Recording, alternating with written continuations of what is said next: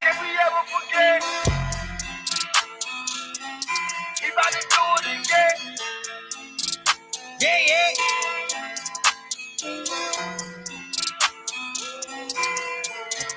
Look what he did for his people. How can we ever forget? He took it straight out of Egypt.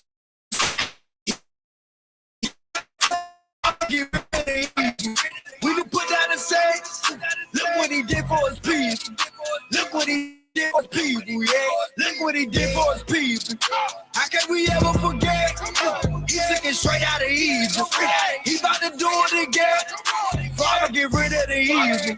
We need to put down and say, look what he did for his people, yeah. Look what he did for his people, yeah. He cut the head off a Dagon. He took us right out of Egypt. Brought down the walls of Jericho. Did that by the voice of his people. We went to war with Amalek. Moses lift up his arm, we prevailed. Electrical fire from heaven. Messiah took the keys of hell.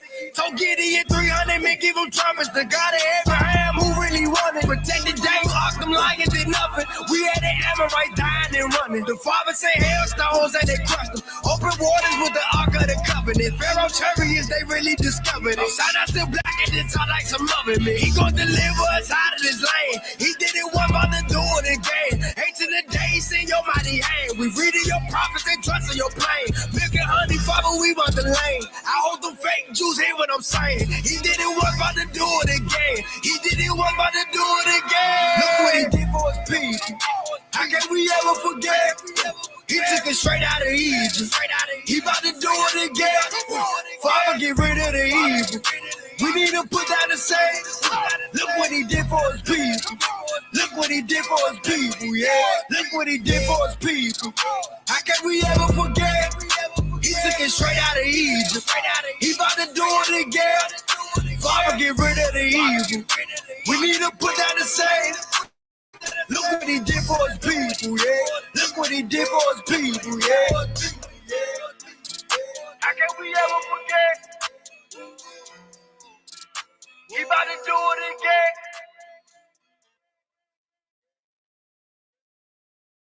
People of God's choice. That's what we believe. We believe we're the chosen people. We don't believe Jews are the chosen people. We don't believe Jews are the ones going to the promised land.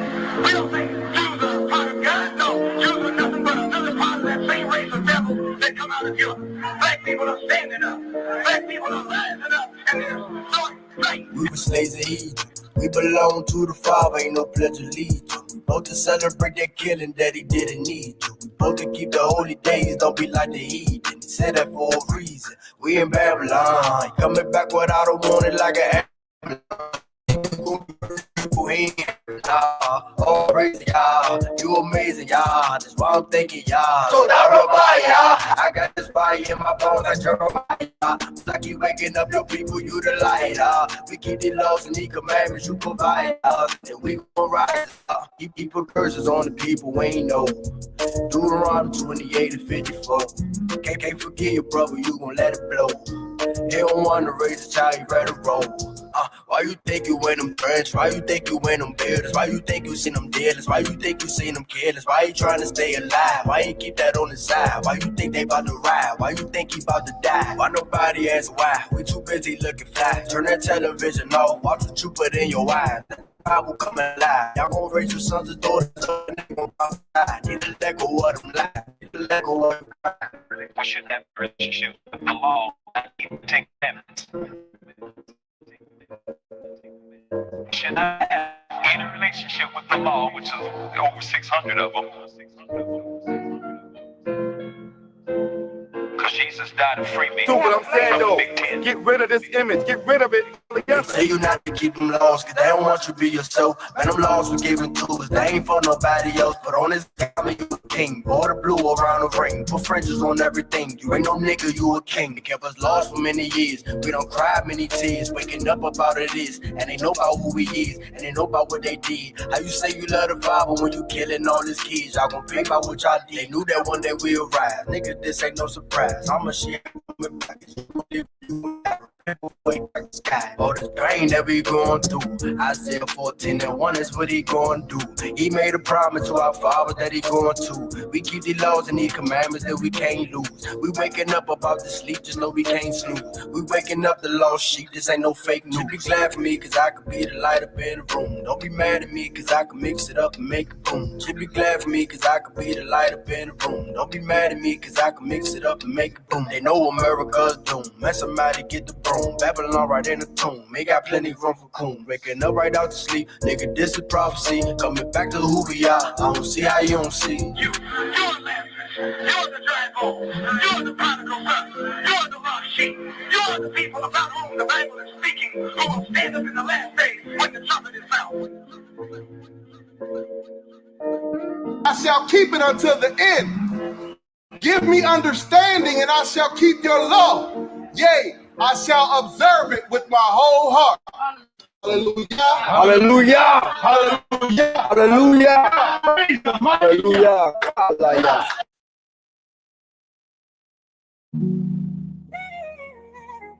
Zion. Hey, yo, Ren, turn that up. Only the few gonna make it out. Zion, only you remnant, only you remnant, only you remnant, only you remnant, only you remnant, only you remnant. When is my people gonna learn? If you don't come back, you gon' burn. We Jacob, the scriptures confirm. It's time for my people return. Only you remnant, only you remnant, only you remnant, only you remnant, only you remnant, only you remnant. My people gon' learn. If you don't come back, you gon' burn. We Jacob, the scriptures confirm. It's time for my people return. Only a remnant. We at the end and we feeling it. We the sand of the sea, but a remnant. Shall return to the word when they hearing it. We the sons of Israel. Our word will never fail. Baptizing in Jacob's well. Holy Spirit ain't playing for real.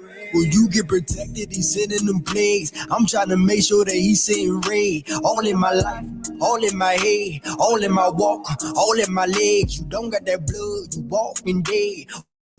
As he walk, we should leave what it say. Only a remnant gonna be spared. Only a remnant gonna be spared. Abba gon' get us out of these countries. Abba said, let me see who really want me. Forsaking our houses, forsaking our money. We got that signal from heaven, he coming. Drinking his cup, nobody running. Flesh getting weak, but the spirit is gunning. We see the prophecy, we know he coming. We see the prophecy, we know he coming. But it's only a remnant. Only a remnant. Only a remnant. Only you remnant, only you remnant, only you remnant. When is my people gonna learn? If you don't come back, you gon' burn. We Jacob, the scriptures confirm.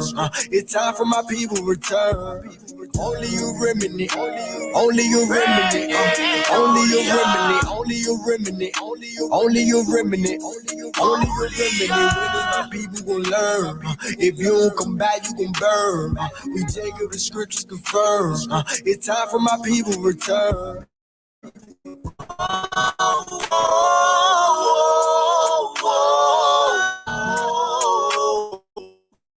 That's how my heart hurts for you. And the son, he died for you. Yes, it's true, yes, it's true. You didn't have no clue. That's because nobody told you. They couldn't afford to. Cause you monkey like you Goku. It ain't like nobody owed you. We broke the law and they sold you. We did this all to ourselves, Jacob. Now it's the time that you know the truth. You don't know you so special. You don't even see what's next, though. So we cry. Only remnants gonna make it out of here alive. Please repent, my people, cause we at the end of time. Only you remedy, only you remedy, only you remedy, only you remedy, only you remedy, only you remedy. When is my people gonna learn? If you don't come back, you gon' burn. We Jacob, the scriptures confirm. It's time for my people return. Only you remedy, only you remedy, only you remedy, only you remedy, only you remedy, only you remedy. When is my people gonna learn? If you don't come back, you gon' burn. We Jacob, the scriptures confirm. It's time for my people return. It's time for my people return.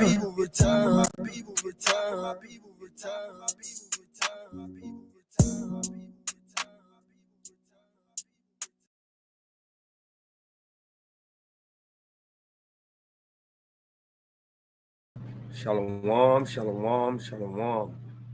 Israel first giving all honor, glory, and praise to Yahweh by Shema Mashem like Yahweh Shai.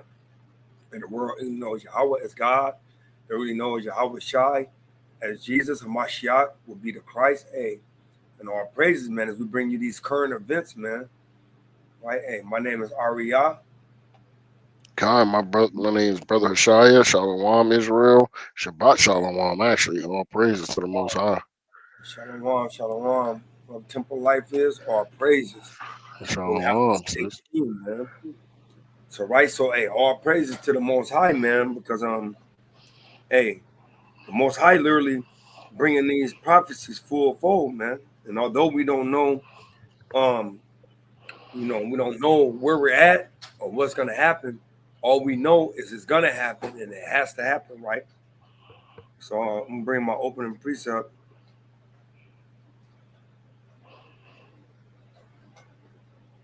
Right, all praise to the Most High, man.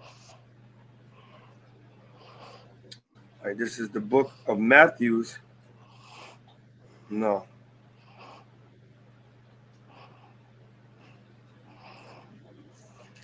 Oh, man,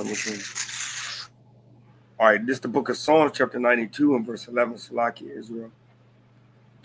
Book of Psalms, chapter 92 and verse 11. And it reads, it says, my eye also shall see my desire on my enemies, and my ears shall hear my desire of the wicked that rise up against me. So, that desire that we want for our enemies is for the destruction, right? We want to see the destruction of our enemies that rape, rob, and murder us. Why? One more quick precept. It's the book of Galatians, chapter 6, and verse 7. It says, be ye not deceived. Yahweh is not mocked. For whatsoever a man soweth, that shall he also reap. So, we know that all these wicked nations, they sowed and wanted to reap the destruction of our nation. So, because that's what they sowed, and in their heart, that's what they wanted to reap, then the Most High said he's going to give to every man according to his heart, right? So, if your heart desired that you wanted to destroy God's chosen people, he's going to destroy you. So, all praises to the Most High, man, that the Most High word never can come back void. You got to open a precept, King? Yeah, Khan. I'm gonna go to Ecclesiastes 1 and 9. Because we're about to go into certain things that, this stuff happened before. All these things that, we see today and these current events, there's a lot of things, these things happened before. You know what I'm saying? Me and the brother was just going over this a little while ago. And we're going to bring it to y'all, to show y'all, how much, how the parallel of the things that was before is happening today. All right. Let's go to. I'm gonna go to verse 9, Ecclesiastes 1 and 9. It says, "The thing that had been, it is that which shall be, and that which is done is that which shall be done, and there is no new thing under the sun. Is there anything whereof it may be said, see, this is new? It have been already of old time, which was before us." You know what I'm saying? So So you know, there's nothing new under the sun, man. So that's what we're gonna get into. That's what I want to bring out. So we got some current events that me and the brother been keeping an eye on, right? So without further ado, we're gonna let the first little video ride out, and then we're gonna start getting into the scriptures and the current events. What's going on?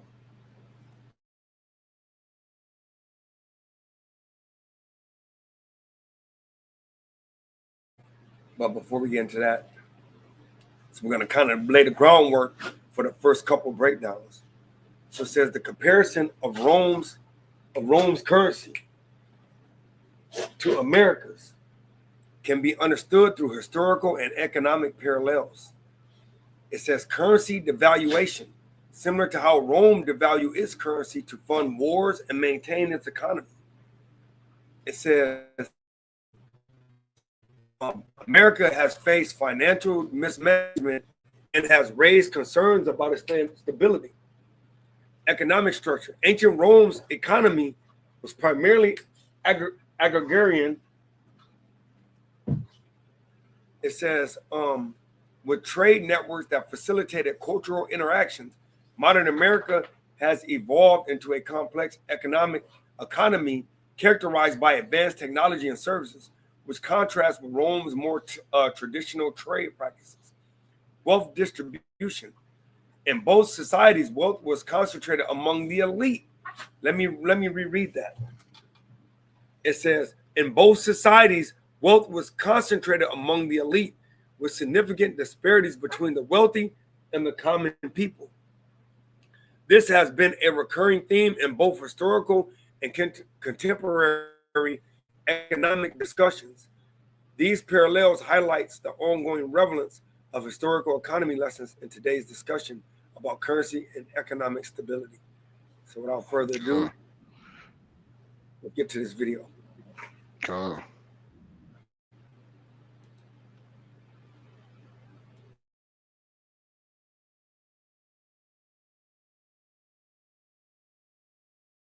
There's zero chance of taxes going down. This debt that is building up is like a cancer. It will literally destroy our country from within. On the last two administrations, we have seen our national debt quadruple. Our national debt is reaching a new milestone, topping $22 trillion. The situation is theoretically soluble, but not practically and realistically soluble. I do think that we are going to see an evolution in our economic system. So there are a few things that we can do. We could increase the taxes that people are paying.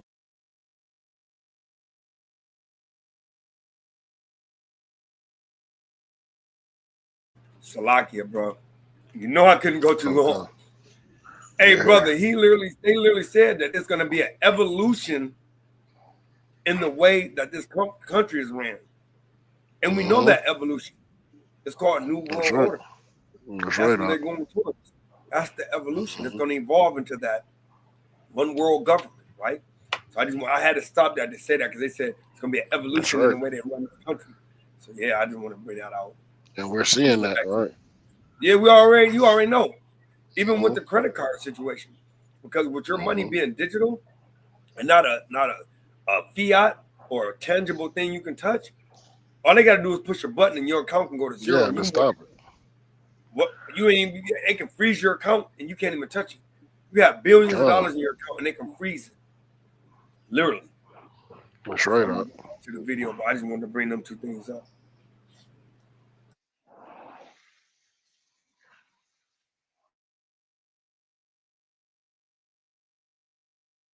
Here in California, it's outrageous what we're paying. Burger King is to invert itself as technically a Canadian company so it can pay the lower Canadian tax rates. Burger King is a victim of the war on success.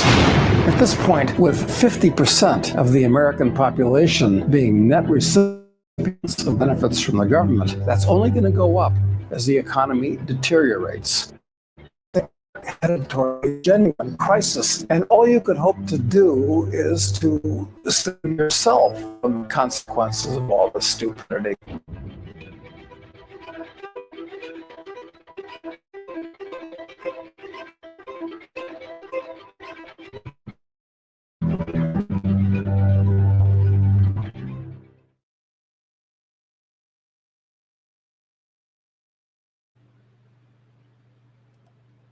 Wow. Hey, and it literally said that there's going to be a crisis of the stupidity, right? Because it said 50% of Americans are depending on the government. So, hey.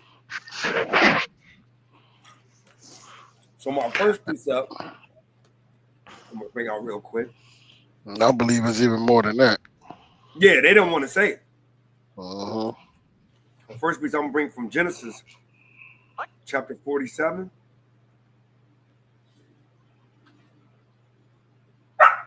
Right? And I'm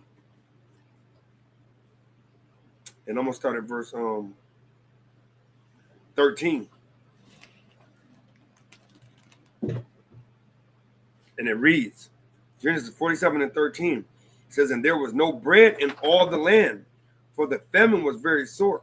So I was bringing this to the brothers in the family, right?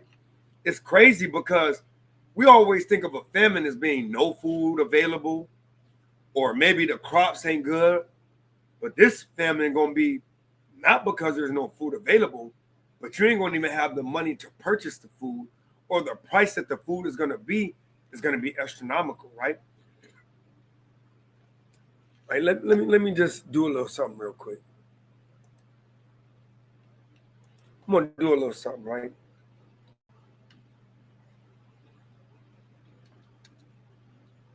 I'm gonna put how much is a loaf of bread gonna be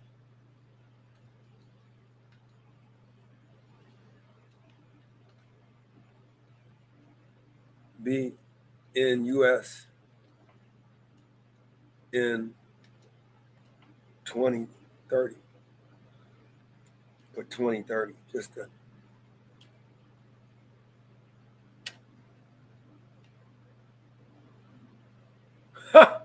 look at this, brother. That's why I ain't even want to do it with the screenshot. Look at this. This is crazy. So I put how much is a loaf of bread? I should have put gonna be in US in 2030. So in 2030, the cost of a loaf of bread in the US is expected to be significantly higher due to inflation.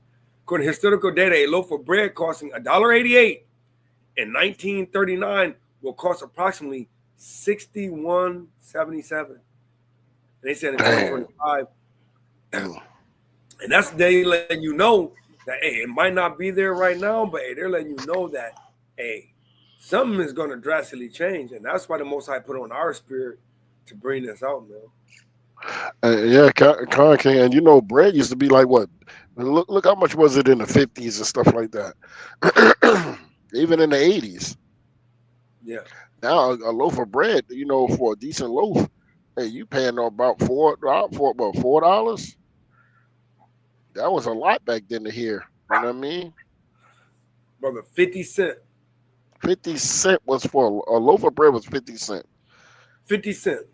50 cents, bro. And now they're like $4.50. Ridiculous. You see that? This will just show you though. This will just show you like how inflation is going in the current state of your government. The people that you're voted for. Right? Hey, I got a precept, man, because and this is why the Most High literally tell Israel what he tells them.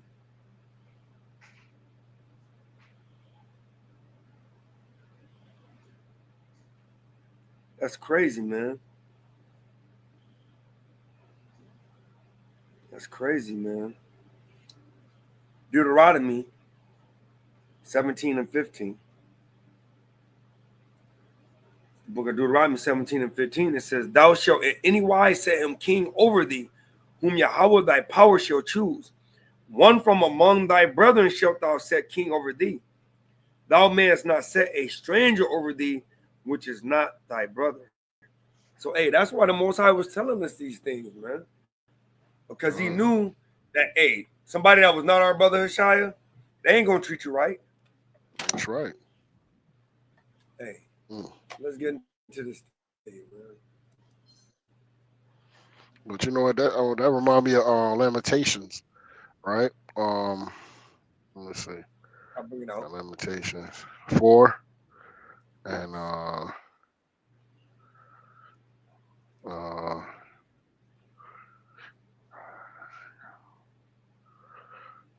Verse 17. But limitation. As for us, our eyes have yet failed for our vain help. In our watching, we have watched for a nation that cannot save us. Right, because see, we our like, good King. No, you got it. Right, real quick. Hold on, real quick. That's 17, right? Because, like you brought out, like you said earlier, like you said, 50%. I guarantee there's a lot more of our people that's looking for the government for help, right? Because that's all we feel. Like, all our people feel like they have is this government. You know what I'm saying? And you know, and that's the thing. Like, so our people are looking towards Egypt for help, right? And I ain't talking about the ancient Egypt. I'm talking about this new Egypt we're in, right? Yeah, King. Right. Verse 18, they hunt our steps that we cannot go in our streets. Our end is near us. Our days are fulfilled, for our end is come. You see that? Our end is come, brother. Right? And now this was in that time, but now it's here again. Like I read earlier, ain't no new thing under the sun. It's the same thing. Hey, and it's great that you pull this precept, because watch, this was actually a future prophecy. It says, our persecutors are swifter than the eagles of the heavens. Of the heavens, right.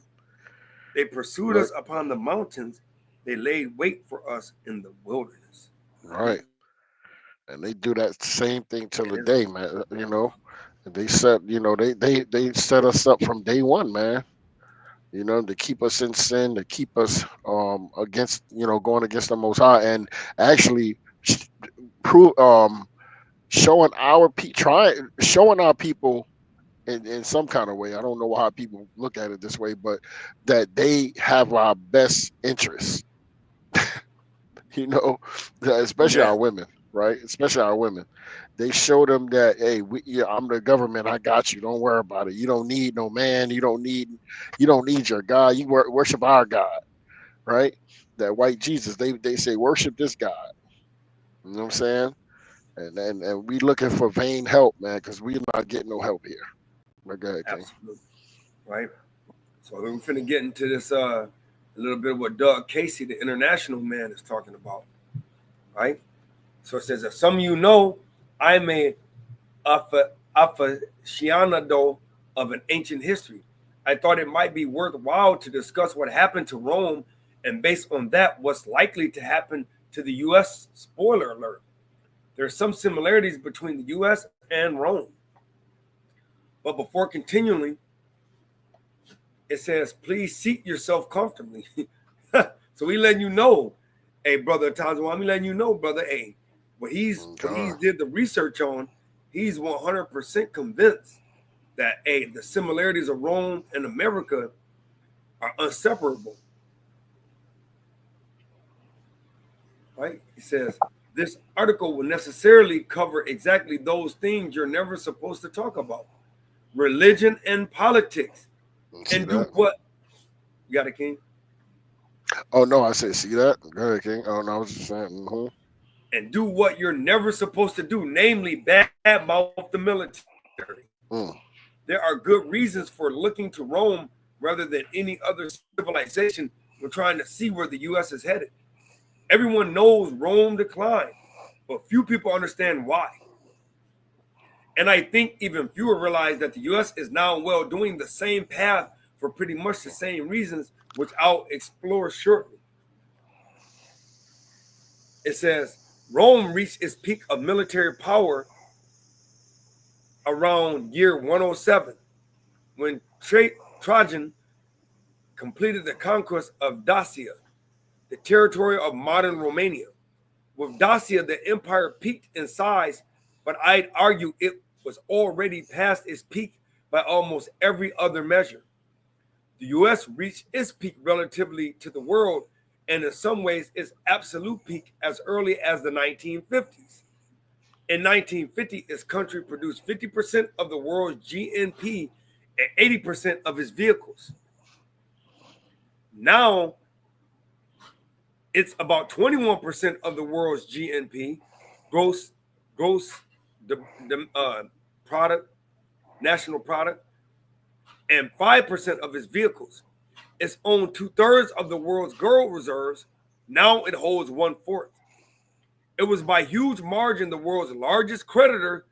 Now it's the biggest debtor by a huge margin. The income of the average American was by far the highest in the world. Today it ranks about 8th, and it's slipping. But it's not just the US. It's Western civilization that's in decline. It's Western civilization that's in decline.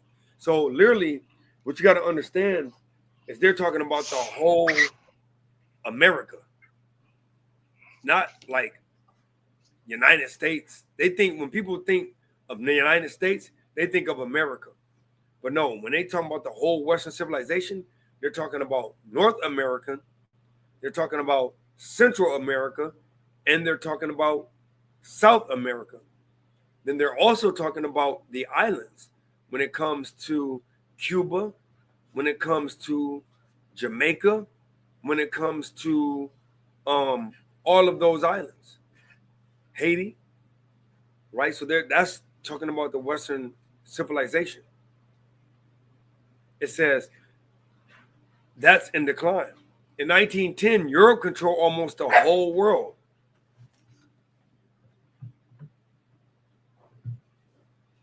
And it says politically, financially, and militarily, now it's become a Disneyland with real buildings and a Pettington Zoo for the Chinese. So it's literally saying that because if you look it up real quick, because a lot of people don't know this, right?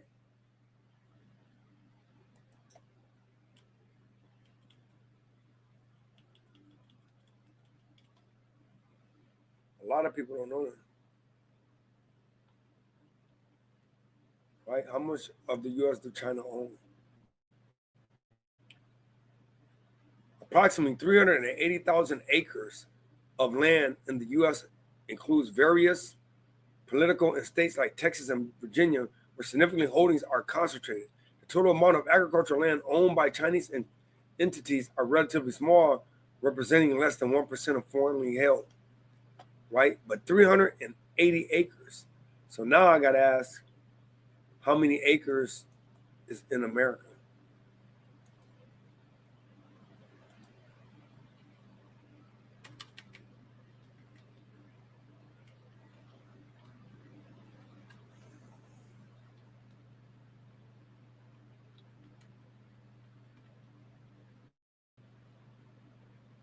So it's not 1.9 billion acres of land. So now how much does America own?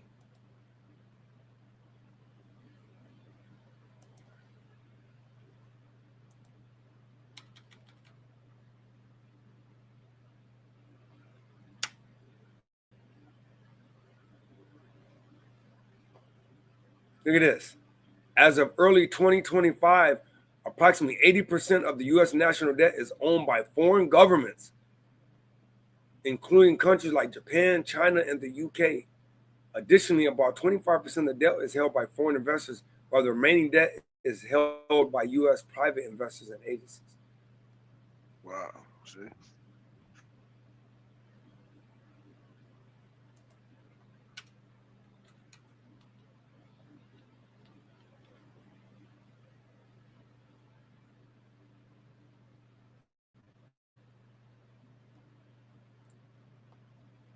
Look at that, brother. It says the federal government owns approximately 640 million acres of land in the United States, which is about 28% of the total land area of 2.7 billion acres. This includes land managed by various federal agencies such as the Bureau of Land Management and National Park Service. Wow, so, hey, that's crazy. It's crazy, man. So it's letting you know, man, that, hey, the United States kind of don't own the United States. Mm-hmm. So it says it's Western civilization that's in decline in 1910. Europe controlled almost the whole world, politically, financially, and militarily. Now it's becoming a Disneyland with real buildings and a Pettington Zoo for the Chinese. It's even further down the slippery slope than the U.S. Like America, Rome was founded by refugees from Troy, at least in myth.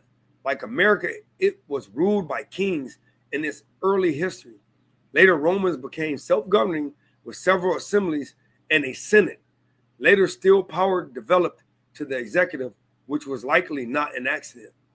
U.S. founders modeled the country in Rome, all the way down to the agriculture of government buildings, the use of the eagle as the national bird, the use of Latin mottos, and the unfortunate use of the fasces. The axe surrounded by rods as a symbol of state power. Publius, the pseudonymous author of the Federalist Papers, took his name from one of the Rome's first consuls. As it was in Rome, military prowess was at the center of the national identity of the U.S. When you adopt a model in earnest, you grow to resemble it. So, hey, they're saying you grow to resemble it as far as a military might will be your rise and decline. So as Rome went, so as America went. As you decline, as your money kind of was inflated, so as you roll with, so as you become. Right? Hey, you got anything to add to that, Elder?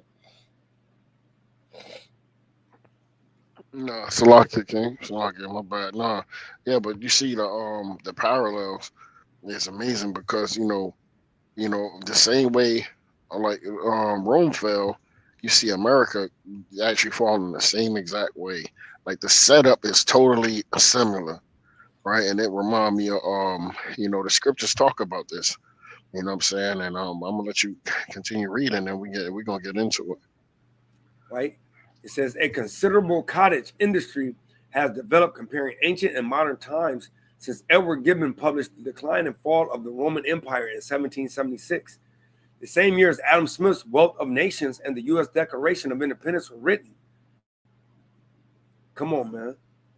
I'm a big fan of all three, but DNF is not only a great history, but it's very elegant and readable literature, and it's actually a laugh riot. Gibbon had a suitable wit. There have been huge advances in our understanding of Rome since Gibbon's time, driven by archaeological discoveries. There were many things he just didn't know because he was as much a philologist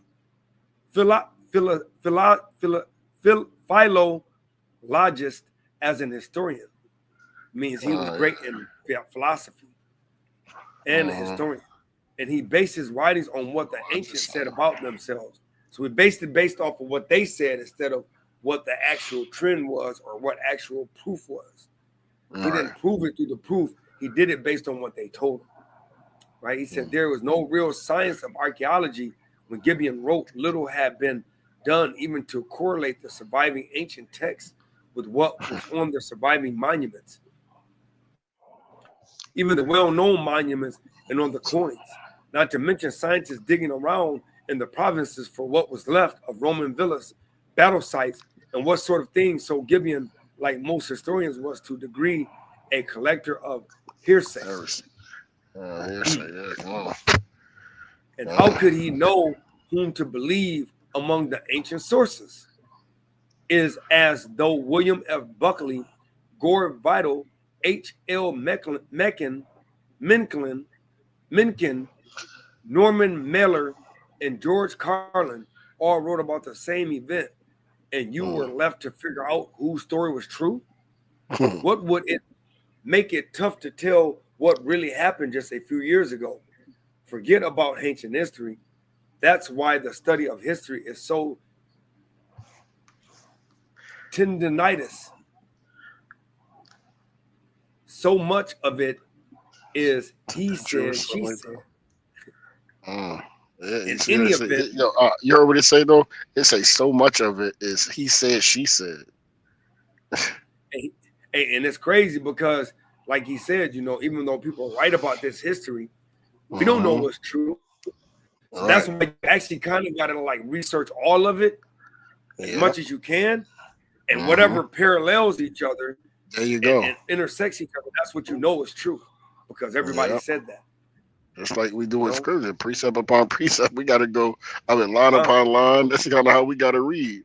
Here a little and there a little, man. We got to read this history, try to match that up with this history. Because one thing about Esau, he lied. They lie so much, but they put truth in lies. So you gotta kind of kind of go through the truth. I mean, the lies to get to the truth. You know what I'm saying? And that's why the scripture is so important. You're absolutely right. Because the truth, hey, Most High said, hey, he'll never lie, man. So, you know, the scriptures have been over a whole lifetime. People try to prove the scriptures to be wrong, but they have never done it. Right. It says, in any event, perhaps you don't want a lecture on ancient history. You'll probably be more entertained by some guesses about what's likely to happen to the U.S. Let me start by saying that I'm almost sure the collapse of Rome wasn't a good thing. There were many positive aspects to Rome, as there are to most civilizations. But there was much else to Rome of which I disapprove, such as anti-commercialism, as its militarism and post-seizure, its centralized and increasingly totalitarian government. In that light, it's worth considering the collapse of the U.S. might not be a good thing. Rome, a German name, the meant a simple 210 reasons. I find silly, like a racial degeneration, homosexuality, and excessive freedom. Most are rooted in that. Some are just common sense, like bankruptcy, loss of moral fiber, and corruption. You see that? Hey, all that stuff. But you know, I say that even though they say it would be silly, because a man's ways is not God's ways, right? That's scriptural. But why you think it would be silly, the reason why I don't see it silly is because even with Rome, they literally built their country off of God, going to sea. That's right. Just like America, Yep. And just like when it goes to Nebuchadnezzar, same thing. They built all their nations upon Babylon. They built all their nations upon God. Right? Which everybody called God, ignorant knows God is Yahweh. You know, but then once they start losing, you know, the fibers that kept them, that got them to where they were, which were keeping the laws and commandments, even though we know that the Most High didn't give no other nations the commandments but Israel. He allowed them to thrive because we were scattered amongst those nations. That's right, King. But because they lost their way on which they said, because even the same thing happened. Let me get that precept. Because the same thing happened to Egypt. All right. You know, and the same thing happened to them, and they began to fall. That's right. Right, and that's why. What's so beautiful about the Most High? Oh, Salakia, King. No, you got it. Real quick. What's so beautiful about the Most High? Like even though we got punished, the Most High sent us to a thriving, nation, like a nation, where we have food in abundance and so forth. You know what I'm saying? And but you see that, hey man, you know, when the Most High taking his hand off of this place because he coming to free his people, man. You know what I'm saying? He waking his people up to destroy this place, man. God. So you see the fall. And we looking at this thing and we watching the fall of Babylon. Right? So this is the book of Exodus, chapter 1 and verse 1. Now, these were the names of the children of Israel which came into Egypt. Every man in his household came with Jacob, Reuben, Simeon, Levi, and Judah, Issachar, Zebulun, and Benjamin, Dan, Naphtali, Gad, and Asher. And all the souls that came out of the loins of Jacob were 70 souls, for Joseph was in Egypt already.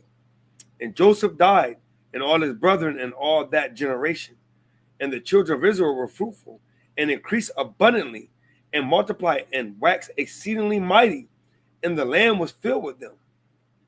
So now you got to understand what's going on, right? So there was a lot of Israelites that were actually increased in the land of Egypt, right? And we know Egypt is synonymous for captivity.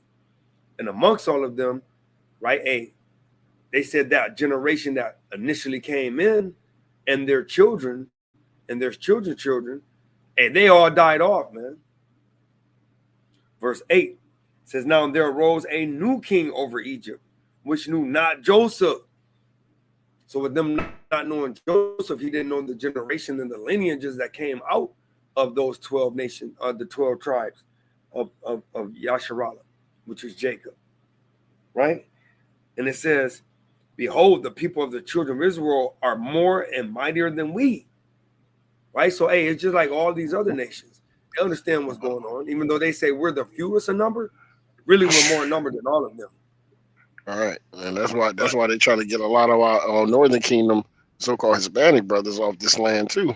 You know, and our people are celebrating, you know, them getting put out, and you know, ICE taking our people away. You know, our people are supporting this, but you don't understand. They understand. They know what's going on, and they want to get them out of this land because what they got set up for us in the last days, right? But yeah, King, they know these scriptures, man. They know what's going on. All right, God. Right, and we know, right? And so it says, verse 10, it says, come on, let us deal wisely with them, lest they multiply, and it come to pass that when there falleth out any war, right? If we fall out with them and we war, they join also unto our enemies. So then now that's what I was talking about. You see that, King? Come on now. See? And fight against us, and so get them up out of the land. Get them what? And get them up out of the land. Mm. Watch this. Verse 11. Therefore they did set over them taskmasters to afflict them with their burdens. And they built Pharaoh treasure cities. Hey, Salaki, are we having to work more now? Yeah, absolutely. We working more and still not even able to make it. Hey, we're finna get into that. We're finna get into that. Because this is all, you understand, you gotta understand that being Israel, that this is literally all scriptural, all spiritual. This ain't nothing new, man. Right? But the more afflicted them, right? And it goes into when we go and we actually they actually Planned Parenthood, right? Aborting the kids, right? They're shooting us. Real quick, watch this.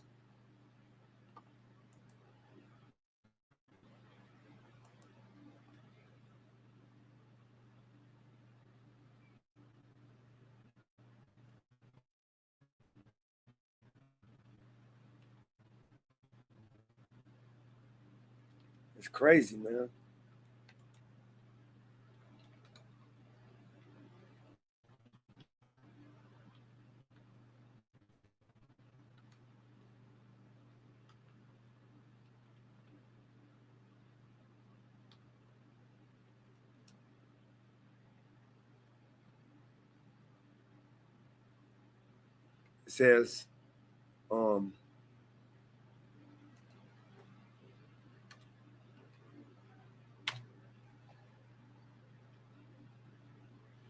It says, racial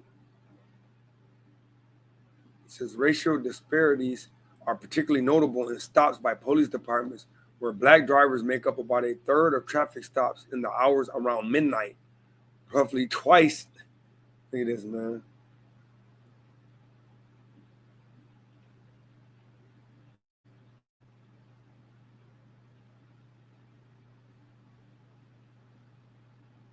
I don't even want to get to roughly twice the amount, though, man.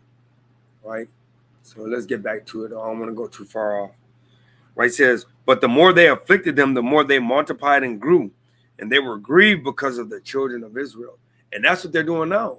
The more they hang us, the more they shoot us, the more they abort us. They realizing that, brother. Let's see. Let me look that up. And this got to do with what I was saying. Why they getting our other brothers and sisters out of here, man, because they understand that, hey, man, these people are growing. We got to get them out of here, or they're going to join together. You know what I'm saying? We seeing exactly what was going on before. Yeah.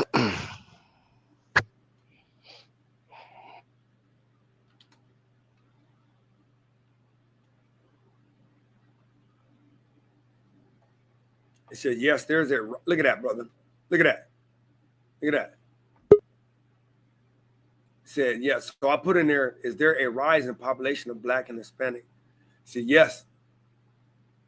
Yes. Has there a rise in the population of Black and Hispanic? Yes, there has been a rise in the population of Black and Hispanic groups in the United States. The Hispanic population has grown significantly, accounting for nearly 19.5% of the U.S. population in 2023, driven by a natural increase in international migration. The Black population has also seen growth, with a notable increase in the share of Black Americans identifying as multiracial or Hispanic. So look, bro, that's showing you, brother, that, hey, there's been a rise in that thing. Dang, see that? I'm telling you, brother. That tell you right there. I'm glad you looked that up, God. And this is all scriptural, though. Right? That's right, huh? So watch this. He says, so why did Rome fall? In 1985, a German named Demont assembled 210 reasons. I find some of them silly, like racial degeneration, homosexuality, and excessive force, excessive freedom. Most are redundant. Some are just common sense, like bankruptcy, loss of moral fiber, and corruption. Right? Gibbon's list is much shorter, although it's pretty hard to summarize his 6 fat volumes in a single sentence. He attributed the fall of Rome to just 2 causes, one internal and one external: Christianity and barbarian invasions, respectively. I think Gibbon was essentially right about both because of the sensibilities of his era. However, he spoke at early Christianity from his founding in the mid-4th century very gently. I decided to deal with it less delicately. Hopefully, neither my analysis of religion nor of barbarian invasions then and now would disturb too many readers. In any event, while accepting Gibbon's basic ideas on Christians and barbarians, I decided to break down the reason for Rome's decline further into 10 categories: political, legal, social, demographic, ecological, military, psychological, intellectual, religious, and economic, all of which I'll touch on. And as a bonus toward the end of this article, I'll give you another completely unrelated and extremely important reason for the collapse of both Rome and the U.S. So literally, they're already projecting that the U.S. is definitely going to go down as Rome did. It says, you don't have to agree with my interpretation, but let's see what lessons are on offer from the history of Rome, from its Semitic myth, the semi-mythical founding by Romulus and Remus in 753 BC, a story that conflicts with Virgil's tale of Aeneas and the refugee Trojans, to what's conventionally designated as the end of the Western Empire in 476 AD, when the child emperor Romulus Augustulus was deposed by Odoacer, a Germanic general who was in charge of what passed for the Roman army, which by then was staffed almost entirely with Germanic mercenaries who had no loyalty to the idea of Rome. It looks a lot like the American experience over the last couple of 100 years. First conquest and expansion, then global dominance, and then slippage into decline. Political. It's somewhat misleading, however, to talk about a simple fall of Rome, and much more accurate to talk about its gradual transformation, with episodes of what paleontologists describe as punctuated disequilibrium. There were many falls. Republican Rome fell in 31 BCE with the accession of Augustus and the start of what's called the Principate, and what's called the Principate.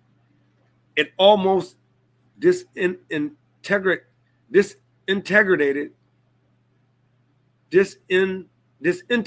in the 50 years of the mid-3rd century, a time of constant civil war, the start of serious barbarian incursions, and the destruction of Rome's silver currency in the denarius, right? So he's literally saying that, hey, while they were struggling, they had many armies out, still conquesting.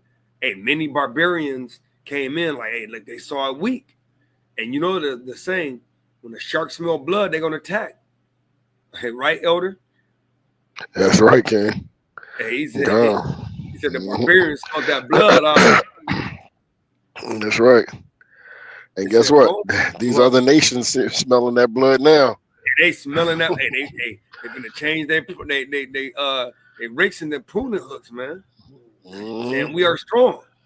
Hey, yeah, that's what they're doing now, and I'm glad you said that, right? But those nations that they looked at as small, and now they trying to go in and make sure they don't have no weapons of mass destruction. You know what I'm saying? So-called, man. All right? Hey, they tell, hey, hold up, man. We the only ones supposed to have this, and nobody's scared of this beast no more. You know what I'm saying? Her skirt is lifted up. Yeah.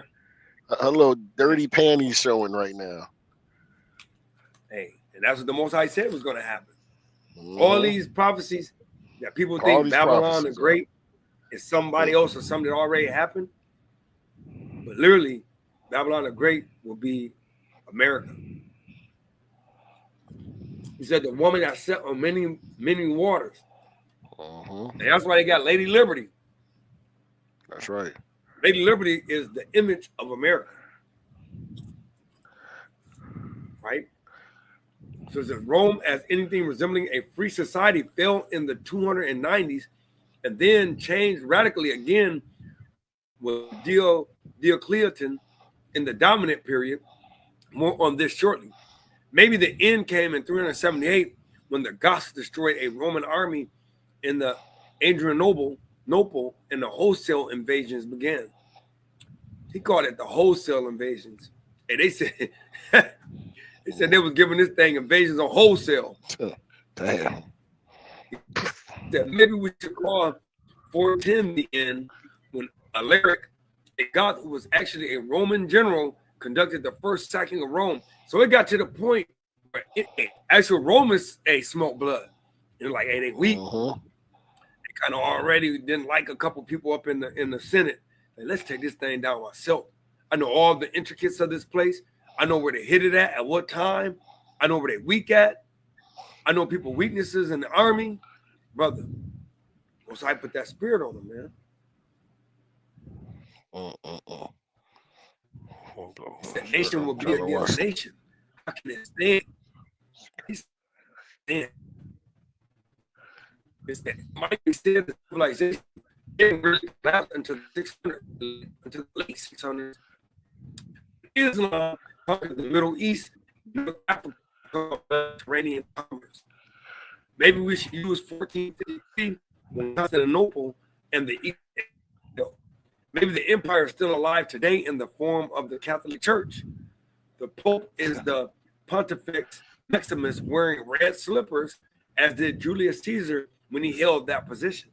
See, hey, and it ain't nothing new under the sun, man. All right, they want to make it like it's the right. They want to make it like it's just the church or the Catholic Church, but it's the nation. You know what I'm saying? They try to get away because they believe that, the Catholic Church, that's the Catholic Church, but it's also the Christian Church. The Christian Church is is more Christians than Catholic, even though they're the same. They're the same regardless, but they'll say that the Christianity is the top religion of the world right now, right? And then I think it used to be the Catholic Church, and then Islam, but I think Islam might have took that. But the Catholic Church and the Christian Church the same thing. See, when we read these things on Google and so forth, they wanna raise the Christian Church up like they the holy ones, and the Catholic Church is the evil one. But they're both evil. They're the same thing. Yeah. The Christian Church came from the Catholic Church, right? The true Christians are the Israelites that follow the Messiah, man. Right. That's right, man.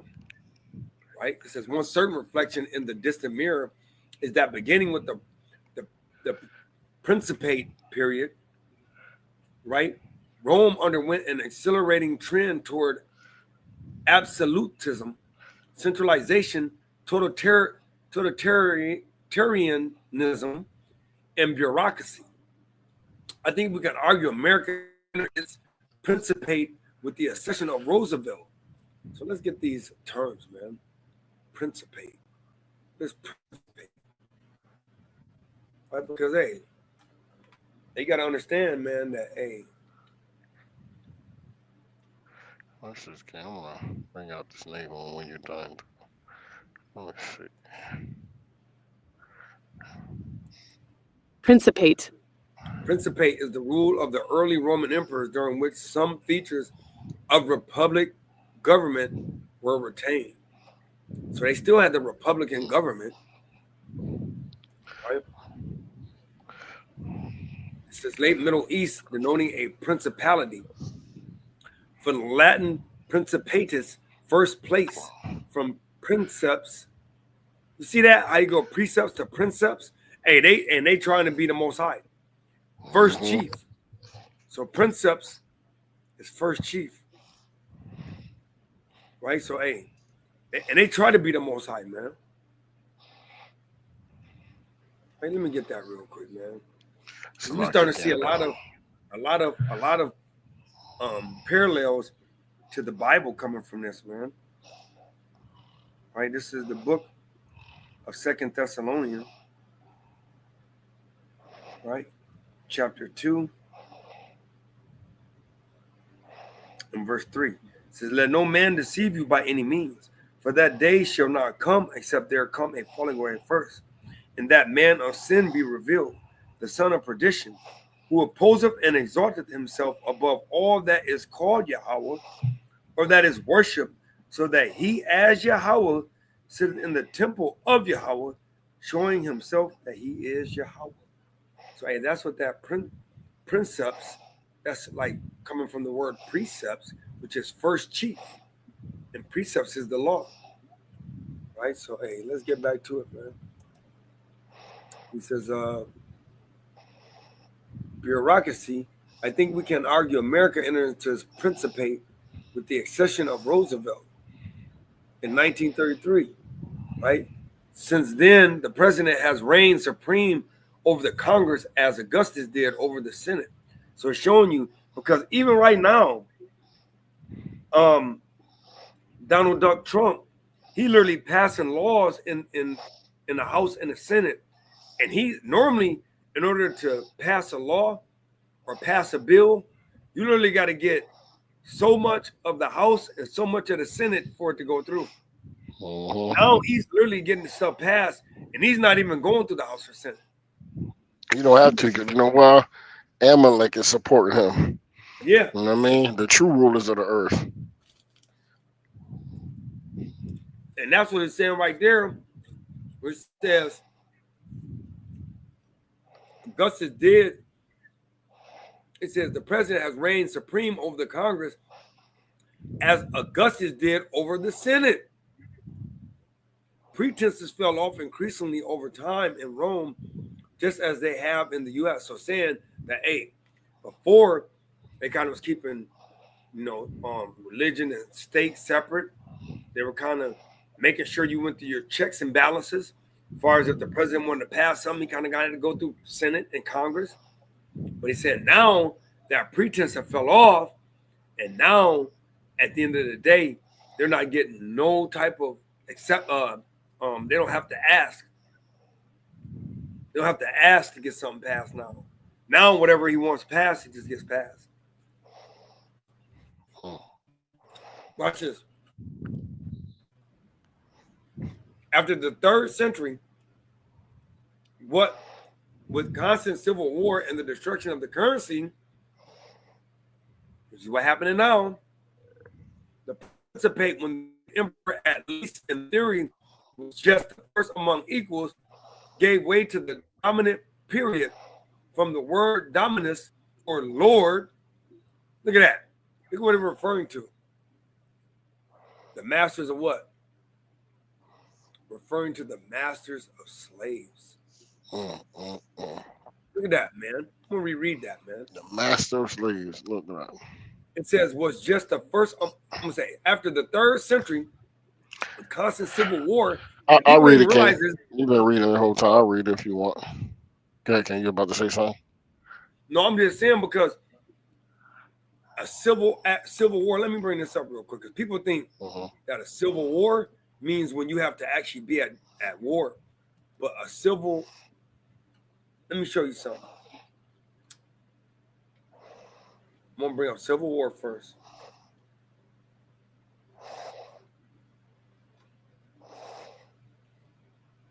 Civil War first. Civil War. Civil War is between citizens of the same country, right? Mm-hmm. Now watch this. Yep.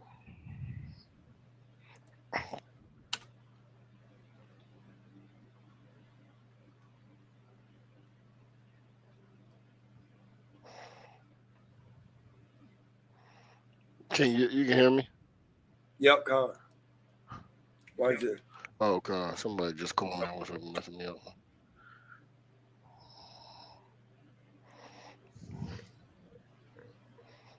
Look at this.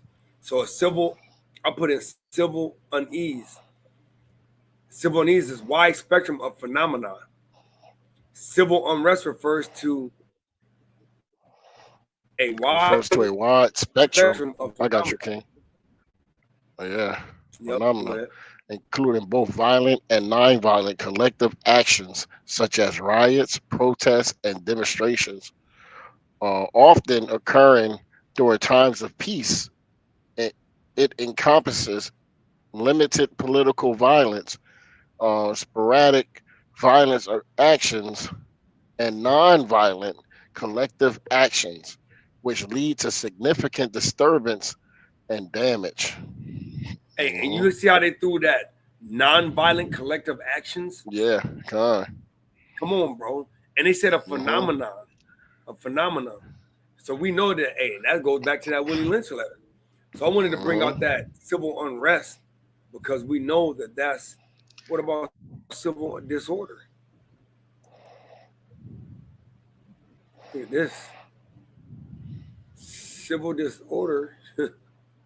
Let me bring this up here. That's crazy, brother. Oh, also known civil disorder. I got you. Also known as, hold on, where we at? What you want me to read? Causes or civil disorder. Also known as civil disturbance, civil unrest, civil strife, or turmoil. Are situations when law enforcement and security forces struggle to maintain public order or tranquility. Causes. Any number of things may cause civil disorder, whether it is a single cause or a combination of causes. However, most are born. Okay. I gotta keep opening up with my phone. Most are born from political grievances, economic disparities, social thing. I don't know. It keep moving. Discord. Okay, here go. Social discord, but historically have been the result of long-standing oppression by a group of people toward another. Civil disorder. Civil disorder arising from political grievances can include a range of events, from a simple protest to a mass civil disobedience. These events can be spontaneous, but can also be planned. These events can turn violent when agitators and law enforcers overreact. Civil disorder has a history. Go ahead, King. Hey, and it's crazy because it says it can be when these events can turn violent when agitators and law enforcers overreact. Civil disorder has in history arisen from economic disputes, which we see coming up, happening now, political reasons, which we see, such as in opposition to oppressive or tyrannical government forces, religious opposition, racial oppression, and social discord among various cases throughout history. And you know what? Guess what? Rome had this same situation Come on, bro. several times. And that's why I wanted to bring that up, bro, because hey, that's crazy that we getting into this, bro. Right? It said, hey King, before you turned, it was saying, it says, oh damn, I forgot. Yeah, watch this. Watch what it say. It says, exploiting a crowd's mood, radicals can manipulate and weaponize a crowd using skillful agitation to coax the crowd's capacity for violence and turn it into a vengeful mob. Directing the crowd's aggression and resentment at the agitator's chosen target. You know, you ever hear about that? And this stuff is real, bro. Like how they put like people that like actors or something into these like riots and stuff like that, and they give them weapons and they start going. Yep. Yes. They get the crowds going. They agitators. You know what I'm saying? These are government people, man, that they put in here. You can see, and you look at some of us, people, man, and it be the same people in different parts of the world doing, I mean, the country doing, agitating. Hey, and you know it's crazy because some of the same people that was in Martin Luther King mob, also in Jesse Jackson mob, and we're also in what's my man with the slick back hair that's in government right now? That lost weight. Dang, yeah, I know you're talking. What's his name? Not Jesse Jackson, man. No, not Jackson. Jesse. But it was the other one with the slick back hair. Well, what's his name?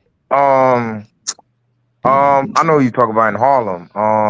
Yeah, what's his name? I know he's gonna set the top of my tongue. I know somebody online like that. That's what's his name? Yeah. That's Nah. It's so simple too. I can't believe. Hey, damn. He looked just like Don King. Yeah. I know who you're talking about. I know exactly who you're talking about. The dude from Harlem. Al Sharpton. Al Sharpton. Yeah, there you go. He remind you of Don King, right? The same. Yeah, he remind me of Don King. He really do. Damn devil. And he used to be a reverend. Yeah, Reverend Jesse Jackson. Al Sharpton. Yep. Hey, and bro, right? Because they used to always have the agitators, right? So I'm gonna go back to this, right? So it says, after the 3rd century with constant civil war and the destruction of the currency, it says it says the Principate, when the emperor, at least in theory, was just the first among equals, gave way to the dominant period, from the word dominus or lord, referring to a master of slaves. When the emperor became an absolute monarch, this happened with the ascension of Diocletian in 284, and then after another civil war, Constantine in 306. From that point forward, the emperor no longer even pretended to be the first among equals and was treated as an oriental potentate. The same trend is in motion in the US, but we're still a ways from reaching its endpoint. Although it has to be noted that the president is now protected by hundreds, even thousands of bodyguards, Harry Truman was the last president who actually dared to go out and informally stroll about DC like a common citizen while in office. In any event, just as the Senate, the councils, and the tribunes with their vetoes become impotent anachronisms, so have U.S. institutions early on. Starting with the 4th Emperor Claudius in 41 AD, the praetorians who have been set up by Augustus show they can designate the emperor, and today in the U.S. it's probably true of its praetorians. The NSA, the CIA, and the FBI, among others, of course, the military. We see how the next hanging Chad presidential election dispute gets settled. My guess is that the Bubusi, the Roman called them the Capite Censi, or the head count, right? And that's the census. will demand a strong leader as the Great Depression evolves. The dollar is destroyed and a serious war gets underway. You have to remember that the war has always been the health of the state. The Roman emperors were expected, not least by their soldiers, to always be engaged in war. And it's no accident that the so-called greatest U.S. presidents were war presidents: Lincoln, Wilson, and FDR. We can humorously add the self-proclaimed war president, Baby Bush. Military heroes like Washington, Andrew Jackson, Ulysses Grant, Teddy Roosevelt, and Eisenhower are always easy to elect. My guess is that a general will run for the office in the next election, when we'll be in a genuine crisis.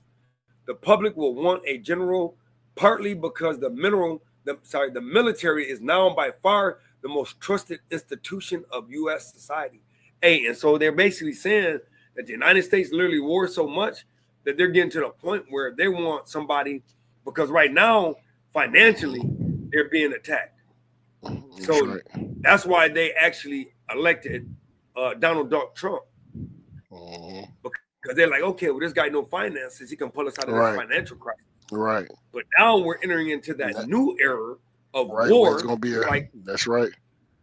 So now they're most likely gonna get somebody with some type of military background. So now these next election coming up, like in the next, we still young in this period, presidential period. We're in the first year. So as the next 2 years go by, we're gonna start seeing that they're gonna start ramping up this election campaign and seeing what direction they're gonna go in if the Most High don't end. He said it's a likely election will be a mistake for numerous reasons. Look at that. He said it's likely election will be a mistake for numerous reasons, not least that the military is really just a heavily armed variant of the postal service. It's wise to keep Gibeon's word about the military in mind. Any order of men accustomed to violence and slavery make for very poor guardians of a civil constitution. I'll repeat that. It's wise to keep Gibeon's words about the military in mind. Any order of men accustomed to violence and slavery, because people don't realize that, hey, people in America are slaves, man. I know beyond popular belief, it's hard to believe that, because you might have a small plot of land, you might have your little vehicle to drive, you might have your little job to go to, but hey, beyond popular belief, let me pull the precepts, man. Because hey, the Bible gives you the clear-cut definition of what slavery is, man. Like this is the book of Baruch, chapter 3 and verse 8. It says, behold, we are yet this day in our captivity. So the subject line is this day in captivity, where thou hast scattered us for a reproach and a curse. So they're going to reproach you, which talk bad about you. And it's going to be a curse, which means, hey, they're going to talk about you, right? And be subject to payments. So if you're subject to payments, somebody with their face on the money, and they're taking money out of every check, and then when you buy something, they're taking money out of that. Hey, that's subject to payments. And guess why you're doing that? According to all the iniquities of our fathers, which departed from Yahweh our power. So we're going through this because we departed out the way, man. That's right. So it says it's wise to keep Gibeon's words about the military in mind. Any order of men accustomed means used to violence and slavery make for very poor guardians of a civil constitution. And that goes back into that Exodus that they say they put taskmasters over us. That's exactly what the government is, man. They're just taskmasters.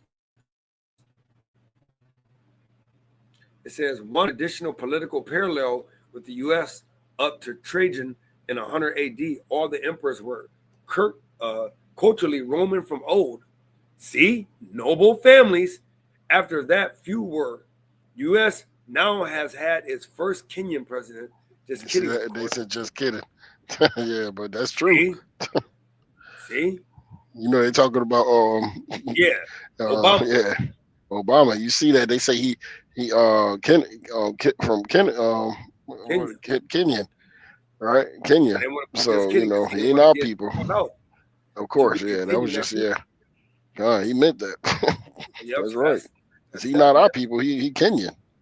So hey, they letting you know that the parallels of this place, right? So hey.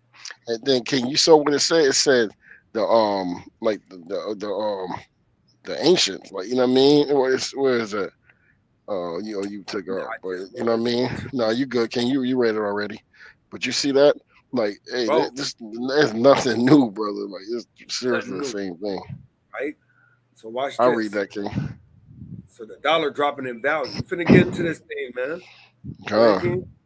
It says the U.S. dollar has suffered its worst first half since 1973, and this decline may not be over. After the dollar's steepest half-year drop in decades, investors see continued declines ahead. Receding confidence in the dollar is driving investors to sell dollars and buy gold and other major currencies. Hey, now you know that's crazy when you literally are selling. You're selling your money, and you're literally buying somebody else's money. Well, no, they what they're doing is they buying gold because you know that paper money don't mean nothing. They actually buying gold, silver, all other type of currencies. Yeah, you know what I'm saying? Major currencies, not just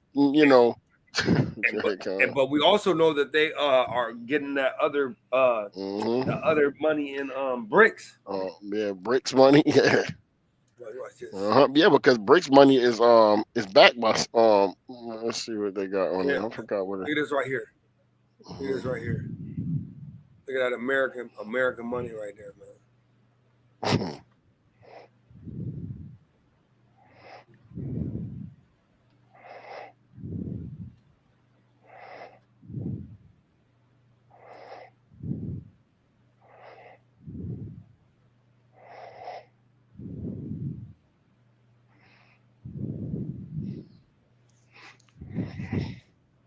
What's this? Hey, and I just want to pull this up real quick, right? Let me look at something too.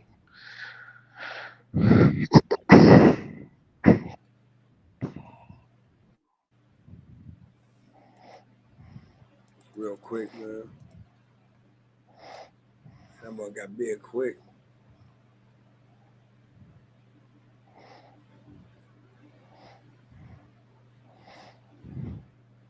The BRICS currency, man. But still, the president don't believe nations that don't use the dollar should be forced to trade in the currency. And he has also advocated for a common currency in the Mercosur bloc of South American countries. A BRIC currency increases our payment options and reduces our vulnerabilities. Right? I wanted to, because I saw something the other day. Well, can I bring this out real quick, King? Yeah, definitely. I put in what is BRICS currency backed by? Or maybe they're not gonna be able to see mine, so I don't know if you want to put that in there. I will. Because we said that they selling their money for like gold and so forth, right? Slovakia,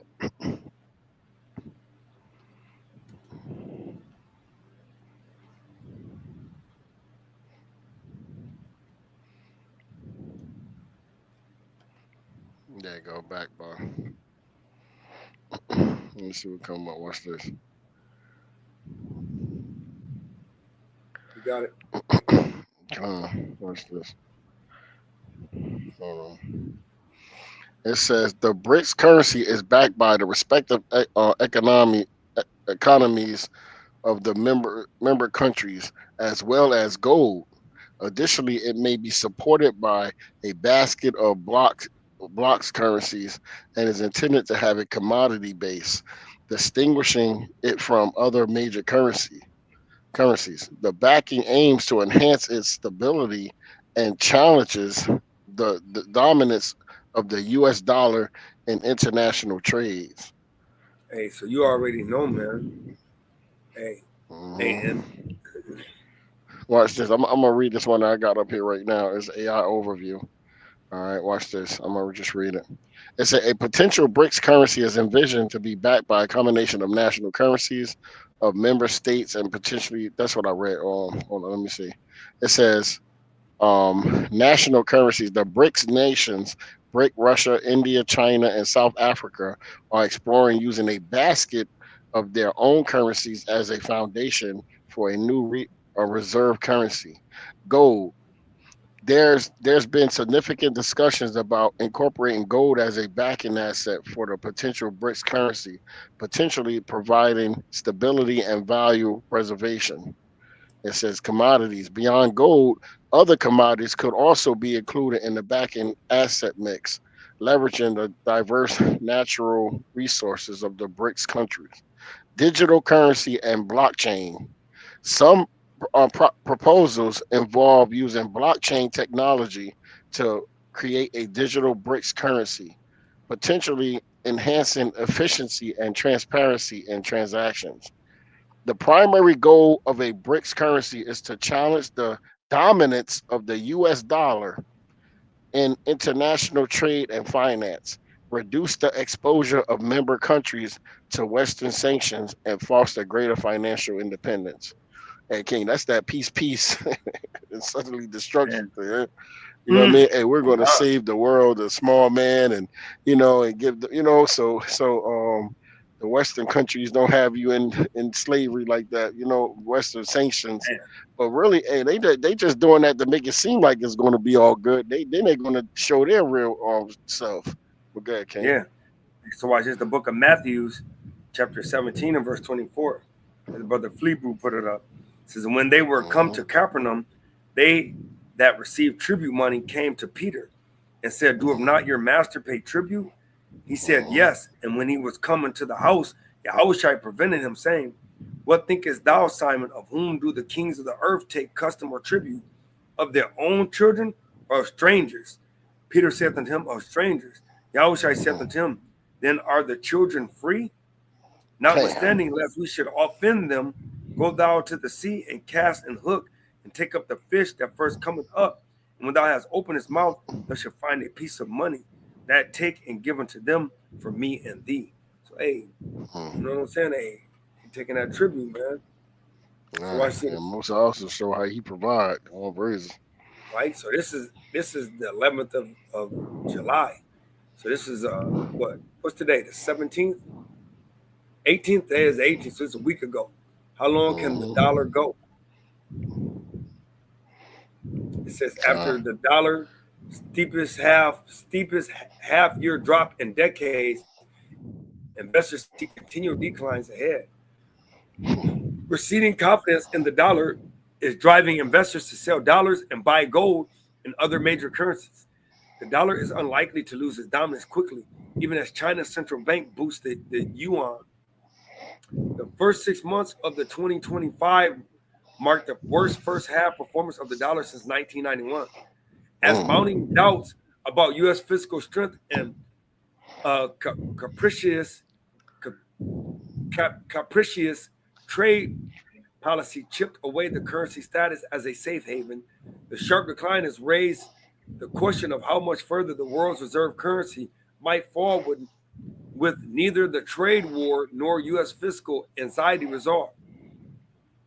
The U.S. dollar index, which measures the volume of the greenback against the world's 6 most traded currencies, has lost almost 11% of its value during the first half of the 2025. Dang, that was just in 2025. Brother, that's just in what? We're in December. Yeah, we in what? We in July? Yeah, the first month of the second half of the year.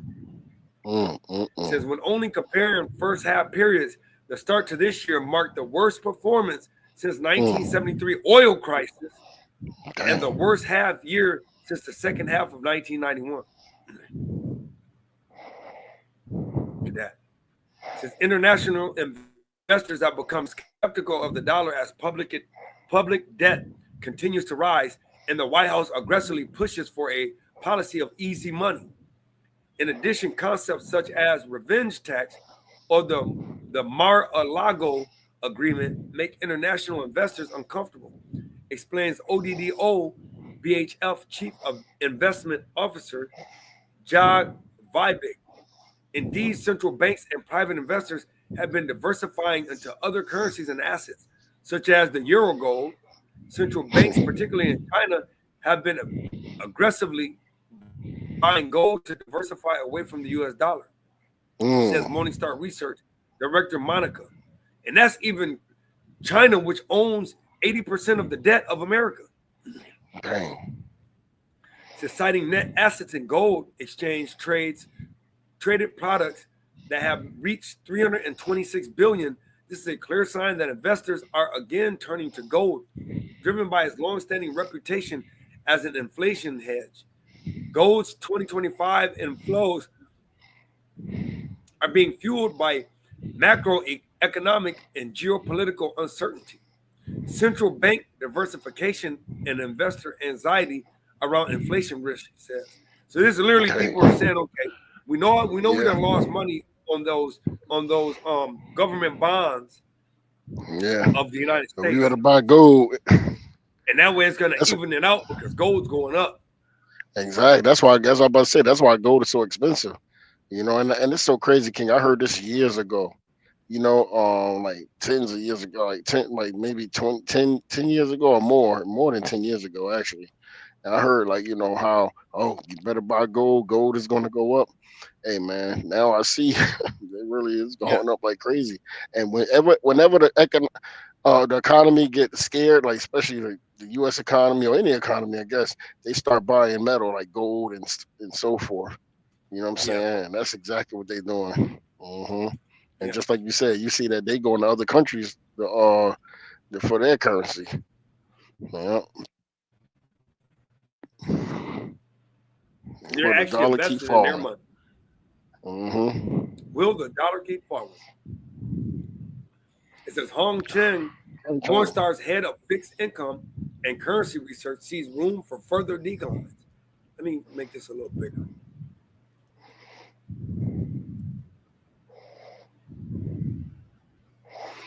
And the value of the dollar against major currencies in the near term, we believe the dollar may face continued headwinds due to moderation in the U.S. economic growth and the relative shift toward more growth, supportive fiscal and monetary policies abroad, she says. While economic data have remained robust with a resilient labor market and soft data on activity, we remain cautious on the dollar. In our view, the effective tariff rate on U.S. imports should rise from here, which in combination with the weaker dollar should drive prices higher and weigh on domestic consumption, explains Claudio Well, FX strategist at J. Sephora Saracen. As President Donald Trump's criticism of Federal Reserve Chair Jerome Powell erodes confidence in the Federal Reserve's autonomy, and as inflation moderates, markets have grown more certain that the Fed will eventually pivot to rate cuts. Lower interest rates generally weaken a currency. So far, Trump's policy agenda implies that the Fed's rate cut trajectory will be shallow, but increasing growth risks could force the Fed to deliver more cuts than markets currently price, which should add to the near-term dollar headwinds, says Wewell. Unsustainable fiscal moves and a high level of policy uncertainty may initiate further financial outflows from the U.S. that will push the dollar lower. Peter Kinsler, and that's and they know it too, bro.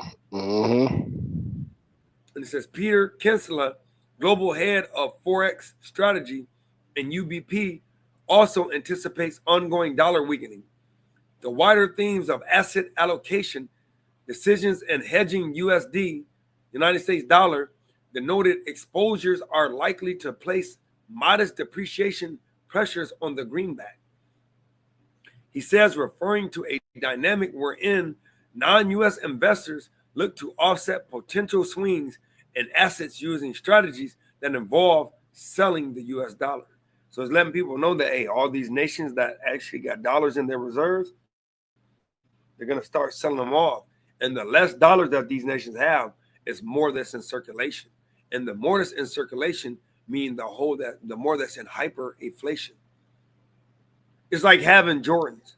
The reason why Jordans are worth so much is because he only makes a certain number of Jordans.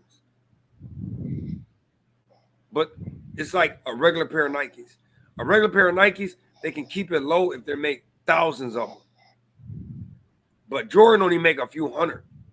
So he only deliver a few hundred here, a few hundred there. So that way it keeps the price high. So that way, as time goes on, you can't find those shoes. But if you mass produce them, then you can find them everywhere. But the value only comes when you can't find them anywhere. And that's like the dollar. The dollar stays low as long as they don't massively print it. And that was the same way with Rome. The overinflation came when they would cut clips off the money, and then they would melt it down, add more aloe, but it would just be overlaid with whatever it would be, whether it be silver or gold. So when you went the inside, it was actually more zinc or more copper or whatever it may be inside. So the purity of that metal was not the purity of that metal. So therefore, the value of that whatever it would mean, the denaro would be a lot less because that thing didn't have that much pure. It wasn't that much purity of that so-called dollar bill or that denaro of the Roman denaro, right? So let's get to it. It says historical rates, man. So literally showing you the differential from last year at this time, what the dollar was rated, to this year at this time. It's literally lost 0.08, which it doesn't seem like much, but it's a lot. It says the euro has been one of the strongest currencies in the first half of 2025 and the top performing G10 currency in June. The ECB is no doubt welcoming his global euro moment, but it also must be acknowledged that there is an awful lot of work to be done to attract global funds out of the U.S., wrote Chris Turner, global head of markets in ING, in a note published July 1st. Here we will say progress on joint EU debt would be the single biggest game changer. According to ING analysts, if market decide to price back the amount of USD risk premium that prevailed in the past 2 months, euro to USD should trade very close to 1.2. Kinsella also believes that the euro USD pair may rise further. Ongoing hedging requirements and any nascent weakness in the U.S. labor work will weigh on the USD, which could easily push the euro USD toward higher levels. We note that the long Europe EUR positioning has increased in recent weeks, though it remains well below levels which prevailed in 2023, he says. We will forecast that the euro USD exchange rate could reach 1.20 by the end of 2025 and go even further to 1.25 in the third quarter of 2026. So this is what is projected. Or the British pound to the United States, 0.6. Since the beginning of the year, the dollar has lost more than 0.8%, 8% against the British pound. According to Kinsella, the GBP USD will edge higher although this will reflect ongoing USD weakness rather than idiosyncratic GBP appreciation. Sterling could also face some political risks. The pound whipsawed amid speculation over the UK Councillor's position, fueling uncertainty about fiscal policy and the government's willingness to stick to its fiscal consolidation plans. So it's literally letting you know that these are all the people that are in that are in the United States, the NATO, right? It says the rise in long-term interest rates is set to reduce the government's fiscal options, raising the prospect of tax increases in the autumn budget. This should additionally weigh on beleaguered UK growth, which has slowed meaningfully in Q2, says Whewell. Yet the sharp rise in April inflation and another strong print in May may limit the BOE's room for policy rate cuts.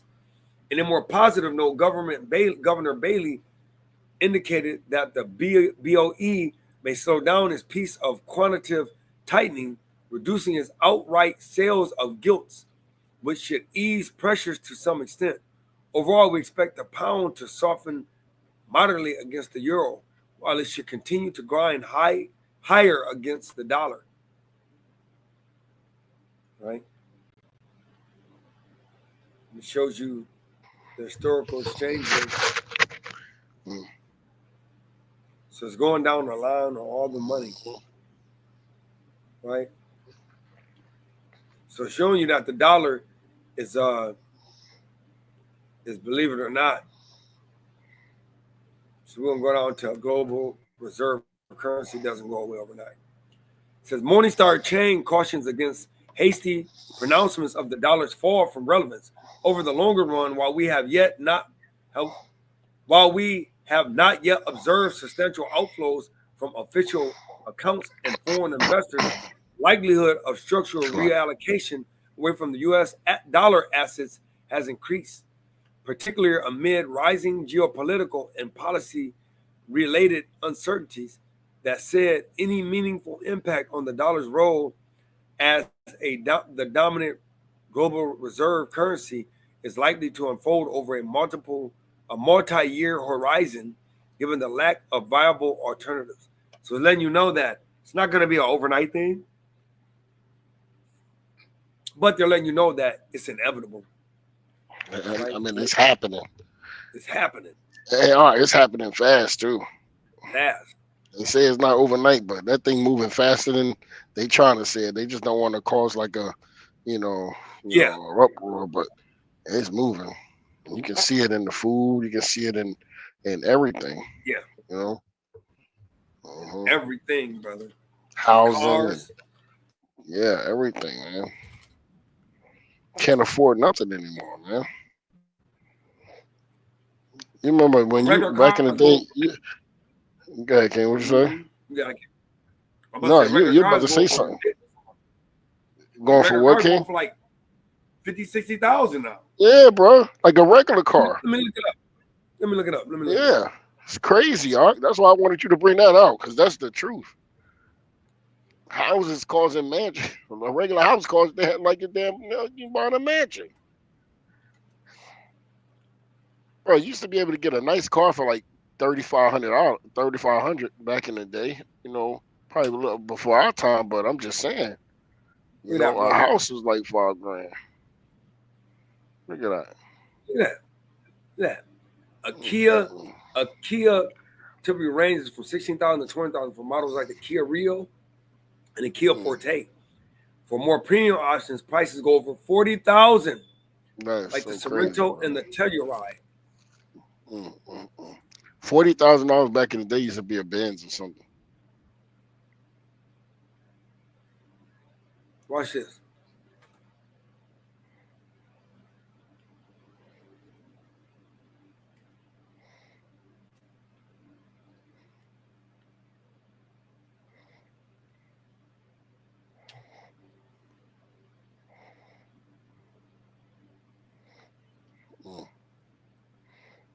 That's brother, you see that? Bro, you see that? The starting price was $1,500 back in 2000. You see that?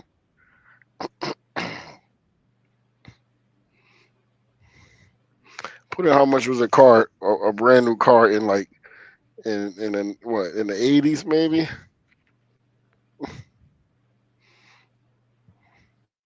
You remember your parents, man? They told you they used to get cars for what? Nice cars for like 3,000. Man.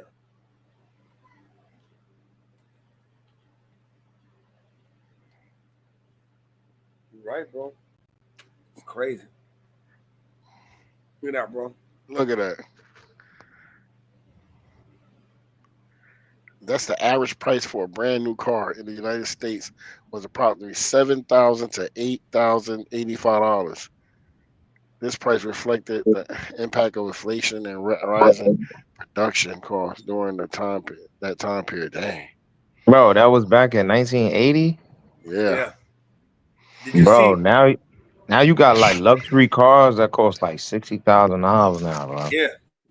Yeah, but not even kind of, that's all the cars look alike now, even from the Mercedes to a damn Kia. You know what I mean? You buy a Benz, I mean, you can get a Kia with better better car, or they look alike.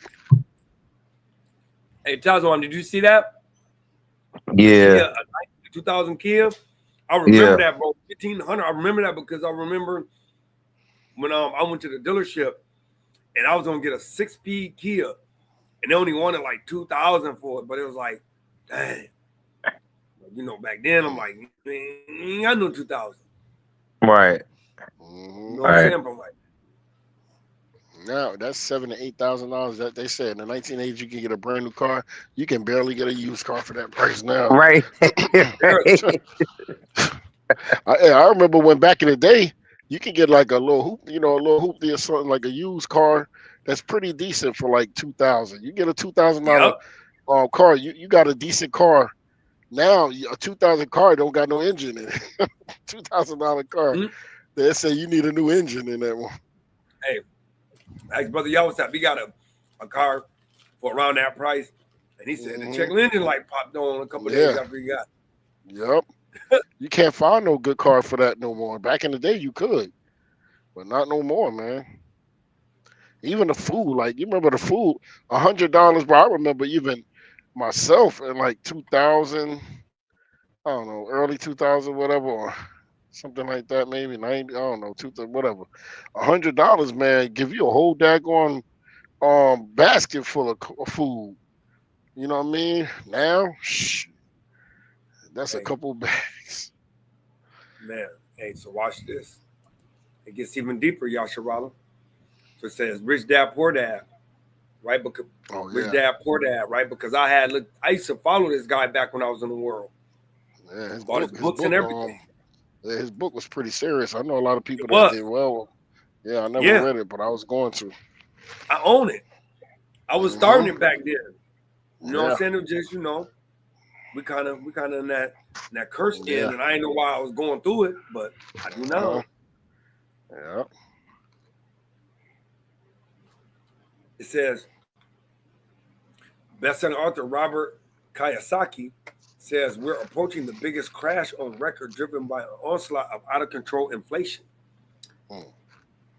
Out of control and not controlled. It says on a new thread on the social media platform X, the Rich Dad Poor Dad author tells his 2.7 million followers that 2025 will bring the greatest economic crash of all time due to several factors, such as rampant inflation, artificial intelligence taking over jobs. Watch this. Watch what he says. According to Kiyosaki, right?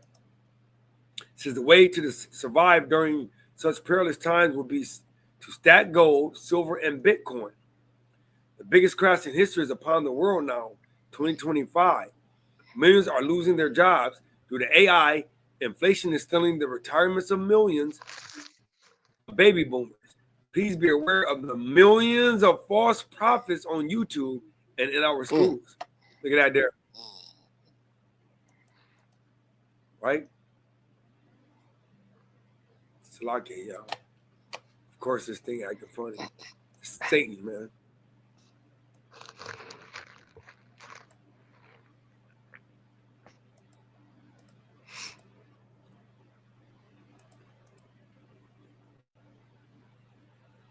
says the idea of going to school to find a safe, secure job is for losers. It says, my solution remains the same. Choose your teachers wisely on YouTube and save gold, silver, and Bitcoin. Please take care. 2025 is a year representing the biggest change in world financial history. Hey, and we know what that big change is. That big change is one world government, man. It says, be a winner, not a highly educated loser. Hey, man, where's that?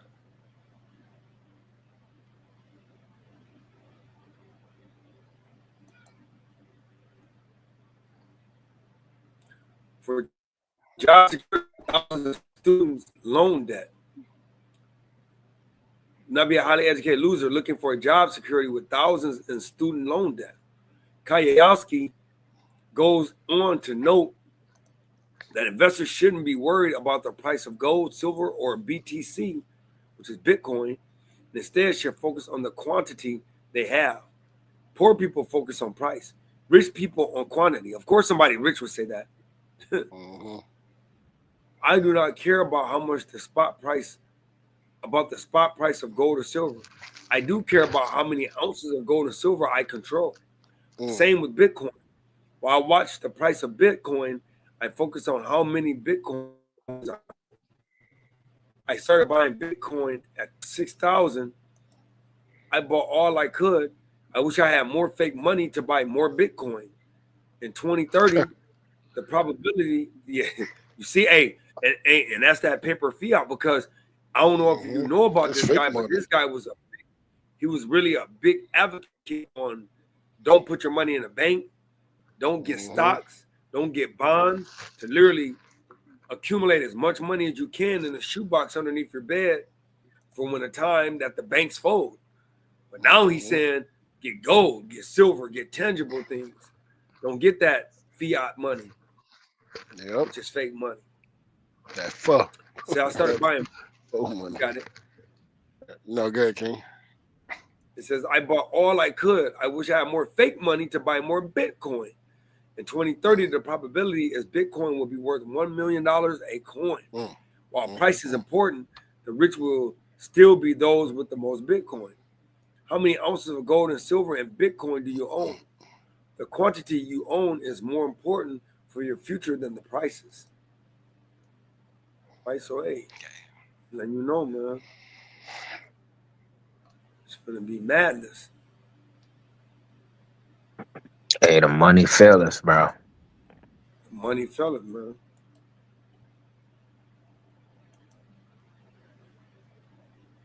Hey, when that money fella, hey, people gonna go crazy, man. That should be the start of Jacob's trouble, bro, to be honest with you. Or it could be the bombs dropping. We don't know. But more likely, both is going to happen, though. Let me see if I. But yeah, King, a lot of that's going to start Jacob's trouble. Yeah. Because what happened is, because if you don't have no money for food and drink and so forth, brother. Well, matter of fact, I still got it up here. Brother. This is what happens. Civil disorder. That's right. Known as civil disturbance, civil unrest, there you civil go. strife, turmoil, or situation when law enforcement and security forces struggle to maintain public order or tranquility. Go. It says go to the causes. Look at the causes. Oh, it just went away from it. It was on there. Well, I got said causes, right? Oh, I can't see nothing. Any number of these things may cause civil disorder, which is a single cause or combination cause. However, most are born from political grievances, economic disparities, economic disparities. Yep. See? Income inequality. Rich and the poor. Economic inequality is an umbrella term for three concepts. Income inequality, how the total sum of money paid to people is distributed among them. The wealth inequality, how the total sum of wealth owned by people is distributed among the owners, and the consumption, let's go there, and the consumption inequality, how the total sum of money spent by people is distributed among the spenders. Right? Each of these can be measured between two or more nations, within a single nation, or between and within subpopulations, which such as within a low income group, within a high income group, and between them, within an age group, between intergenerational groups, within a gender group, between them, either from one or from multiple nations. So letting you know that, hey, these situations, man, is what caused civil unrest. It says social discord, but historically have been the result of long-standing oppression,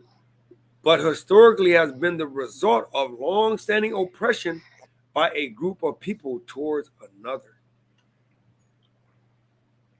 So, hey.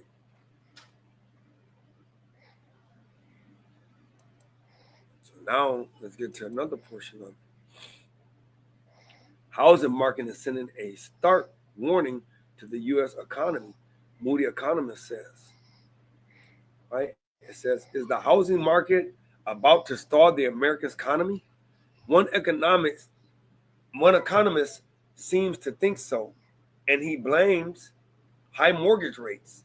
With home sales sluggish and home building and house prices poised, Mark Zandi, chief economist of Moody's Analytics, say he's sending up a red flare about the state of the housing market.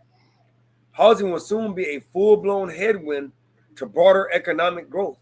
He wrote in on a post on Post X and LinkedIn, adding to the growing list of reasons to be worried about the economy's prospects later this year and early next. Home sales have been depressed over the last few years, as high prices and interest rates have made the market too expensive for many buyers. For the same reason, homeowners with ultra-low mortgage rates have also found little incentive to move. Why? 2024 was arguably the toughest year for home buyers and sellers in 30 years. Against this backdrop, the entire housing market will continue to suffer unless mortgages come down. Zandi said home sales, buying, home building, and even house prices are set to slump unless mortgage rates decline materially from their current near 7% soon, Zandi wrote in the social media post. That, however, seems unlikely, he added. Right? It says,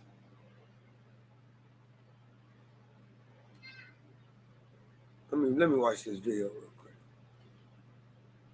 Just real quick.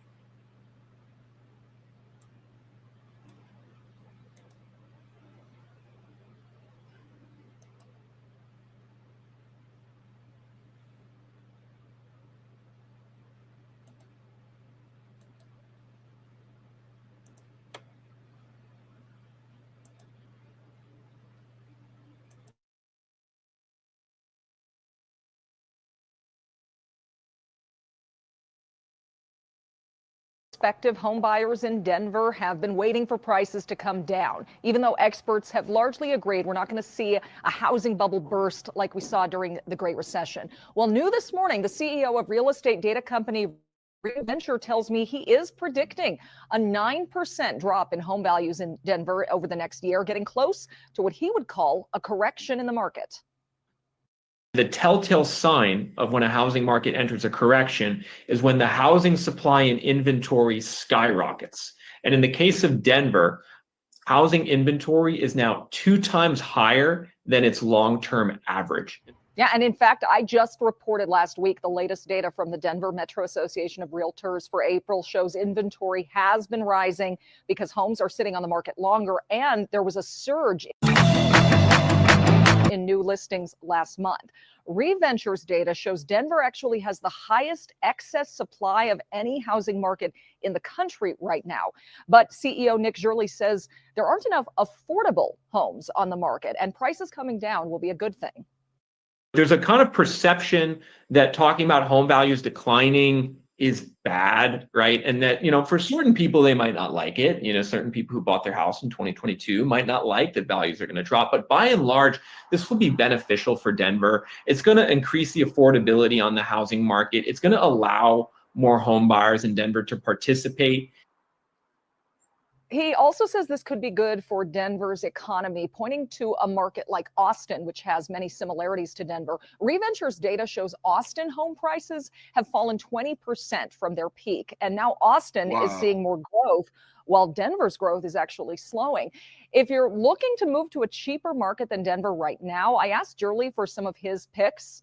So he gave me these ones as suggestions: Nashville or Chattanooga, Tennessee, Huntsville, Alabama, and Bentonville, Arkansas, the home of Walmart. He says home prices in these markets are 40 to 50% lower than the Denver metro. Hey, Slakia, pause it real quick. So like there was a big boom in like Nashville. I was just in Nashville. And I've been going there for a few years now. Like Nashville is pretty much overcrowded now. And I start seeing them like they took down old homes and build these real nice homes. Brother, they got you look at the townhouses, they like real skinny in the front, right? But they're long just to fit a whole bunch of these little townhouses. And one particular place I went to, this little townhouse was starting at $700 and something thousand in Tennessee, bro. You know what I'm saying? To the point where they were saying basically a lot of people that I spoke to said that basically they bought their homes and they had to move out because they couldn't afford to live anywhere. So of course homelessness increased. But I was talking to a brother last week and he was telling me that he said right before before the boom, before the boom, his wife bought. Luckily, they bought a house for like one something, right? And now it's worth over $500,000. You know what I'm saying? I'll tell you one thing. I would say sell, but I don't know if that's good either. Yeah, where you gonna buy? That's what you're gonna buy. But I will say this: I think it would be smarter to sell though, because if you sell, you done made so much on it, and just sit on your money. And sit on your money and use your I'm talking, and that's basically what you have to do, or at least use what you can from it to invest. You know what I'm saying? But like you said, I will sell it and get the heck out of there and move somewhere cheaper. Right. But even though it's hard to even do that now, but it ain't but you see, hey, brother, it said it dropped. Nashville dropped how much was the percentage? Bro, it dropped like 40%. 40%. Hey, bro, when I tell you a few years ago it was crazy out there, when I tell you it was crazy, King, like people was like, they were begging people to move out their homes so they can buy their homes and knock it down and build up new homes. Just like it happened in Raleigh, same thing. It was crazy. Yeah, Nashville went crazy. Hey, and look at this. It says the 30-year fixed rate mortgage average 6.83% as of Monday afternoon. Yep. According to the Mortgage Days news data, if a buyer is looking at a $225,000 home, which most homes are over $400,000 nowadays. Yep. And putting down 10% of that price. Watch this. And it's crazy because most rent for apartments are like $1,600 in Raleigh. It says that translates to roughly $2,900 a month in mortgage. And people always say, well, rent should be cheaper than actual your rent should be cheaper if you're buying than actually renting. That's almost twice the amount as if you rent a two, because in Raleigh, let me just do it for because it used to be like that though, King. That's the thing. Like a few years ago, it was better to have, you pay less with owning a home than paying rent. But now it's getting so crazy that because before you get like a $400,000 house and you paying, it was like, let's see, like 0.3% maybe. You was paying a $400,000 house at 4%. at 3% or whatever, you paying way less than rent. You know what I'm saying? Yeah, you was. At one time. Not no more. Let's look at this, man.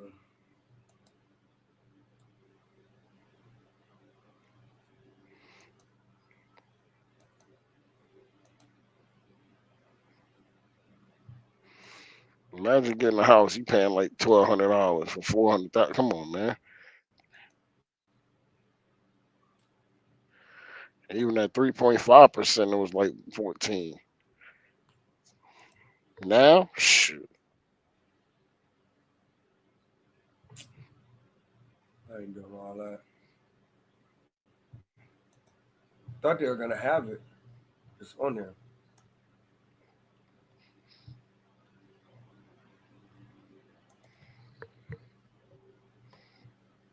Here we go. Look at that. Look at that, man. Let me make it bigger.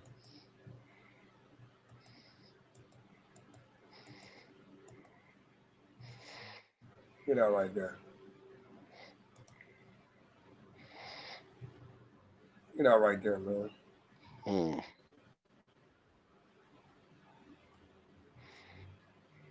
And that's why, and they smart making apartments because they know that people paying more for renting. I mean, for buying a house than rent. So they making all these apartments. Taking advantage of that. Yeah. Yeah. I mean, you can barely get, as soon as somebody move out of apartment, somebody moving back in. Right. You know, that was the best investment. And these jokers going up every year. Every year, every time you renew your joint, they going up a few dollars. And they can do that. There's no regulation. Yeah. And this right here, hey, you better jump on this if you got the opportunity. 800 in Raleigh. Where's that at? Jump on that. Shit, but that sometimes those ads be fake. Yeah, you're right. Apartment.com is a little better. Just bringing that out. Yeah. That $800 probably a studio. It say starting from 8, right? It's 2 bedrooms. Actually, this breaking it down. It's breaking it down. It's a special. Oh, what's that? 8? And now go to it real quick, King. Go to that real quick. Watch. I guarantee you, it's something with that. Well, they got a little explanation point on there. See what they mean by that.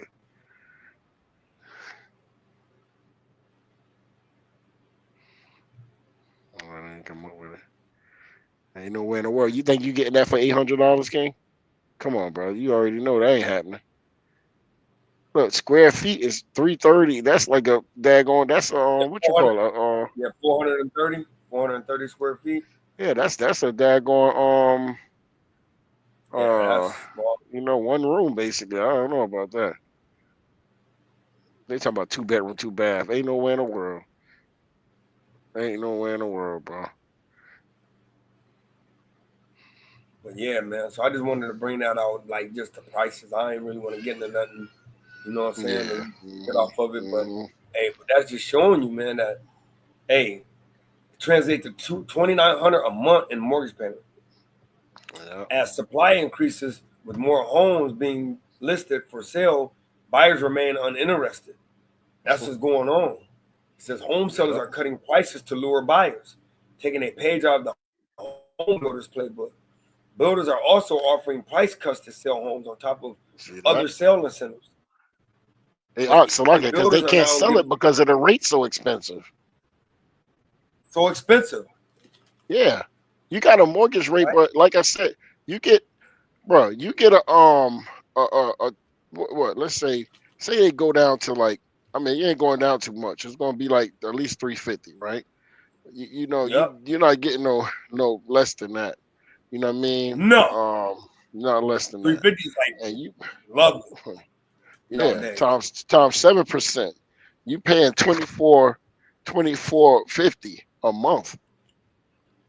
You understand? I mean, brother, that's crazy. That's a lot of money. That's almost double the amount of what you're paying for rent. Exactly, bro. When it was at one point, like last year, or not last year, a few years ago, bro, it went down to like 3.5%. Like, you know, like say 3%, or somebody I know some people got for 3.5%. Bro, you paying like $1,000 something a month. Now, man, listen. Right? It says a big tell is that many builders are delaying their land purchases from the land charts. New home sales starts and completions will soon fall. The slowdown is going to affect people who aren't currently buying or selling a home as well. This year, home prices are expected to grow at the slowest pace at 14 years. According to a July note from Goldman Sachs, as the housing market continues to be bogged down by affordability constraints. Home prices nationally are expected to grow 0.5% in 2025 and 1.2% the following year. The investment bank said that's a huge drop from the growth the market saw during the pandemic, as seen in the chart below. It's also a big change from Goldman's previous forecast for home prices in a forecast released in April. The analysts had expected home prices to grow 3.2% this year and 1.9% next year. It says, why the about face? Goldman Sachs gave 3 big reasons for its pessimism regarding home prices: slowing prices, rising housing supply, and persistently high mortgage rate. The Goldman Sachs analysts found pockets where home prices are expected to fall more than 5% in the next 2 years. Out of the 381 cities Goldman Sachs looked at, about 15% will face home price declines over 5%. They said with the weakest metropolitan areas being Miami, Orlando, Nashville, and Dallas, like you said.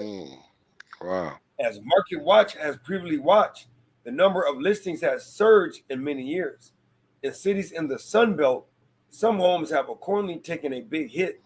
As sellers compete over scarce buyer demand, some sellers are frustrated by the price cuts they've had to make to try to sell their homes. So they've declined to take their homes off the market and wait. They decided. Yeah, so like they've decided to take their homes off the market and wait. They literally like, and look, wait, man, you see that? Instead of like not selling it, hey, I'm just gonna wait. Hey King, well, because guess what? If they sell it, right, what's going to happen? They sell their home, then they're gonna go try to look for a home. They can't get what they had. They can't get what they, was expecting out of their home because they probably bought it for a high value also. You know what I'm saying? So they couldn't get it, to go and move somewhere else. Now you're gonna either pay more, or even if you pay less, you got less money to put down on it. It's just a lot going on. The only people that's going to sell and try to sell the most are people that have to move, you know what I'm saying, for work purposes and other reasons. But or people that bought their house for a really low value. Yeah, and for because of that was hard. Yeah. Because I got a guy on my job. Oh, you talking about like before? Yeah, you can do it. He bought his house one for that bought it years ago. $125,000. Absolutely. Well, his house is worth like $375,000 right now. Exactly. Yeah. So you can kind of move but with like that. You said, You know what I'm saying? What you gonna buy though? Because the average house. There you go. That's the thing. So I mean, that's what I was telling the brother. What I was telling you, that called me about that. You know what I mean? The same thing. I was telling him like, he asked me like, yo man, I know you had a house before. Like, should I sell and buy something else? And I had to show him like, brother, what you got the house for and the mortgage rate you have, when you sell your home, you're gonna have to pay more for the home, and you're gonna have a larger rate. You know what I mean? And he actually talked to his realtor, and he told him, basically that's what happened. Yeah. And he said, and they tried to sell the homes, they decided to take their homes off the market. Prices have gone sideways and are set to fall. Zenny said 7% is hammering demand. So damn. Yeah. So now I'm going on to a little bit more, and we're almost about to be done with this. Like I said, U.S.-China war seems inevitable as Washington seeks support from these countries. Countries are India also is. Says New Delhi. America has asked its 2 trusted allies a question, the answer of which could determine the next geopolitical picture of the world. The question that the United States has asked is what would be the role of these two associations if America enters a war with China on the Taiwan issue. Both these countries are members of the Quad Alliance, of which India is also a member. It says, why is the question so crucial? Now, it is worth a mention that why has America out such a question to its two allies? The first thought that comes to mind is a possible armed conflict between America and China on the issue of Taiwan, especially when the world is already witnessing Russia-Ukraine war, Israel-Hamas conflict, and Iran-Israel tensions. China and America have been at odds on the Taiwan issue for a long time, and Washington has always portrayed itself as the sole savior of the island nation. Under the Taiwan Relations Act 1979, the U.S. provides Taiwan with defense equipment and support to ensure its security. What does the U.S. demand from its two allies? The U.S. policy towards Taiwan has been of strategic ambiguity. That is, it does not make it clear whether it will intervene militarily in the event of an attack on Taiwan. This has been formulated to stop China and control tensions. In recent years, the U.S. has increased arms sales to Taiwan. Apart from this, through allies like Quad, the U.S. has tried to counter China's influence in the Indo-Pacific, but now the U.S. is becoming vocal and asking questions. And so I don't think a lot of people know that India's military is like the second largest military force in the world. I don't think a lot of people know that. Yeah. A lot of people don't understand how big India military is. That's great. I'm finna pull it up. Yeah, come on. That's crazy. I didn't even know that. Yep, watch this.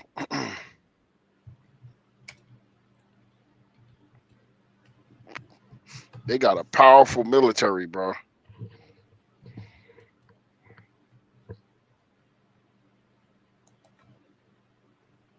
Dang. One of the largest in the world, with over 1.45 million active personnel and a total force exceeding 5 million. You see that? It says, look.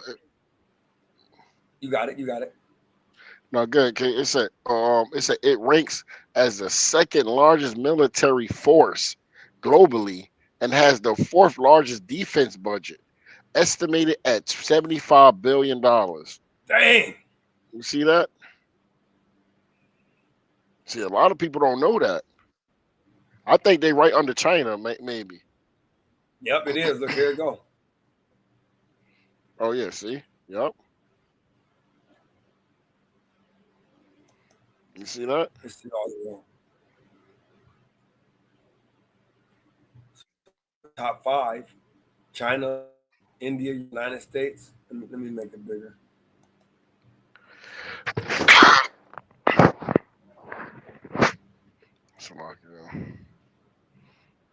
China, India, United States, Korea, and then Russia, Ukraine. Oh, that's why they doing it. In Pakistan and Iran. So literally they like fighting to get those other countries that's right after all those. Yeah. Brazil over there. Hey, that's BRICS. Yeah, that's BRICS. That's what I'm looking at. Look at the BRICS countries. Yeah. China, India. Well, actually, India is with America, kind of, but BRICS is trying to get India over there. No, BRICS is because it's Britain, Russia, India. Yeah, India with them. Yeah, India with them. That's what I'm saying. And China, they got yeah. Because Brazil, Russia. Yeah, Brazil, India, Russia, India, so China, and South Africa. India. Is the Look at this, brother. They got China, India, 1 and 2. And they got Russia, which is number 5. Where's Brazil at? In Brazil. North Korea. Yeah. And North Korea with them too. I forgot. Yeah. North He Korea. ain't with them, but he don't like Americans. So they don't like America. They with an enemy is a friend of a friend. Yeah, exactly. Two enemies is a friend. They'll get together on that one common goal. I didn't even know that, King. Yeah. So it says, according to a report in the Financial Times, top diplomat in the Ministry of Defense, Elbridge Colby, has said that the question is also a message for China. It says that the U.S. is demanding these countries to increase defense spending and make concrete plans for a possible conflict. So the strategy of deterrence can be made effective. The geographic location and military capabilities of Australia and Japan can be important in the Taiwan conflict, especially in the conflicts of AUKUS and other defense agreements. AUKUS is a trilateral security partnership between Australia and the United Kingdom and the United States. What do Australia and Japan say over America's close? Australia and Japan are close military partners of the U.S., but the people and the governments of both countries are cautious about getting caught in a major war. For this reason, Slakia, can I just say something real fast, King, before you go? You got it. Real quick, because I don't want to mess you up. Because when you going, it's crazy, right? Watch this. It says no. I put is North Korea BRICS, right? Part of BRICS. They put no. North Korea is not a member of BRICS. BRICS is an acronym for Brazil, Russia, India, China, and South Africa. Watch this. While North Korea has shown interest in BRICS and has engaged in some discussions with the group, particularly with Russia, it is not a member. Watch this. It says North Korea's engagement. North Korea has been observed to be aligning more closely with Russia and has shown interest in BRICS, possibly seeking diplomatic and economic benefits. So, hey, I wouldn't be surprised if they be under them soon because they down with Russia. So, what's the difference? Yeah, go ahead, King Slakia, because you just what you're going into, right? Watch this. Right? And it says both Australia and Japan are close military partners of the U.S., but the people and governments of both countries are cautious about getting caught in a major war. For this reason, they are avoiding making any open commitment in this matter and are talking about maintaining peace and status quo in the region. And they know that Japan didn't forget about what happened now either. So I just want to bring that out. They ain't forget about that, bro. Just because America's funding Japan, see, let me bring that up. Yeah. See that? Just like you said, they funded them, and but they got to kind of be easy with it. There you go.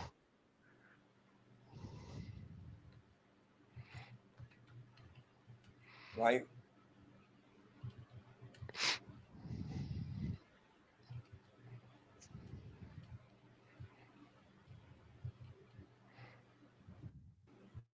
You see, Israel came up quick then. Yeah, you already know.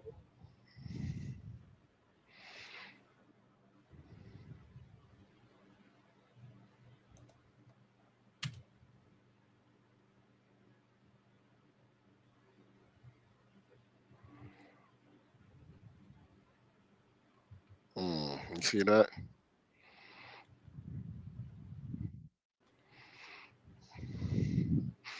Everybody got something but us. Look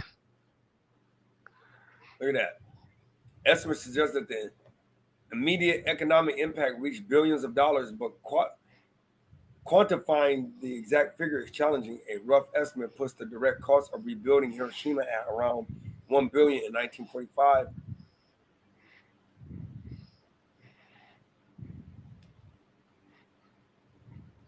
But they yearly though. I'm gonna find out yearly.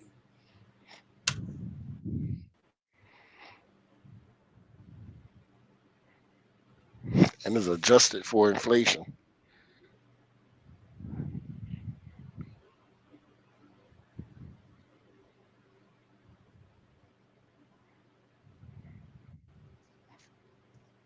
Billions. Immediate economic impact reached billions of dollars. but quantifying the exact figure is challenging.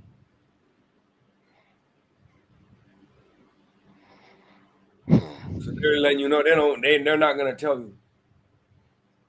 Yeah, that's basically what it is. That's all I'm about to say, King. They don't want to tell you because people might get crazy.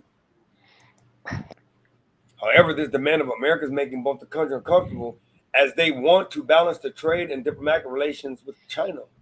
Australia has refused to answer hypothetical questions, while Japan has always said that it is difficult to answer such questions based on future circumstances. Why is Australian PM in China? Meanwhile, Australian Prime Minister Anthony Albanese is on a visit to China. He has said that Australia's largest export partner is China, and China wants to take his trade friendship forward. Hey, what happened when you do that with America? If you dealing with what they gonna be like, oh well, we ain't dealing with you now, then they gonna turn on you. Yep. According to the experts, the Taiwan issue is the biggest military flashpoint of the present time, where the possibility of conventional or nuclear war is considered the highest. Although most analysts believe that the possibility of war is definitely increased, but at present its possibility is low. Both China and America know that war over Taiwan will mean disastrous for the global economy and stability. See that? So we know.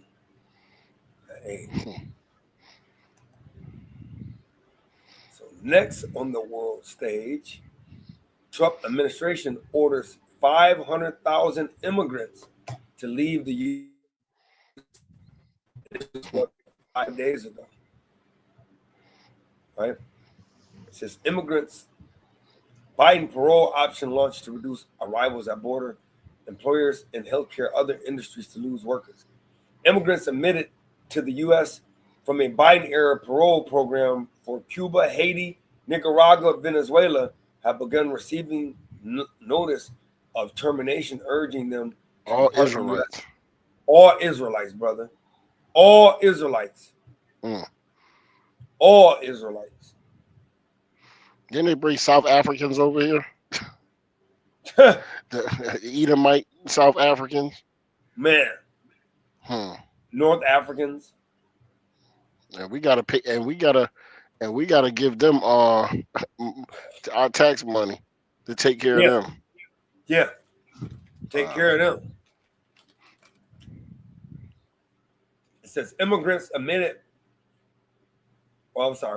Participants in the CHNV parole program were also told that their employment authorizations is revoked effective immediately. In email messages from the Department of Homeland Security, the agency said Thursday. Oh, let me make this a little bit.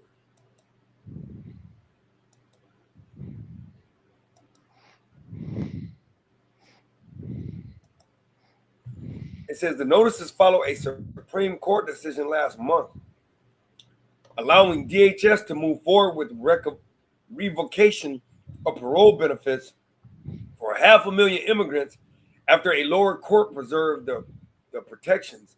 A legal challenge to the Trump administration dismantling of parole programs, including the CHNV process, is still ongoing. And why didn't they do that when it came to your boy that died, the one that had the Epstein Island? Yeah.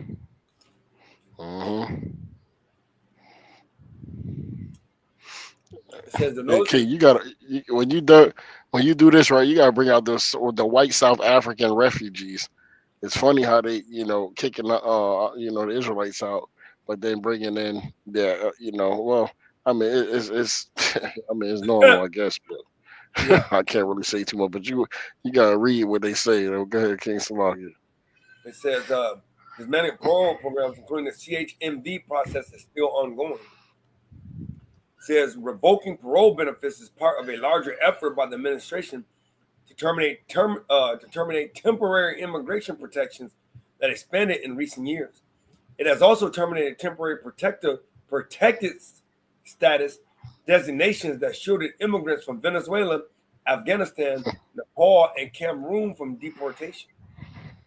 The revocation notices announcement came the same day President Donald Trump said he will issue an order to protect foreign workers from deportation in response to demands from agricultural producers. DHS Assistant Secretary Tricia McLaughlin said that the Biden administration hadn't properly vetted immigrants admitted through the program, that paroled immigrants had undercut American workers.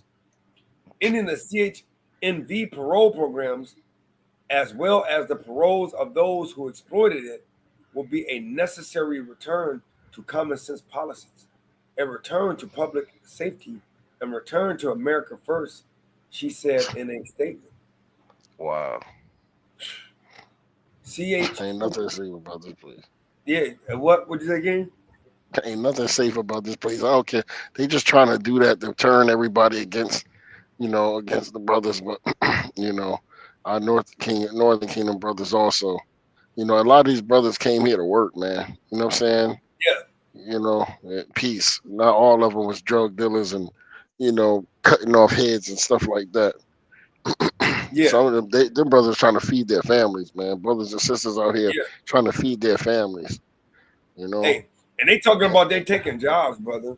Hey, Kat, I'm about to say to that next. Go ahead, King, but I'm gonna let you go ahead with it. Yup.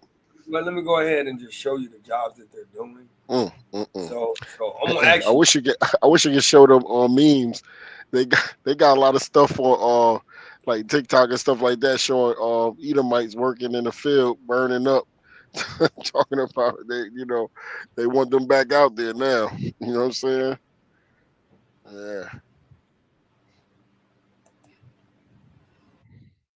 Oh yeah, I'm gonna show you, bro. Ain't nobody doing these jobs, man. Talking about they're taking jobs. Yeah, they taking the jobs, but that's another way to turn people against them. That's all that was.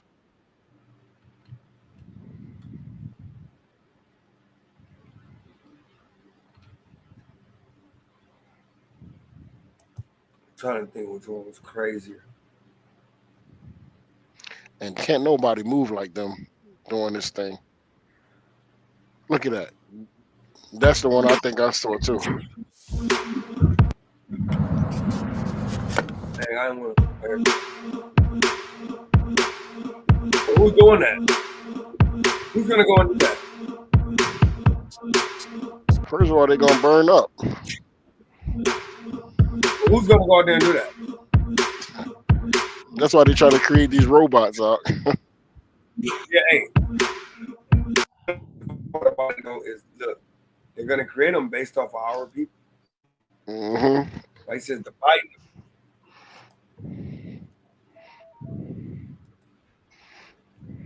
It says the Biden administration launched a CHNV program in 2023 to reduce their irregular migration to U.S.-Mexican border and give people an orderly way to flee humanitarian crisis in the 4 countries.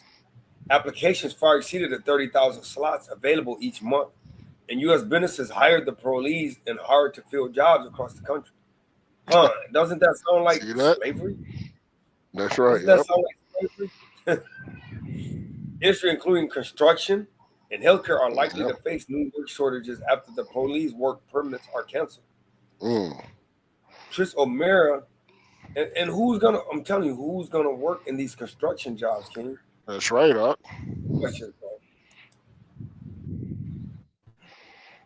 Like they used them for that boom. That's what that was. Yeah. Watch it, bro.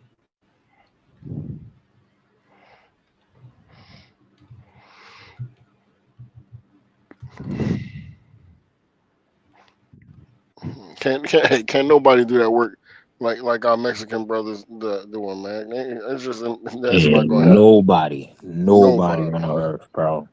It's already been done. Ain't nobody. They try to, create the same images of other people, other races. It's no comparison, bro. Yeah, they say something comparison. About that's what the South Africans going to be doing, like taking over. They going to give them that so they can make the money. Yeah, you gotta see that, bro. It's some funny stuff out there. Hey, bro, look at this. Look at this, brother. Approximately 90,000 miles. Mexicans buried approximately 90,000 miles of fiber optic cable in the U.S.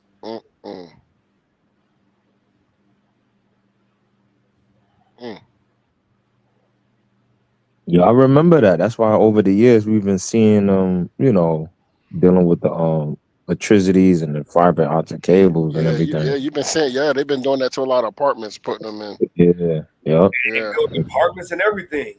yeah. Right up their Yeah. And that was been like the last 4 years. Go ahead, gang. Real quick. So I used to deliver in South Carolina. You know, I used to deliver to them homes out there, them big homes and stuff like that. You know what I'm saying? And it was an Edomite trying to be out there with Issachar. You know what I mean? Hey man, they had to call the ambulance. Salaki, okay.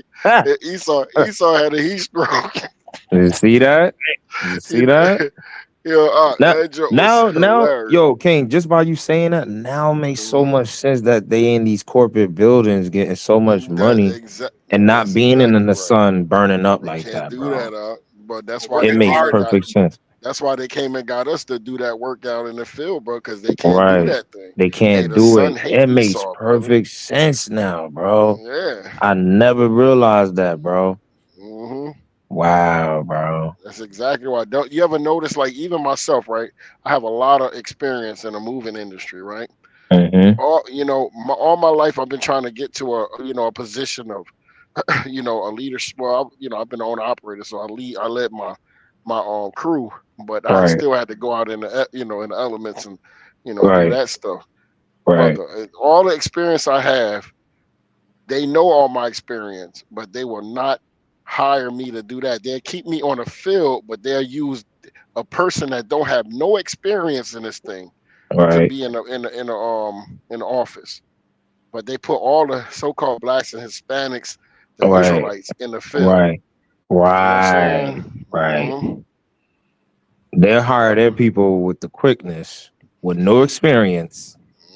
No experience. Tearing And they'll stuff up too, Ock. Yeah. And then they send me to go the woo or daggone important VIP or something. Hey Edge, man, hey man, we need you to, they be like, hey man, we need you to go to to this customer, with she the VIP of Nabisco or something like that, right? I used to have to do all the VIP moves, right? And I know they'll love you, and then they fall in love with me and always ask for me. You know what I'm saying? And then they tell me, hey man, we're man, let me tell you, brother. Anyway, that's just craziness, game. That's how it works. Yeah, bro. Man. Said Krish O'Meara Raja, president and CEO of Global Refuge, said that the immigrants receiving termination notices this week had played by the rules and already passed security screens and secured legal work authorization. Don't that kind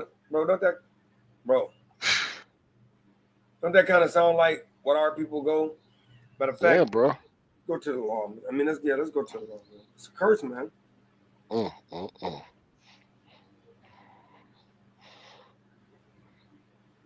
That's crazy, bro.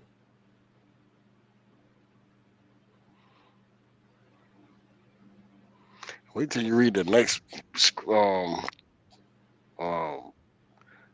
right here, bro. The next paragraph. The next paragraph. It's a small paragraph, but wait till you read this. Let me see. Deuteronomy 28. Yep. And verse let me see. It's crazy.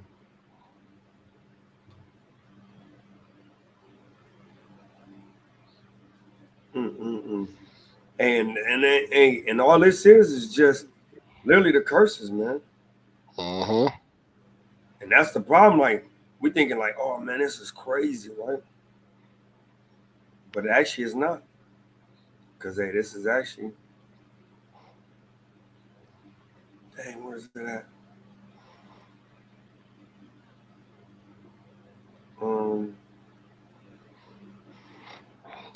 be the head, not the tail.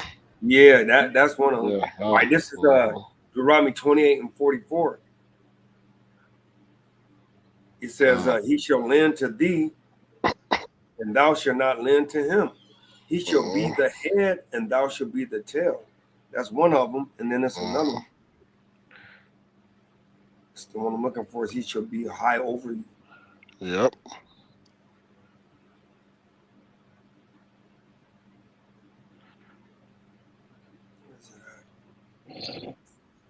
Should get up very high over there. Yeah. He should be the head. You should be the tail. Here we go. Here's another one. Tazwan book bring this out all about like we be in the factories and stuff. 65. And among these nations shall thou find no ease.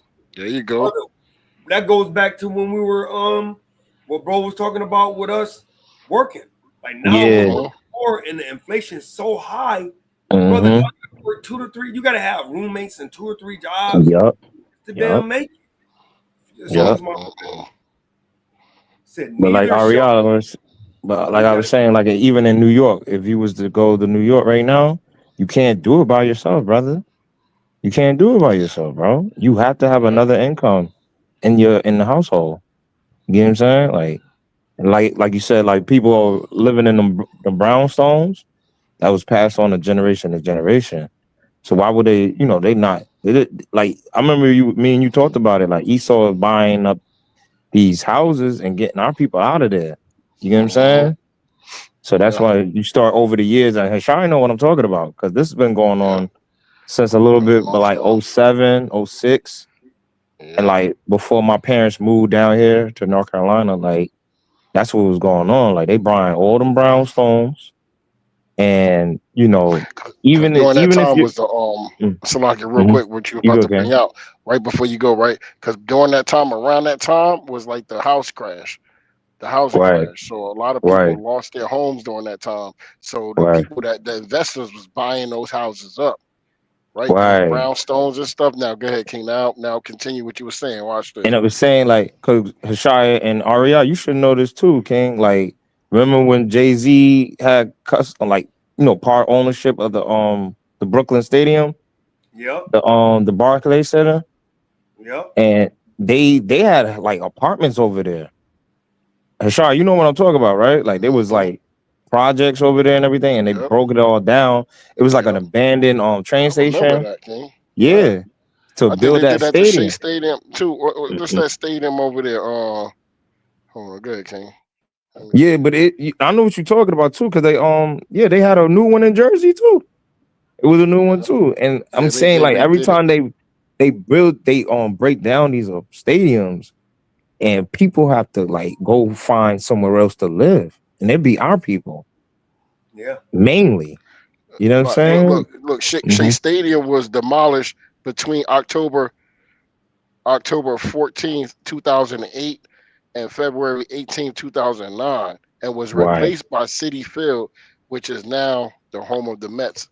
I remember they tore down the Shea Stadium. Yeah. They replaced it, but go ahead, King. Yeah. So go ahead, King. Slocky. Go ahead. Oh, like what's crazy about that too is they use state funding to build those stadiums.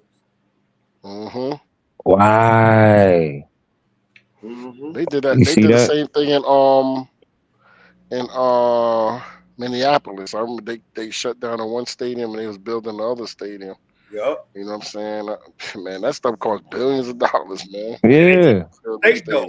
They say it's gonna produce jobs, and it's like, but that's what they use, But I yield on that, King. And then them houses go up over there in the area. You know what I'm saying? That was all a setup, King. Yeah. It's all a setup, King. Right, someone bring this out. Hey, and it was one verse up. It was 43, but Deuteronomy 20:65 says, "And among these nations shall thou find no ease, neither shall the sole of thy foot have rest. But Yahweh shall give thee there a trembling heart, and failing of eyes, and sorrow of mind," brother. Which means, bro, you gotta always be worried, bro. Yes, brother. That's why I say this is not our rest, man.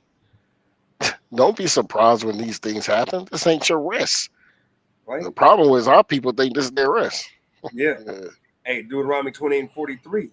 It was one verse up from the one I read earlier. It says, the stranger that is within thee shall get up above thee very high, and thou shalt come down very low. Very low. He shall lend to thee, verse 44, and thou shalt not lend to him.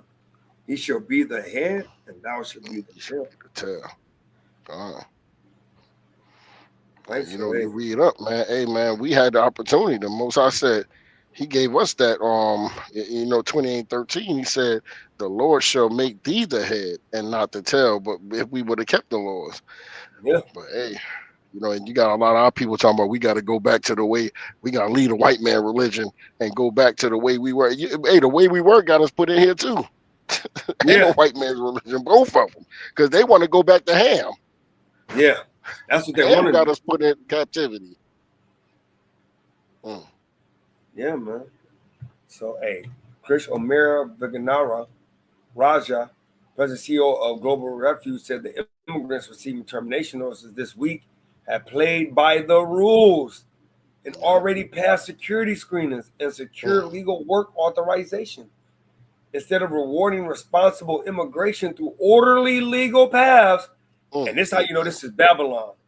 Hey, I got a quick precept, right? Because it said through orderly legal paths. This is the book of Revelations, chapter 18. Let me start. Verse 2. And he cried mightily with a strong voice, saying, Babylon the Great is fallen, has become the habitation of devils, which is deceivers, and the hole of every foul spirit, and a cage of unclean and hateful bird. Because, brother, hey, people playing by their rules, and they're literally kicking people out. It says, this action punishes those who jump through every hoop asked of them, she said in a statement. U.S. Citizenship and Immigration Services just this week lifted a freeze on pending benefit requests, like asylum claims and visa applications for parolees in response to a court order. Immigrants are paroled temporarily into the U.S. with the expectation that they seek a longer-term legal status in the U.S. But processing of benefits has frozen in February, cutting off other legal immigration options weeks before the Trump administration announced the termination of parole benefits. The revocation of protections is a devastating blow to immigrants and U.S. sponsors who welcome them into their homes and communities, said Onwin Hughes, legal director of Human Rights First, which represents plaintiffs suing to reserve parole programs. There is no question that Trump administration is needlessly and flagrantly flouting U.S. law, and we will continue to fight the courts to ensure justice for communities, she said in a statement. Right? So, hey,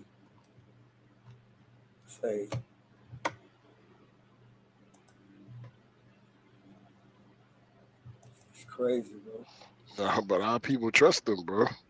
Yeah. I don't know if you ever saw that video where they show Eve, Northern Kingdom Eve. I think she's from the tribe of Issachar. She said, "Hey, we support Trump. We support Trump. Yay, Trump!" And then she found out, what happened. And then she said, "He lied to us. He lied to us." You know what I mean? Like, all right. You know what I'm talking about, kids on YouTube. No, I ain't seen that. No, I ain't see that yet.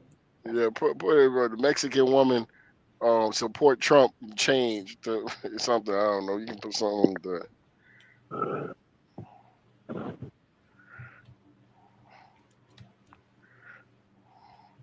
Mexican Trump. I don't know what to put in. Yeah, I was gonna say a Mexican Trump supporter. Trump supporter change or something.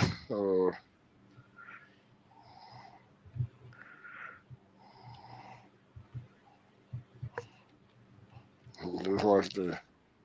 There you go. They're gonna show it. Trust me. Let me see if I can find it. I think that's the lady right there. Maybe she's Venezuelan. No. She gonna be. You gonna see her up there. She gonna say, yeah, Trump. I think there she go right there. There she go right there. Can you just had it? That's it. She's standing. No, she's standing. She's standing next to in front him. of Trump. Yeah, she's standing in front of Right Trump. there, King. Up, yep. Oh, it is that one. Watch this. What would you say to somebody that hasn't tried therapy before? Just ask yourself if what you're doing in your life right now is working. Donald Trump took his campaign to Las Vegas and he hit all his usual talking points, including his claim that Hispanics love him, despite his views on immigration. He pulled a woman from the audience to prove his point. But I've been on. There it is. Come here. Let me have that. Come here. Watch this. Damn devil. Watch this. Yeah, this is crazy, bro. Watch this. Yo, Shy, you is stupid. Watch. And is this a setup? Did I ever meet you before? Huh? I'm Hispanic and I vote for Mr. Trump. We vote for Mr. Trump. Yes, Mr. Trump. We love you. We love you all the way to the White House. I swear to you, I think she's totally beautiful and great. I never met her before, I swear. This all started with a People magazine. Here's the story. So I love this story. I'm trying to see if this the one where they show her I don't know again. what. I don't want touching. So I'm looking. Now you'll tell me. How's my nose? Right? That's fine, right? It's beautiful and perfect. Says it's good. I have a wart on the end of my nose. Can you believe it? And I said, oh my, I don't have to look. It's terrible. But that's okay, because they meant it well. I think they wanted to make me look like Cary Grant. Do we remember Cary Grant? And I've always wanted to look like Cary Grant. But anyway, you are beautiful. Will you make sure she doesn't fall? Come here. Okay, you got it. It's another one. I don't know if they're gonna show it here or not. I don't know. Oh my God. Go down. Trust me, it's under here. If it ain't this one, it's under there. Go down a little bit. Or go Yeah. watch. I'm telling you, it's gotta be right here. She loves it. Yo, it's over. Look It's at this, over. bro. This is crazy. Watch. It's over, bro. It's not this one. Then it's the other one. Watch. Hold on. I guarantee you, it's over here somewhere. Where is that? Now this thing was all over the place. Yeah, that brother gonna be crazy. Hey, I'm telling you, this got to be it, brother. The one in Florida, because this looks like. You think it's that one? I don't know, because I ain't never saw it. No, that's not the one either. Go down. I don't understand why is it so hard to find now? This thing was all over the place. Hold on, MAGA mom. Dang, this is crazy. Now I can't. I'm about to try to find this thing. All right.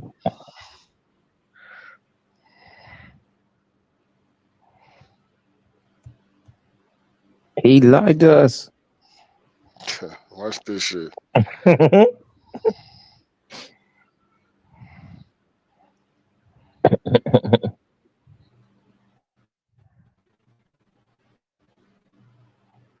He lied to us. He lied to us.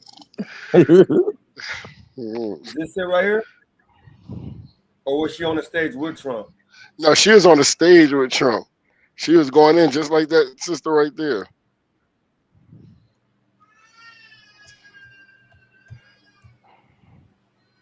Is this it? No, that wasn't her either. Dang, that's crazy, yo. Wow. Yo, bro, this thing was everywhere. Now you can't find it. That's crazy. No, but that's not with Trump. No. Nah. Nope, that wasn't her either. She was jumping around just like that lady right there. And then they show her Is this it right here? Try that one. MAGA dad sending a text message to his daughter saying, "Hi, sweetie, keep a pic of your passport in your phone." I think this is crazy. Multiple people are scared to go to work. But Can't even barely get out. Hey, brother, that is so crazy. This video is literally everywhere. I know people that's watching this know what I'm talking about. This video was everywhere. She was jumping up and down. We love Trump. We love Trump. And then then they show another one where she was going against Trump, like he lied to us and so forth. Now you can't find it, but yeah, it's all good. Deceiver. Never trust thine enemy. For I ain't rusted, so is his wickedness, brother. Right. All right, this might be it right here.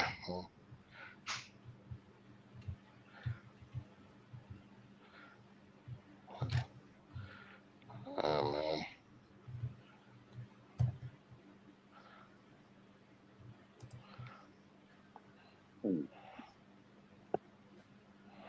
You know, now people is siding with these people like, yeah, I'm not gonna I ain't going with them, you know, bump them, let them do it on their own. You know, that's our people, man. You know, they don't understand that these people turn the people, you know, they're turning each other against each other. They're turning us against each other for a reason. It's the same thing that divide and conquer that they've been doing forever.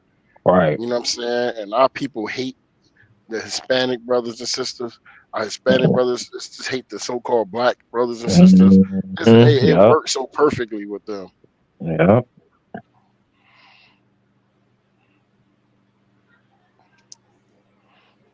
You know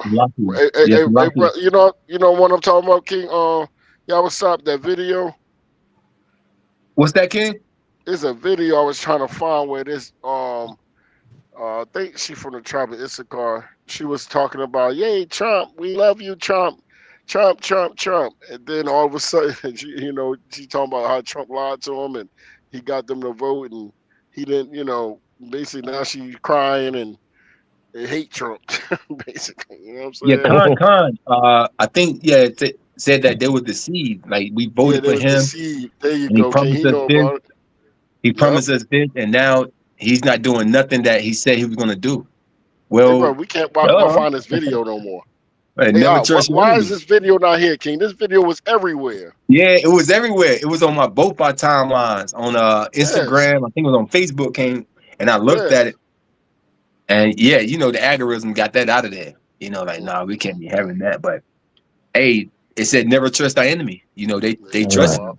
You know, they let their guard down and trusted them.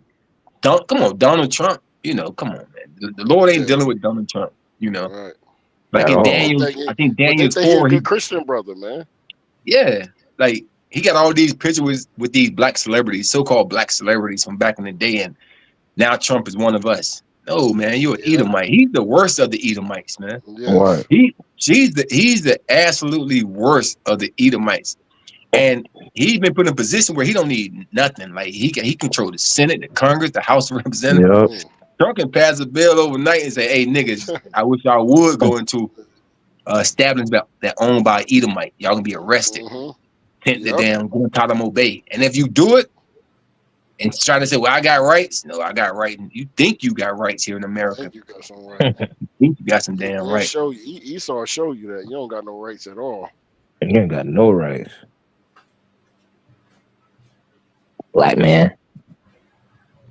That's why when they say when I hear when you know Jake or Eve get pulled over or something like that or get jammed up by these law enforcement officers throughout the state, throughout this country, they'll say, well, I know my rights. You know, I know my right. But you ain't got no right. Esau don't give a damn. You wasn't even on it when he made the rights. You was a slave. You know what I mean? Esau think you had the right to shut the hell up.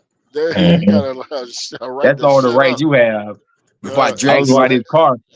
I seen a video yesterday. There was like Jake, our people partying at a mansion in Chicago, and somebody called the police on them. So they like in front of the gate telling the police, I know my rights. Eve, like, you can't do that. That's and that. And then they start locking dudes up. Jake got guns in, you know how it is in Chicago. They got guns on them, and you know what I'm saying, it's showing it off, and the police like, what is this right here? And the Jake was like, no, you planted that on me.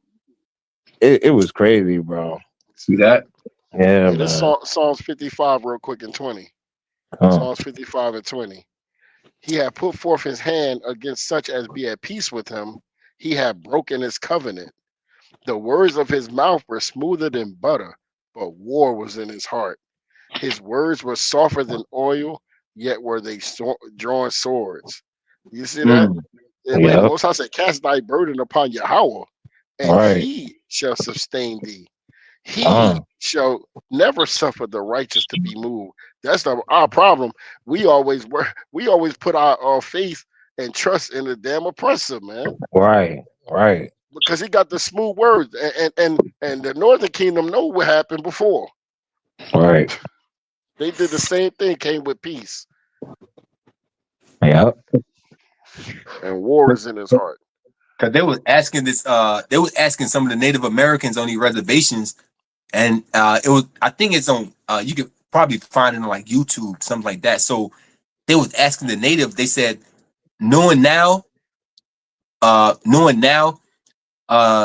you didn't know then, but knowing this now, will you have allowed the white man to enter? Would you have greeted the so-called white man the same way your ancestors greeted them when they first came to the North Americas? And every last one of them said, "Hell no." No, we would have killed them all. Yeah, I saw something like that too, but I don't know. They probably was still. I don't know, King. Some of them, you know, but majority like, no, we would. This one said, no, we would have killed them all. And left I saw that one, King. I think I saw that one. Yeah, it's this he be on it's a I think he a Gadite. He is a Gadite. He's a Gadite that be on TikTok. He's really feminine though. He almost look like a daggone woman. You know what I mean? He really feminine, but he be talking that talk, brother. He be talking that talk against Esau. Oh, straight word. up. Yeah. That brother be talking that talk, brother. They don't like him out. They don't like, you know what I mean? He find out who he is, man. Put his beard back together, or put his beard together, or something. And get that spirit off of him, brother. But man, hey, like we said, they're not gonna. Like I was telling brother last night, this nation is not gonna hearken down and like really realize that this is it. That first bomb is gonna hit a major city here in America. It's not gonna be a nuke. It's not gonna be a nuke at first, but when that first bomb hits, that's when America's, because Most High is gonna have to send this place a sign, man. He gonna have to. Yeah.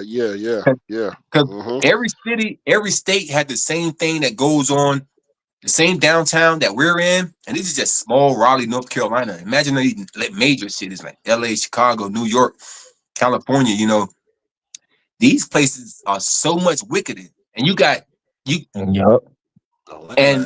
you have Jake here, but in these other states like California, you got nothing but Issachar. You got Zebulun, you got Naphtali, and you know they don't give a damn, right? You know, here we kind of look at the Northern Kingdom here in North Carolina, like, okay, well, you know, hey, but over there in like Arizona, Texas, California, shit, you think you slipping with the Northern Kingdom, right? The Northern Kingdom put you to death. You know what I'm saying? Like, you try to walk up just because you Jake in the Northern Kingdom talking about y'all Israelites. They're gonna be like, man, you get your ass up out of here, Puto. Hey, Puto, get out of here, Puto. Yeah. You know, so, hey, Esther. What you say? What's the problem, Holmes? He gonna say what you say, Esther?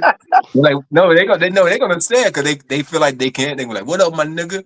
What's up, my nigga?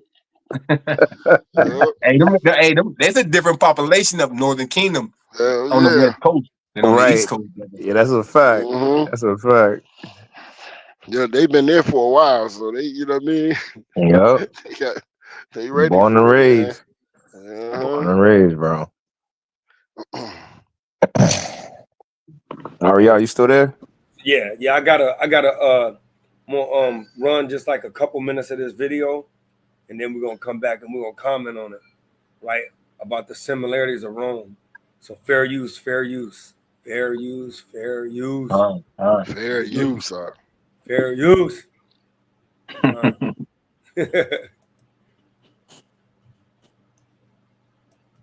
Apply to pay for public works and war is a pattern.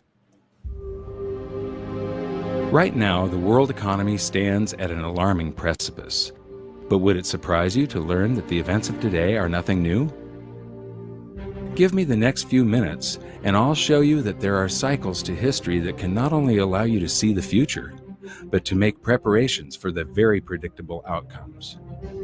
You're about to discover that huge financial gyrations, inflation, loss of personal freedom, and out-of-control government are all things that we have been warned about for centuries and are the direct consequences of the monetary system itself. In fact, most world history is determined by monetary history. So what lessons can we take from the past to help us navigate the perfect economic storm that awaits us?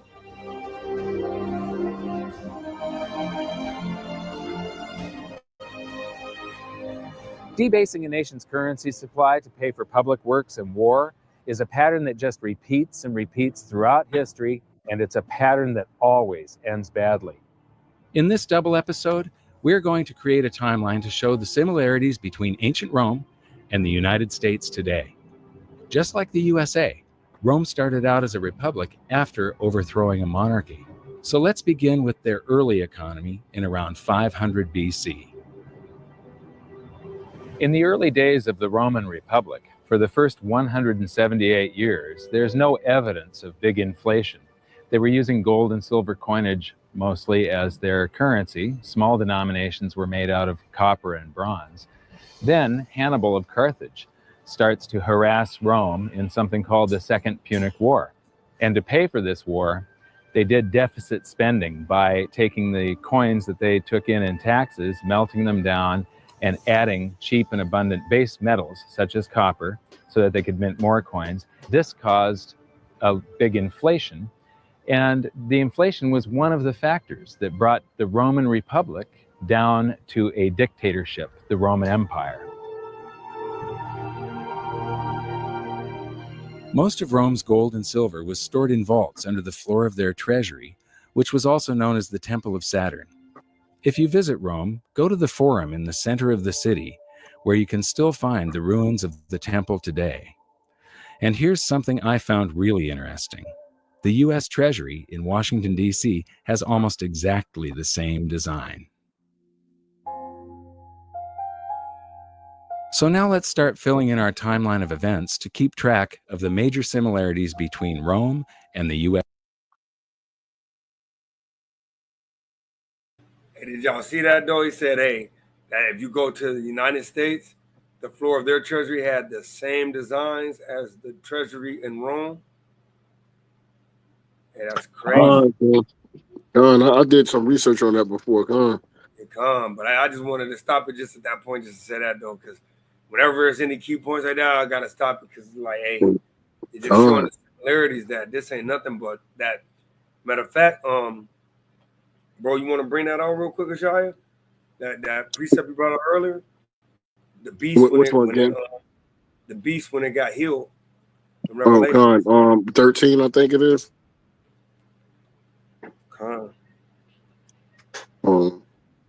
So I get my phone, somebody else might want to bring it out because my earpiece went out.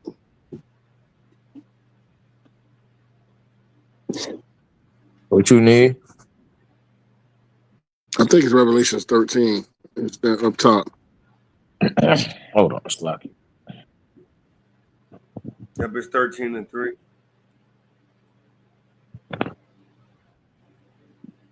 Is it 13:3? All You right, got it? come.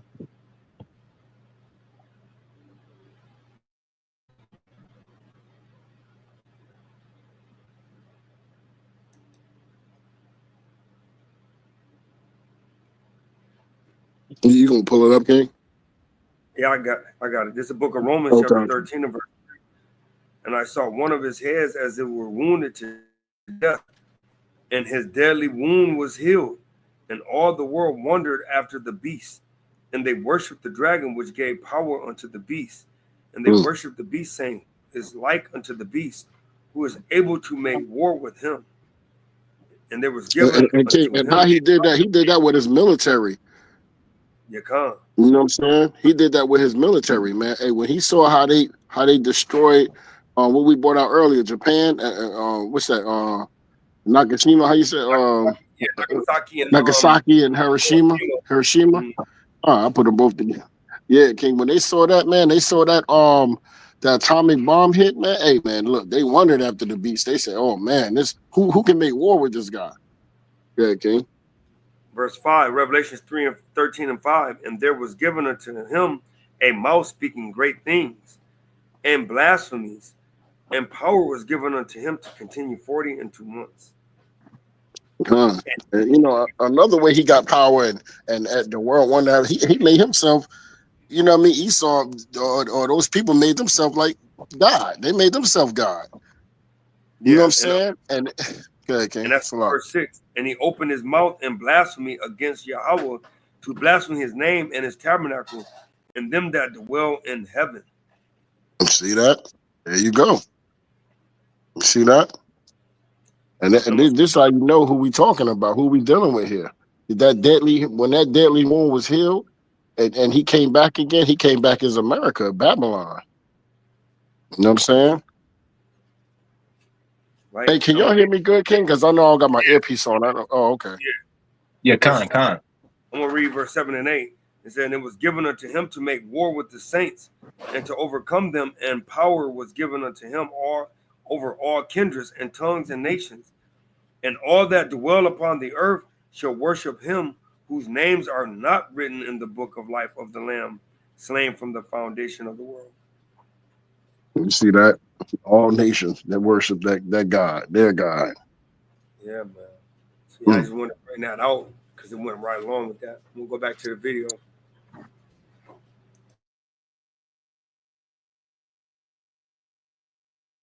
USA. We just learned that the early Roman Republic enjoyed a long period of practically no inflation because they used sound money, pure gold and silver. Interestingly, the United States started on the same path. From the late 1700s to the early 1900s, prices were very stable thanks to laws that mandated the use of gold and silver as money, and our people were not robbed by inflation. But in both instances, it was the ongoing debasement of the money for war spending and public works that led to economic chaos. Tell us the parallels between Rome and what's happening in the United States today. Well, they're obviously two very different societies, but there are some broad parallels. Rome was a republic. They made sure they had two people each year who were the rulers, the consuls. They always changed because the Romans were worried. They'd had a monarchy before, very unpopular. They overthrew it. So they didn't want anyone getting too many powers. What did in Rome, no surprise, excessive taxation and debasing the money. When you look at the coinage, it started out being an exact measure of copper for the sestertii and silver for the denarii. And by the time it was all over, worth absolutely nothing with perhaps a wash of silver to make it look like the original thing, which is exactly what we're doing now. So these patterns repeat themselves. They always repeat themselves. The Romans were the first culture to understand that a currency maintains its value because of its rarity.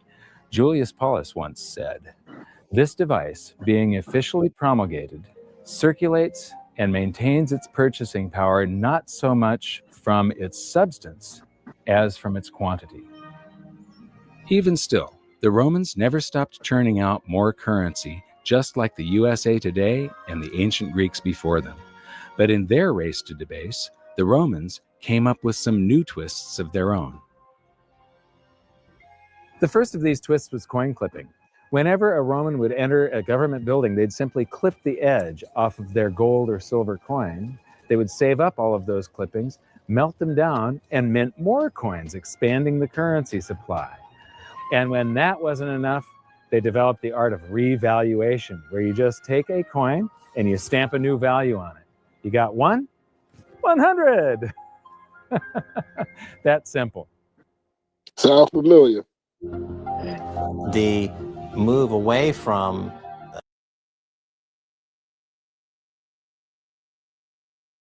What'd you say, King? No, I said that all sound familiar. Don't it?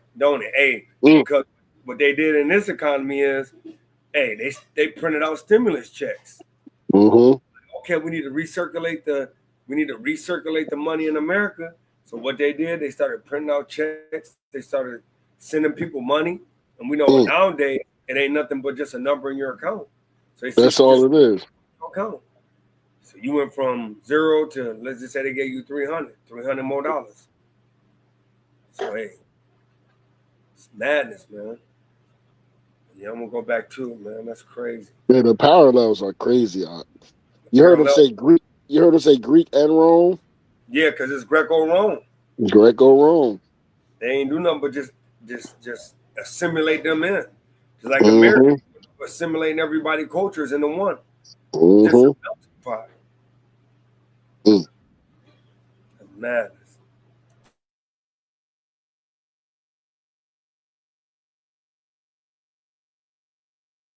Precious metals to something less than precious metals, and the Roman Empire famously clipped their coins.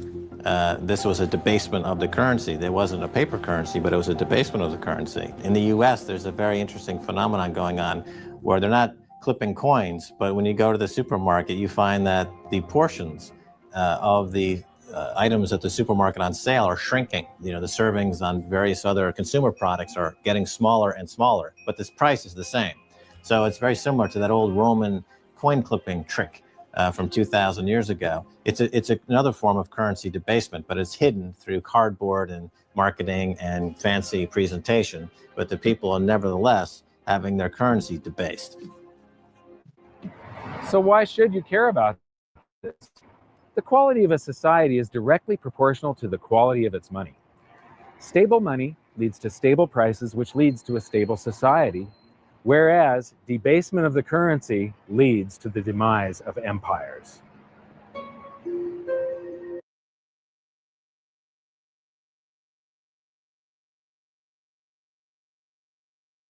Hey, bro, did you just hear what they just said? They said, they were talking about, like, and I've noticed that too over the years, like, used to get, like, for instance, like, I love Crunch and Munch, or like Crunch and Munch, or the other one is what's the other one? That other one, you used to get the little prize in the bottom of the box. They don't even give you that no more. Cracker Jack. Cracker Jack. Hey, they used to give you like 24 ounces in a box. Well, now you lucky to get 12 ounces. But it's the same price though. Dang. And candy bar is another one. Remember back in the days, you used to get your king size used to be one humongous. It used to be like 3 candy bars in one. It used to be like $1.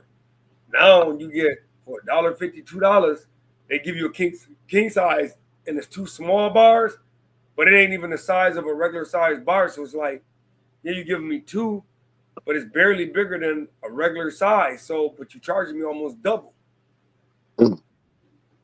Man, they call that product debasement. That's crazy. Hey, boy, you used to get a candy bar like a Snicker for like 50 cents. Yeah. Now they like what, a regular Snicker like what, $1.50 or something like that. I don't know. Yeah. It was like $2 now. $2 now, yeah. That's right. Go to the store. 2 or 2. That's right. Hey, brothers, can you hear me? Yeah, I got you, King. Now I hear you. Okay, come on. We can hear you. Hey, y'all, what's up? You remember they used to have the 25-cent bags of potato chips? Bro, they used to have this deal like buy one get one free. You'll never see that no more. Hell no, not for that price. They have it too. Now it's buy two, but it's like $8 for one. Yeah, you don't pay for it in the second bag. You already paid for it. God. Yeah. God, bro. And inflation, like the brother said, the product getting smaller, but the price is increasing. And not only that, the quantity don't match the weight. It'll say 16 ounces of chips, but it's only gonna be like 11 ounces in there. So they cheating, just like they said they cut the end of the gold coin.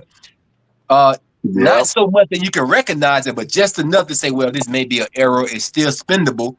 But they took all those little clippings and they made more gold. You know what I'm saying? That's the same thing America do. And then the Most High, and that's against our law. You know what I'm saying? The false balances that's what we were talking about earlier. Like they deceive the balances of everything, brother. You know what I'm saying? Mm-hmm. Man. You know what? They told me, King, you know, when you buy meat and stuff like that, and they say it's a certain amount of weight, they say you should really measure that weight. Because a lot of times it don't be. Yep. It don't be at all. It don't be. Mm-hmm. Yep. You get a pack of chicken and it say it's 2 pounds. Hey, bro, it'd be 1.5 pounds. All right. That's exactly what the brother just said. One, damn it. Now it's 100. He thought that been deceitful though. Yes, that's just been deceitful balances, bro. Darn. Hey, and that's what they've been doing, man. They've been lying about the balances, man. So yeah, so I'm gonna get back to it though.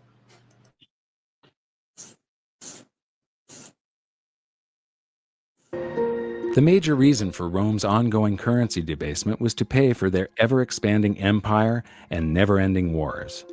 The precious metals content of their coinage fell further. Hey, King, hold up. Pause that. You see that, what it says? They pay for their what? Their never-ending wars, bro. Ever-expanding empire and never-ending war. Just like America. Same exact thing. That's how Rome fell, because Rome was putting all their money into their military, just like America doing. Same exact thing.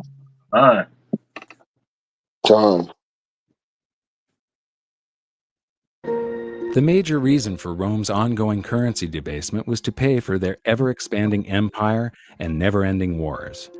The precious metals content of their coinage fell further and further until it had next to no connection with the pure gold and silver that had initially provided them with a stable economy. Cut to today, and we see the same pattern. Up until the outbreak of World War I, the United States had very high levels of precious metals in its coinage, and treasury notes were backed by gold at a 1-to-1 ratio. From there, the USA debased its currency more and more to pay for World War II, the Korean War, and the Vietnam War, until finally, the link between gold and the US dollar was severed completely. For those new to the series, let's revisit the pivotal event that has managed to sneak under the radar of modern historians as nothing more than a side note, even though it will have repercussions for generations to come. It was an unprecedented act of global debasement by a modern wannabe emperor that would make any Roman ruler hang his head in shame. Most people think that President Nixon's criminal activities were limited to wiretapping and spying on the competition. But his greatest crime came on August 15th, 1971, when he severed the last ties between the dollar and gold, when he ended the Bretton Woods system. I have directed Secretary Connally to suspend temporarily the convertibility of the dollar into gold or other reserve assets, except in amounts and conditions determined to be in the interest of monetary stability and in the best interest of the United States. The Bretton Woods system tied all of the world's currencies to gold through the US dollar.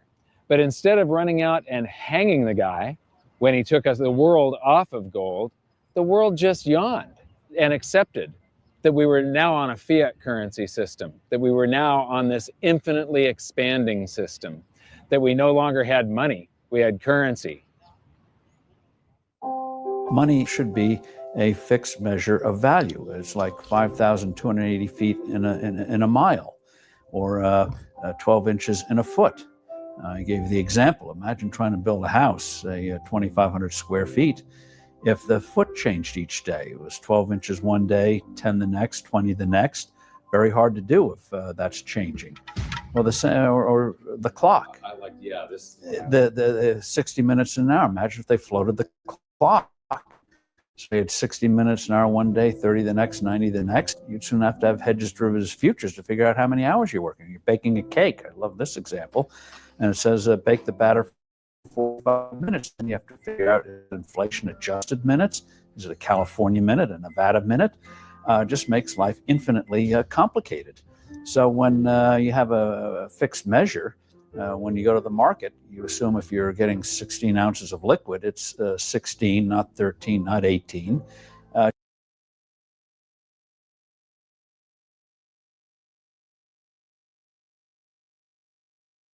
Hey, y'all, what's happening? That go back to what you just said. You go to the store, you go get an 18-ounce bag of chips, and you got 12 ounces in there. Con, that's right. That's right, King. That's crazy, bro. Hey, you can go back, but I just had to stop there because I'm like, man, y'all was just talking about that. And that's what they're doing is confusion, bro. This is the land of confusion. Con.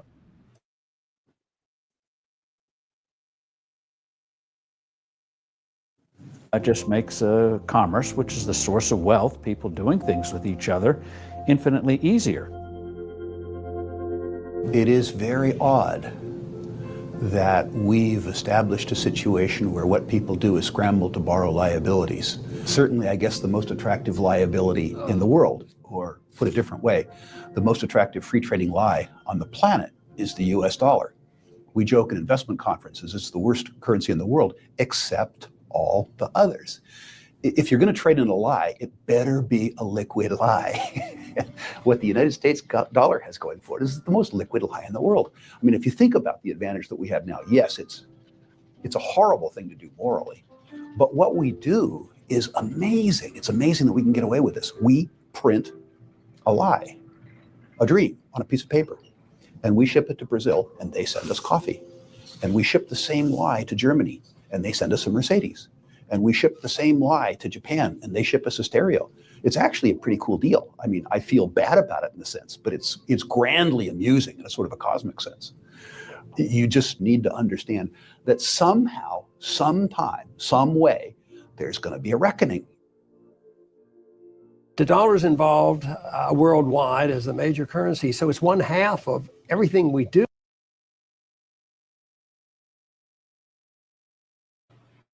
Hey, did you just hear that, though? He said they ship a lie. They literally ship lies to everybody, brother. Hey, that literally sums up the characteristics of America. Because I ain't never saw a politician tell the truth. God, that's crazy. Let me get this Psalm 58 came to mind. Book of Psalms, chapter 58, in verse 3. It says, "The wicked are estranged from the womb. They go astray as soon as they be born, speaking lies." They talking about the whole currency of the United States is a lie. They ship Brazil this money, they send them coffee. They ship it to Russia, they send them Mercedes, right? They send them to Japan, they ship them stereos. And that's if you look at it like that, that's exactly how America operates, like the big bully. Right? When they print this money, and I don't know if brothers know this, that Titanic ship that sunk in the early 1900s. So you had the 4 richest men in the nation on that ship, right? But the one that will make sure that that all the other one was on the ship to go down with it, they didn't want this Federal Reserve System. They didn't want this, but the one guy did, and so when the ship sank, guess what? Now he's the richest man in North America, and now he signed off with the federal government to create the Federal Reserves. And they knew that was only to entice. The first time, that's how you know Esau is so vindictive. He'll kill and take out anybody to further his agenda. Imagine this ship, the labor costs, the amount of men that built the ship, the people who financed the ship, right? They know they were going to destroy the ship. The first time it set sail, they knew they were going to destroy this ship. Just think about that's that mentality of the Edomites, man. The same people that's in Rome, right? The Julius Caesars of the world, the same people in America, all these American presidents, the same people. Nothing new under the sun, pursuant to Ecclesiastes, right? That's right. And that's crazy, man. All right, this is the book of Psalms, chapter 49 and verse 11. Their inward thought is that their houses shall continue forever, and their dwelling places to all generations. They call their lands after their own names. Hey, but the important part is, hey, they feel like that their dwelling places to all generations, because if they feel like if they could ship a lie and people accept it, hey, they feel like, oh, it's gonna always be acceptable, right? But hey, the Most High just letting them carry this thing out until He decides He's gonna put a hold on it. And when that day comes, it's gonna be a curtain call. Don, let's prove who we talking about. Somebody can bring up Malachi 1 and 3.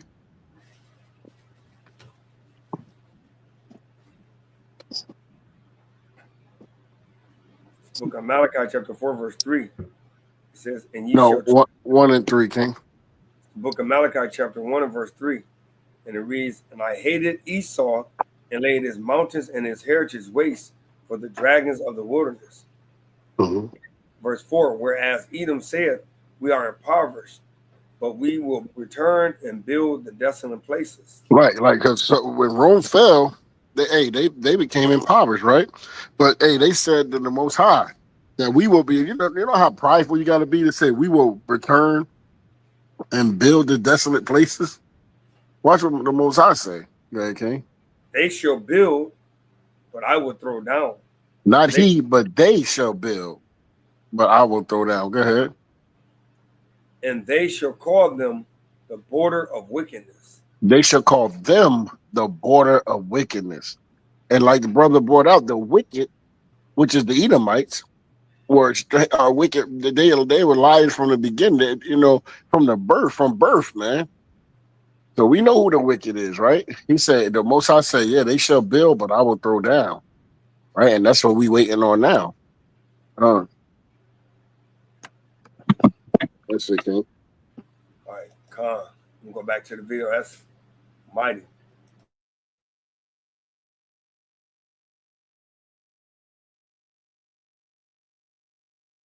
Liability in the world, or put a different way, the most attractive free trading lie on the planet is the US dollar.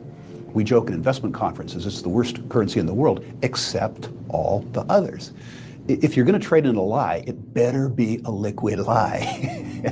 What the United States dollar has going for it is the most liquid lie in the world. I mean, if you think about the advantage that we have now, yes, it's a horrible thing to do morally, but what we do is amazing. It's amazing that we can get away with this. We print a lie, a dream on a piece of paper, and we ship it to Brazil, and they send us coffee. And we ship the same lie to Germany, and they send us a Mercedes. And we ship the same lie to Japan, and they ship us a stereo. It's actually a pretty cool deal. I mean, I feel bad about it in a sense, but it's grandly amusing in a sort of a cosmic sense. You just need to understand that somehow, sometime, some way, there's going to be a reckoning. The dollar's involved worldwide as a major currency, so it's 1/2 of everything we do. And it has no definition. I used to get a charge out of asking Bernanke and Greenspan, define a dollar. And, they can't define a dollar. They, in the old days, it was a weight of silver, a weight of gold, and that's what it was supposed to be according to the Constitution. Well, Dr. McCracken, not being an economist, can you explain to me briefly how in the world do you determine what a value of a dollar is in relation to a French franc, for instance, if you can't convert that dollar into gold? What standard do you have? What is it worth at all? You determine that's going to be determined in the marketplace, just as really largely it has already. So what is this going to do then to, for instance, the speculator in gold? How is this going to affect him? Is the price going to drop or rise? The official price of gold, of course, has not been changed. That was not a part of this program at all, nor is that contemplated. Well, maybe they should have contemplated what was likely to happen, because for anyone who had studied history, the outcome was perfectly clear. Rather than help the economy, Nixon's actions made things a lot worse, and the public started feeling the effects of inflation much more acutely.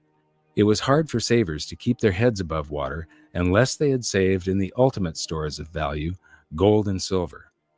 Just as it had always done throughout history, gold once again accounted for the expanding fiat currency supply by rising in price to cover that supply. Gold had done this as recently as 1934, when the USA's debasement really started heating up and gold was revalued from $20.67 an ounce to $35 an ounce.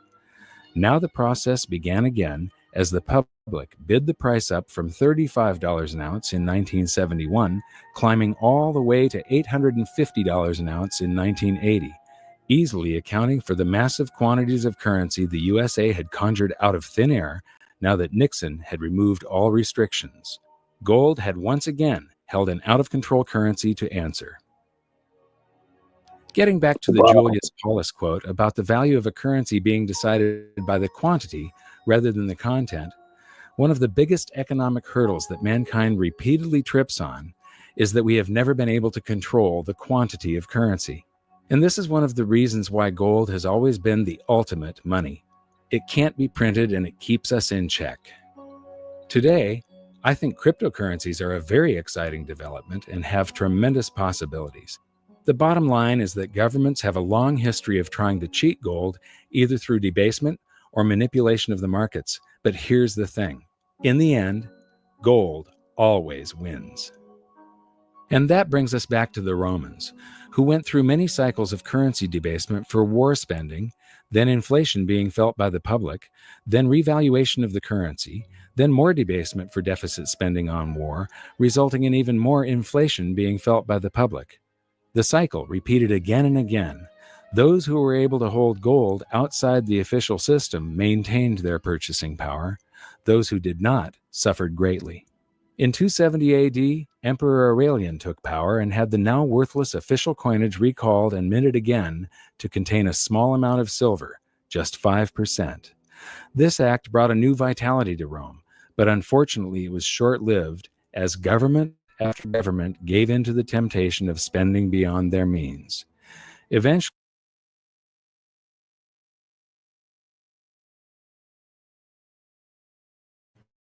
did y'all hear that?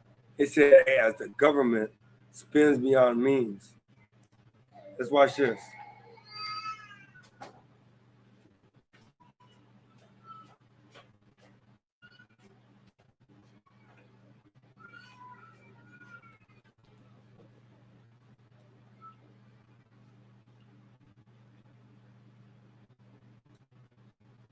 Yeah, Khan, that's right. That's right. They spend, America is 40 trillion in debt. How much proud can you be when you $40 trillion in debt and think you still hold some kind of seat at the table with these other nations that currency is backed by gold, backed by real silver, Yeah. I'm gonna look it up, right? As he says, I put in how much was budget versus what was spent in the U.S. this year.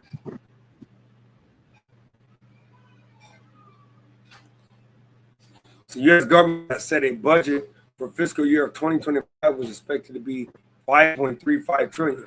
However, as of the end of fiscal 20 year, the total spending was 6.75 trillion.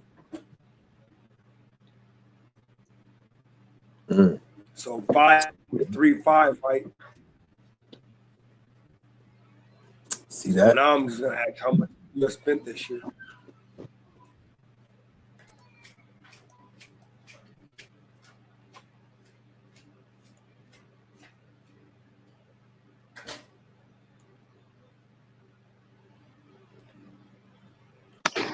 They can get all the gold they want. Because according to Isaiah 60, they're going to be bringing it in for us. Yeah. Right. Praise to the Most High. God. 5.35 trillion was what they said. Oh, you see that? They have already looked. So 5.35 is what they set it at. But they said, if you're trying to share the screen, King, then yeah, share the screen, King. We don't see anything. Salaki Kings. So it's saying, where is it at? Oh, here we go. So it says, in fiscal year 2025, the U.S. government is budgeted to spend approximately 7.27, but they said that they actually budgeted last year 5.35. So they've already went over what they budgeted for. Dang. So they already went $2 trillion over what they budgeted for, and they've only collected 3.48 trillion this year. So I mean that they definitely that's called negative, isn't it? Because hey, that's just like saying that you make 60,000 a year, but you done spent 80,000 a year. Gone up. Man. That kind of is a fiscal problem. That math ain't mathing, King. Right up. Hey, definitely not. Definitely not. But yet they taxing us for when we get for working, when we get paid, and for everything we spend after we get paid. Yeah. Pre-taxes, payroll taxes, sale taxes. The average American go out on a day like today, like on day Saturday, which is our Shabbat, but they'll go out and spend. They'll go to 6-7 stores, and all that $2 at the sales tax, that state tax, that $6 state tax, that $15 state tax, adding up for every person. That money is going back to the government. That's why I say the government has collected $3.48 trillion in revenue for the same period, resulting in a budget deficit, right? Because they spending way more than they bringing in. And then people ain't spending money like that no more, man. These rich people don't spend money. Why would they are the biggest non-contributors to the budget and to societal, the economy in America. The number poor people. The number one people is the Blacks, Hispanics, and Native Americans. We make this economy go. We spend money every day. I want brothers to try to do this for a week or a month, and we're gonna tally it up at the end of the week. Everywhere you go, get your receipt, right? We know we gotta buy things, so get your receipt and tally up every time you spend sale taxes or state taxes here in America. And we're gonna tally it up at the end of the month. And that just be for us 5, 6 brothers, but nationwide, they collect so much money. But Esau is so conniving. He's not even gonna print the real inflations and adjustment. And what I'm pretty sure believe they have brought in more than 3.48. They telling us that so they can further tax you, right? And so they can get their bonuses. Well, we didn't make that, but they did make it, right? They just didn't distribute it well, and they don't manage the money as well because you got so many damn snakes with their hands in the pot, and they don't care about the common people, And I yield with that. You're absolutely right, man. Hey. And Luke 2:1, real quick. And it came to pass in those days that there went out a decree from Caesar Augustus that all the world should be taxed. Hey, listen, man. They want their money, brother. That's why y'all wish I said, hey, man, give Caesar what is Caesar's. You got it right now. Yep. Because he know we're getting it all back. So I'm going to go back to the video. Hey, some good information, man.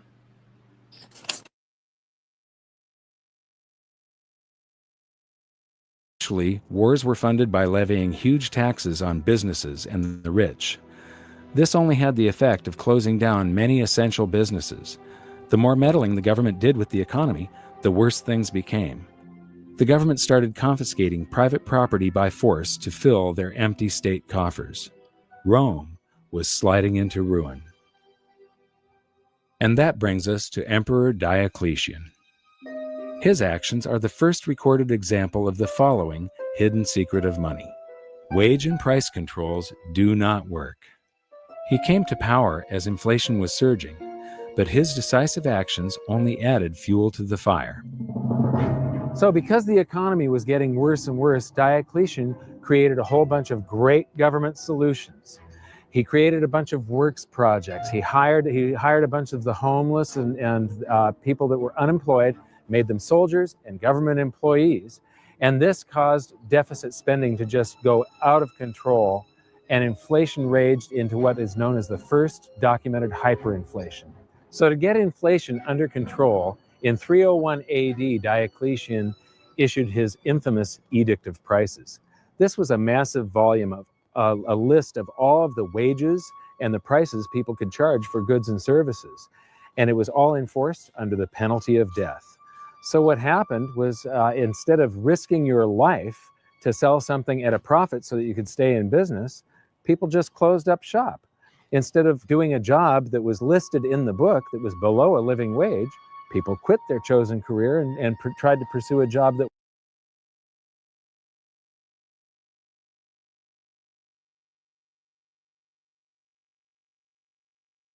Hey, did you hear that?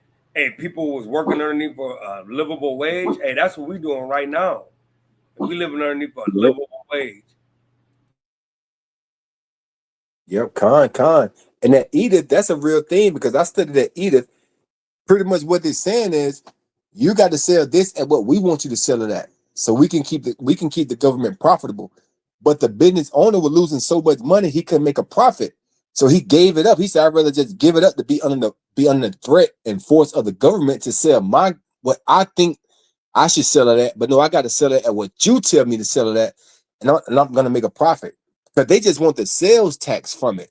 So they don't care if they're selling it for 50 or 100. They still getting their money, but you can't sell it to make a profit because we need your product to move off the shelf. So you can't sell it at $50. You got to sell it at 25.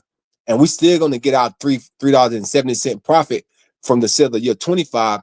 But the business owner is not making a profit selling it at 25. So that's that Edith. I read about that. That was a real thing right there.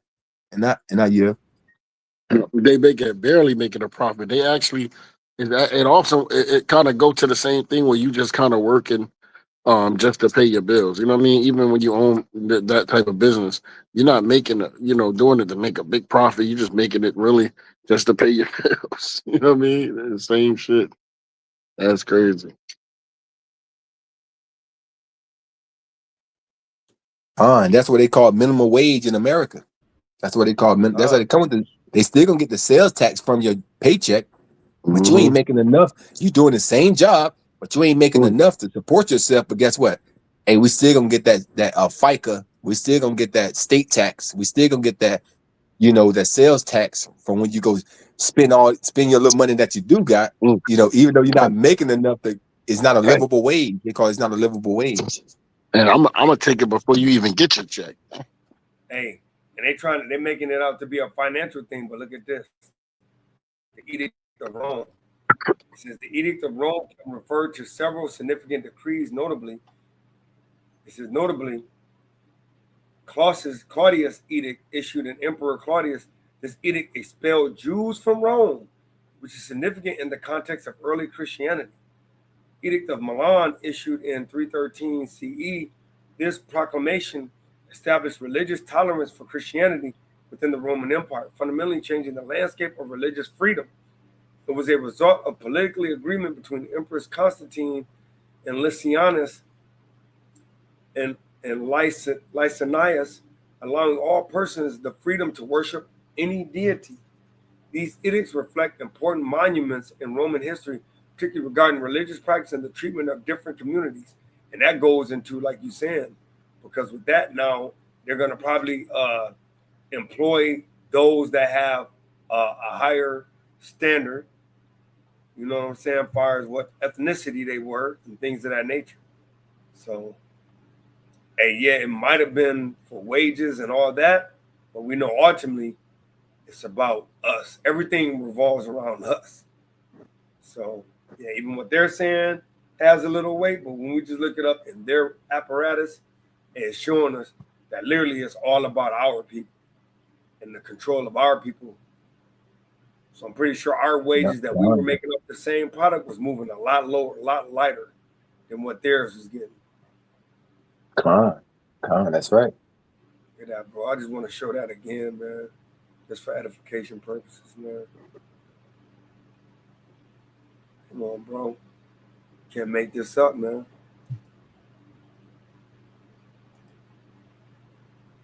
All right, so we'll go back to it.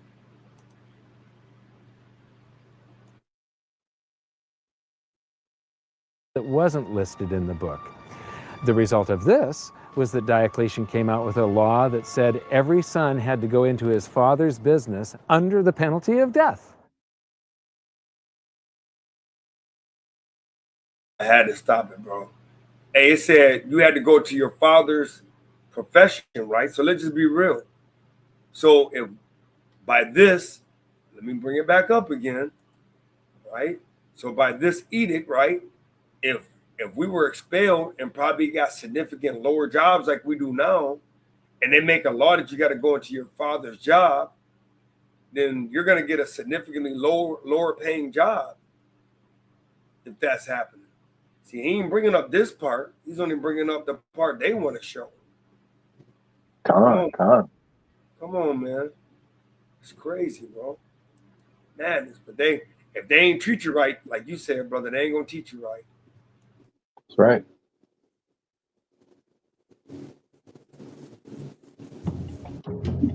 When governments start meddling with an economy, the result is always the same. Prices become distorted. This is a huge danger because prices act as a signal for an economy. They indicate to producers and buyers where true value lies. The outcome is always economic turmoil, shortages, and black markets. We've seen what happened to gold when Nixon started his economic interference. So now let's go back and see what happened when Diocletian started his jumbo-sized meddling with the economy. We know when Diocletian created the Edict of Prices that the price of gold was 50,000 denarii per pound. And then we also know from transaction receipts around 50 years later, the price of gold had risen to 1,200,000,000 denarii per pound. That's a 42,400% hyperinflation over a 50-year period. That would be similar to if gold was $35 an ounce 50 years ago. Today, 1 ounce of gold would be about $1.5 million. Another analogy that I can make is if an average family car was about $2,000 50 years ago, today it would be selling for $85 million. Just imagine 85 million on the windshield of a car at a car lot. That's the type of inflation these poor people suffered through. Well, wasn't we just talking about this, Art? Man, that's. Hey, we was literally just talking about that. I know. I was thinking about that too. Like when they popped that up, I'm like, man, because we were looking at it, y'all, before you got on, and a Kia back in 2000 was $1,500. Just a Kia Forte, like the base model Kia, $1,500.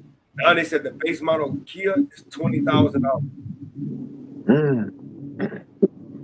Man, got that hyperinflation.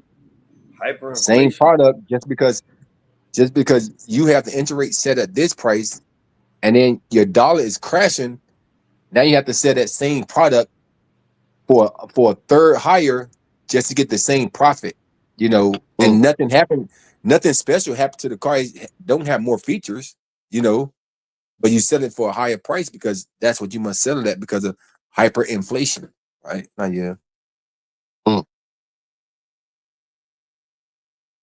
Madness. We'll go back to the video.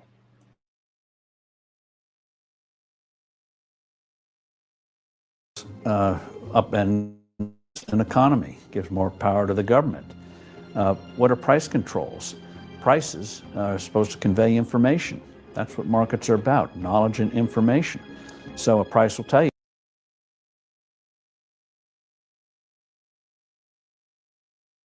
And I just wanted to pause it real quick because, hey, think about it. With the government bailing out the big three, who you think probably controlling the sales of cars now for Chrysler, Ford, and Chevy, the American brands?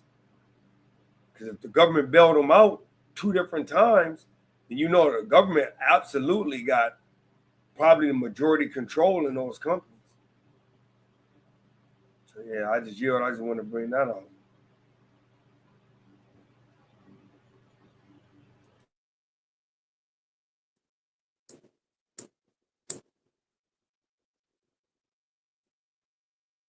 Something is dear. Oh, get out and produce more. The price is low. Maybe you're producing too many of it. So it's a way of conveyance of information. So you devote your efforts to something that people want, not what a bureaucrat dictates. So when governments trash the money and your prices, nominal prices are going up, the government response is, oh, they're greedy speculators or merchants or whatever. And so you say you can't charge as much. Well, what that means is you get a black market and you hurt the production of the thing. The idea that government can substitute for people interacting among themselves is preposterous. This pattern of failed price controls is something we see throughout history and across the globe. Skip forward over 1,500 years, and governments still hadn't learned their lesson. During the chaos of the French Revolution, the government issued a set of wage and price controls known as the Law of Maximum, also imposed under the penalty of death. It's worth noting that when wage and price controls are implemented, government always tries to deflect attention away from the problems that it has created itself by shifting the focus to businesses who are labeled as greedy hoarders or price gougers. In reality, most are just average people trying to keep their business afloat, doing their best to deal with the unstable supply and demand curve created by government meddling. And France was no exception to this blame game. During the Law of Maximum, many innocent people were executed, food shortages developed, and black markets ruled until finally, 15 months later, the act was repealed because it didn't work, and all the stored-up energy of government manipulation was unleashed at once, leading to a further period of chaos and inflation for France. I agree with Steve Forbes. The idea of wage and price controls is absolutely preposterous. Now we'll skip forward another 200 years and government was at it again. Many people don't realize that Nixon's speech from 1971 also included the announcement of a 90-day wage and price freeze. The United States was suffering from big inflation thanks to deficit spending for the Vietnam War. Silver had been taken out of circulation in 1965, reducing our coinage to worthless flecks of base metal, and the paper currency supply had been expanded greatly. Did that sound familiar? Just like Diocletian, Nixon's team of economic boffins thought they could curb inflation by fixing wages and prices. The time has come for decisive action, action that will break the vicious circle of spiraling prices and costs. I am today ordering a freeze on all prices and wages throughout the United States for a period of 90 days. Working together, we will break the back of inflation. You'd think that these people would learn from history, but they don't. To get an idea of how out of touch the men with their hands on the economic levers were, listen to what Nixon's advisor had to say about the duration of the controls.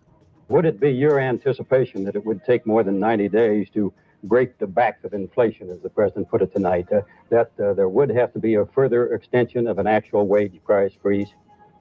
I would not, no, I wouldn't. I don't think one can say that it will necessarily take longer.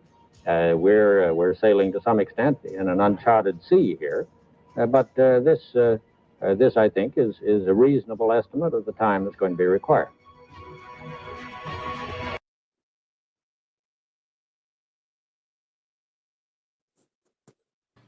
Hey, did you see how quick he lied? You're like, do you think 90 days is going to be enough time for us to get out of this unprecedented area? You're like, well, I don't see, I don't see it. This is uncharted territory. So I think that's enough time for us to get out of the perceived time. It's like, brother, you didn't even make that seem achievable or actual. You didn't even make it believable. You'd have been better off them just lying. Right? We'll rewind that part.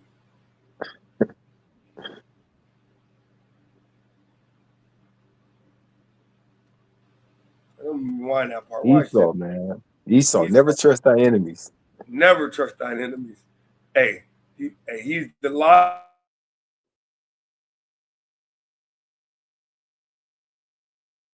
Nixon's advisor had to say about the duration of the controls.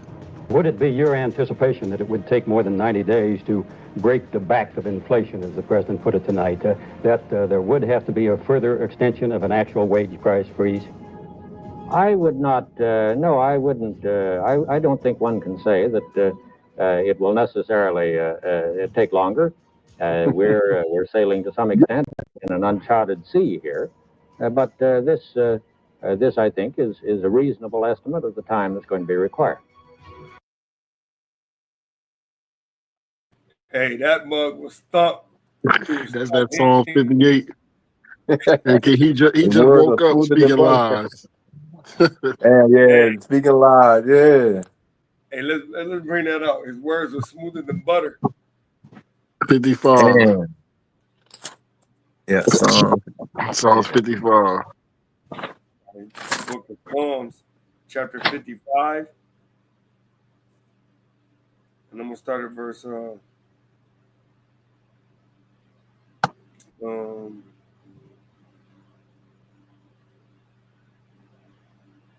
or 20? 20. Yeah.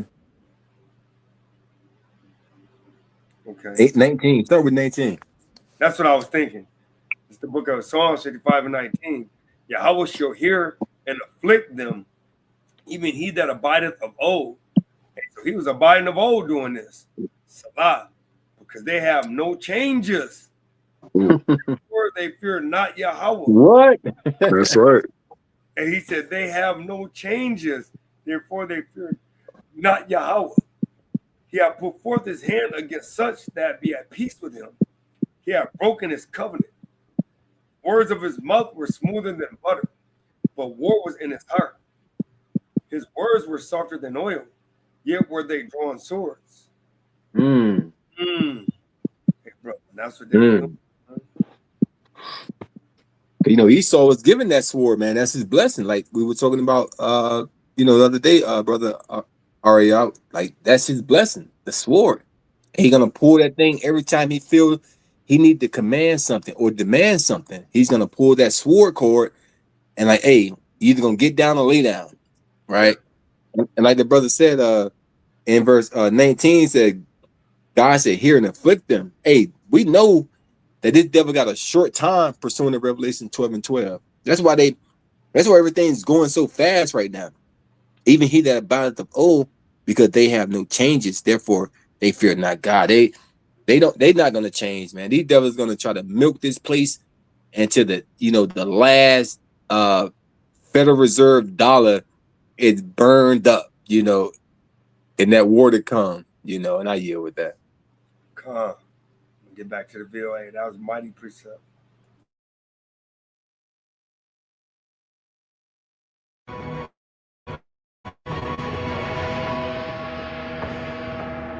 Dan Rather.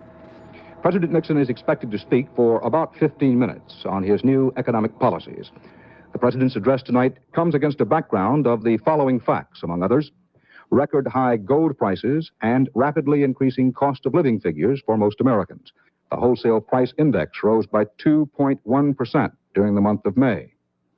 The index of industrial commodities in the last 3 months has risen at an annual rate of 15.9%, the worst since the Korean War 20 years ago.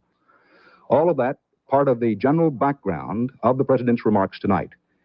Every American family is confronted with a real and pressing problem of higher prices. And I have decided that the time has come to take strong and effective action to deal with that problem. Effective immediately, therefore, I am ordering a freeze on prices. This freeze will hold prices at levels no higher than those charged during the first 8 days of June. It will cover all prices paid by consumers. What was Albert Einstein saying? What kind of an idiot would do the same thing over and over and expect different results each time? And it's the same pattern that's happened repeatedly, cycle after cycle after cycle after cycle for thousands of years. A country borrows itself into bankruptcy. It creates more money to try to pay its debt. Prices go up. People rebel. The whole system falls apart. And I'm scared about it. Countries collapse over this. They go to war about this kind of thing. Rebellion in the street, overthrows of government, the whole 9 yards. There is nothing to be gained from inflation and everything to lose, and we're going to lose everything. Around the world, people don't seem to realize that government intervention always makes things worse. It's the government manipulating things. Whenever you manipulate something and try and control it over here, and not allow the free markets to balance everything all by themselves, something comes squirting out way over here that you just don't expect. For instance, the dot-com bubble popped in 2000. Alan Greenspan lowered interest rates to try and get the stock markets back up again, and he accidentally created a real estate bubble that's now devastating the world. Back during World War I, they inflated the currency supply tremendously. The Federal Reserve was born just at the beginning of World War I. We added to the currency supply by adding bonds to back our currency along with gold. Then there was this big, it's called the Depression of 1921. It's the single greatest deflation that the U.S. has ever seen. It's bigger than the Great Depression. The contraction currency supply was huge. The reason nobody knows about the Depression of 1921, they only know the stock market crash of 29 and the Great Depression, is because the government did not rush in to save us. The Federal Reserve didn't try to suddenly lower interest rates down to zero.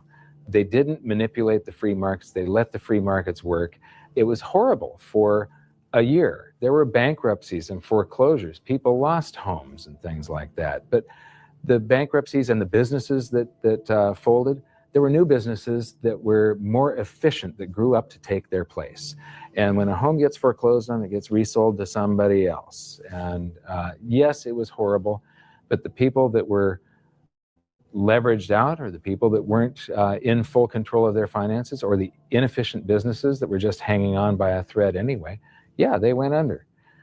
But because the government didn't rush in to save us, and the Federal Reserve didn't try and manipulate the economy, the free markets healed it all, and in 18 months, it was a memory. In fact, 10 years later, nobody could even remember the memory. It was gone. Mark Twain is often quoted as saying, "History doesn't repeat, but it sure does rhyme." And as you've seen from this episode, that sure rings true.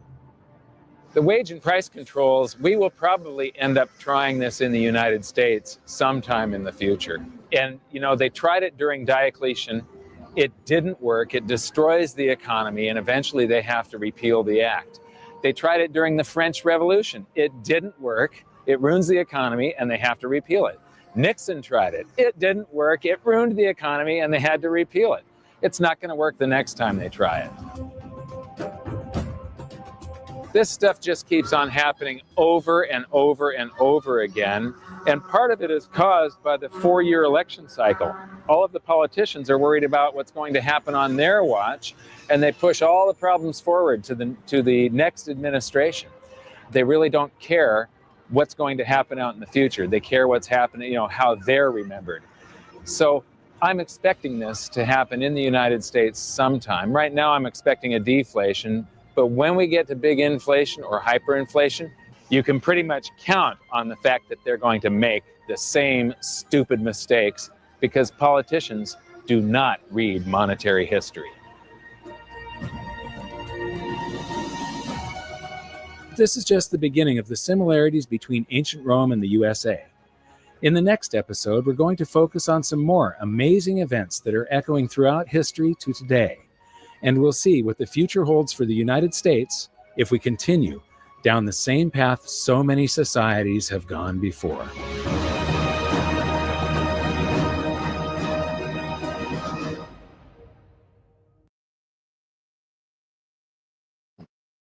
In Slovakia, you're going to go that path because you can't stop it. Can't stop Period. You cannot stop that path.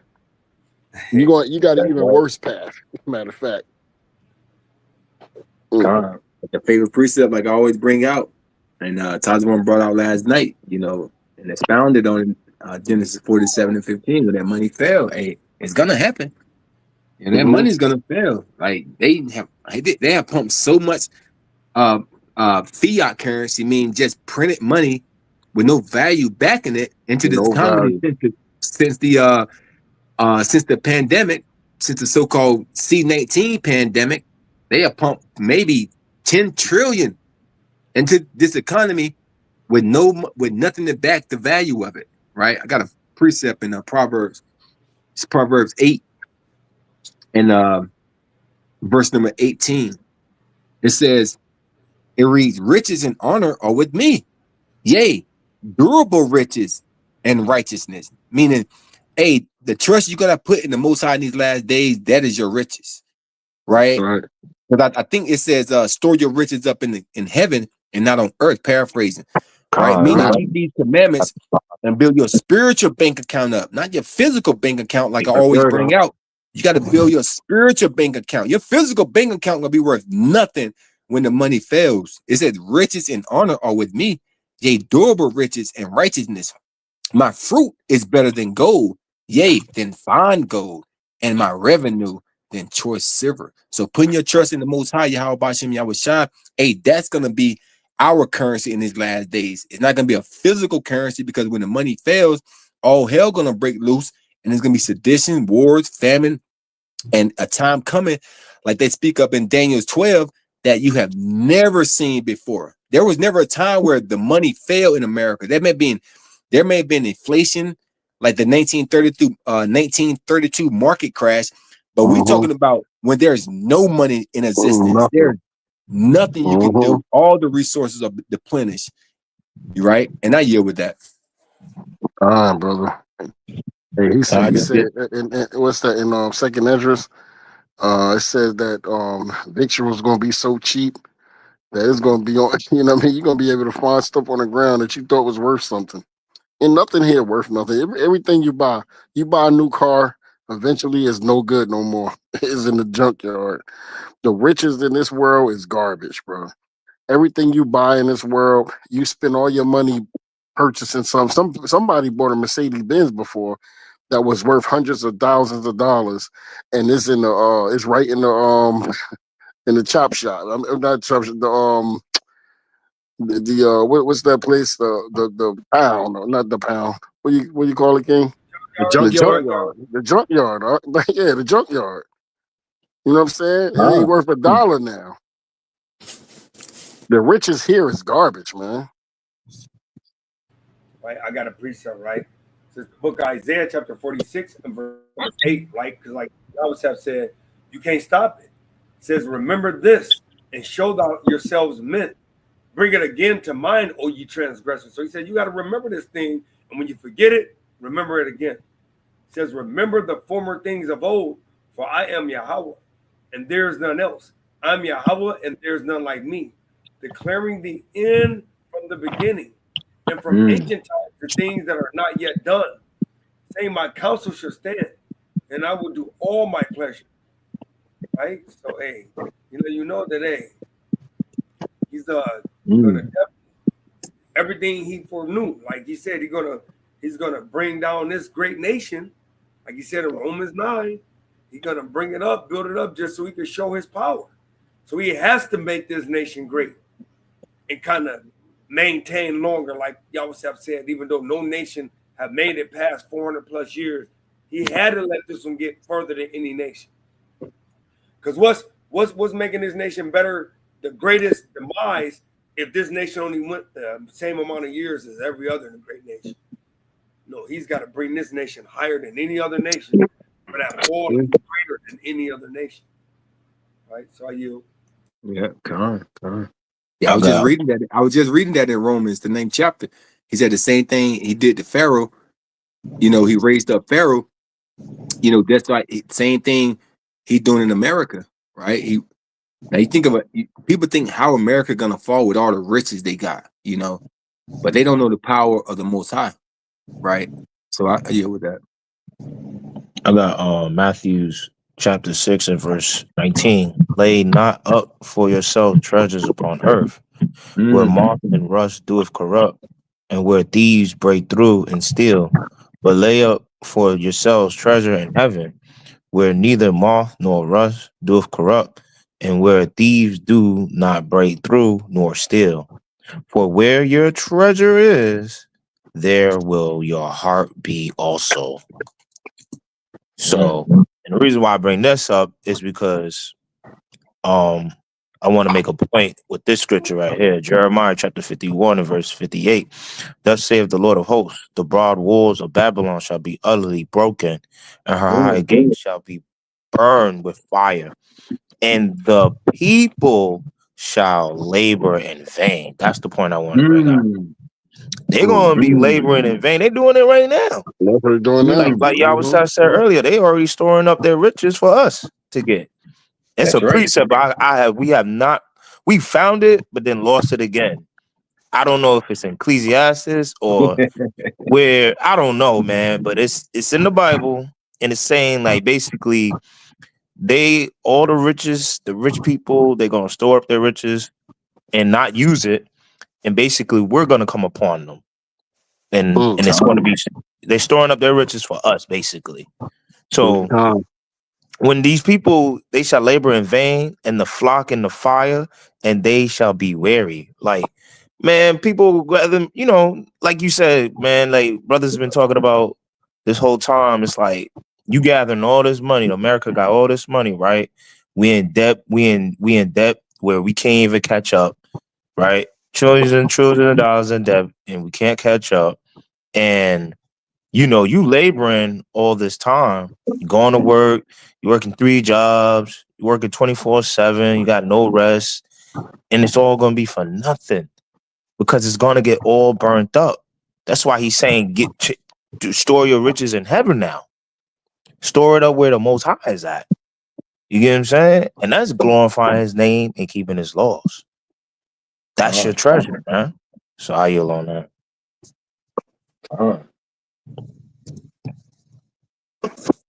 Hey. That's this. Hey, King, I just want to finish though, hold on, let me get it real quick. Now listen to the Most High say. And this is Esau right here. Watch this. I'm gonna read this in the NIV, I believe. Let me see. In the NLT, all right. Hold up, Slack here, y'all. So you want to bring something out, King? I'll be here in a minute. Psalm 62, and I'm gonna go to 10. I'll bring it up real quick. In the NLT, it said, "Common people are as worthless as a puff of wind, and the powerful are not what they appear to be. If you weigh them on the scales, together they are lighter than a breath of air. Don't make your living by extortion, or put your hope in stealing. And if your wealth increase, don't make it the center of your life. The Most High has spoken plainly, and I have heard it many times. Power, oh Yahweh, belongs to you." Well, I was just bringing that up, man. Hey, listen, man. He said, "Don't make your living by extortion, or put your hope in stealing. And in your wealth increases. Don't make it the center of your life."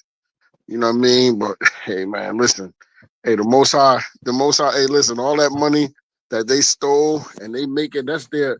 They make their. All that gold and everything. They stole all that stuff, man. You know what I'm saying? And the KJV says, it says, in 10 it says, "Trust not in oppression, and become not vain in robbery. If riches increases, set not your heart upon them." And with our people, man, even if the riches that if we increase in wealth here, and we can't set our wealth, our love and our power, you know what I mean, in the riches here, man, because it doesn't mean anything, bro. It's just vanity. Everything is vanity here. And the people that stole that money, hey, listen, the Most High didn't forget about that, man.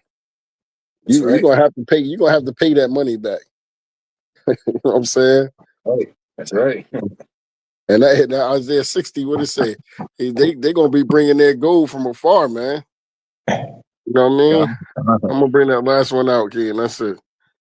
Hey, that's right. That's right, King. Because if our streets gonna be paved with gold, hey, the gold is somewhere. We're gonna find it.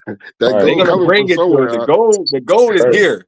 It's definitely here, but they just, America just with this the Federal Reserves, man, just printing money, just printing paper, that has no value. But the gold is here, and they're gonna bring it to us. It's here. Hey, King, it's here. It's hidden. They got it. But, They got it for that day. They think gonna happen. You know what I mean? That they got it for us, just like bro brought out earlier, like how they just holding that money for us, right? Watch this.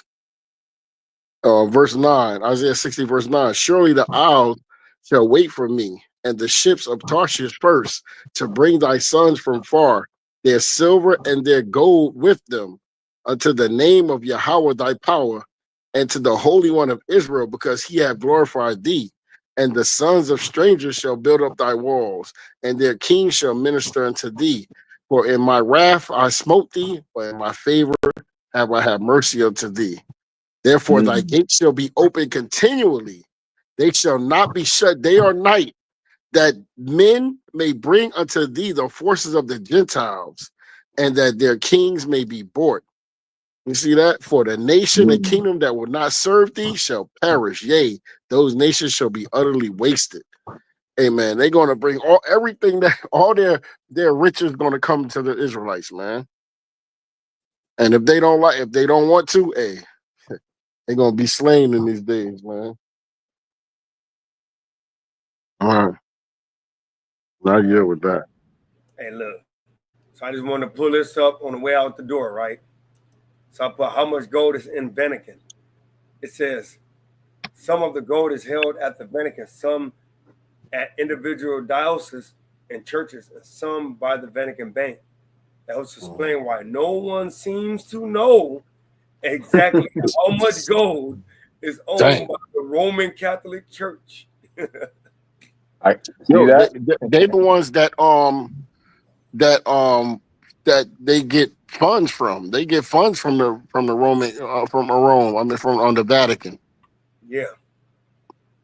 But that's just mighty though, because it's like Switch that, King. Go back to that. Go back to that, King, and then type in Fort Knox.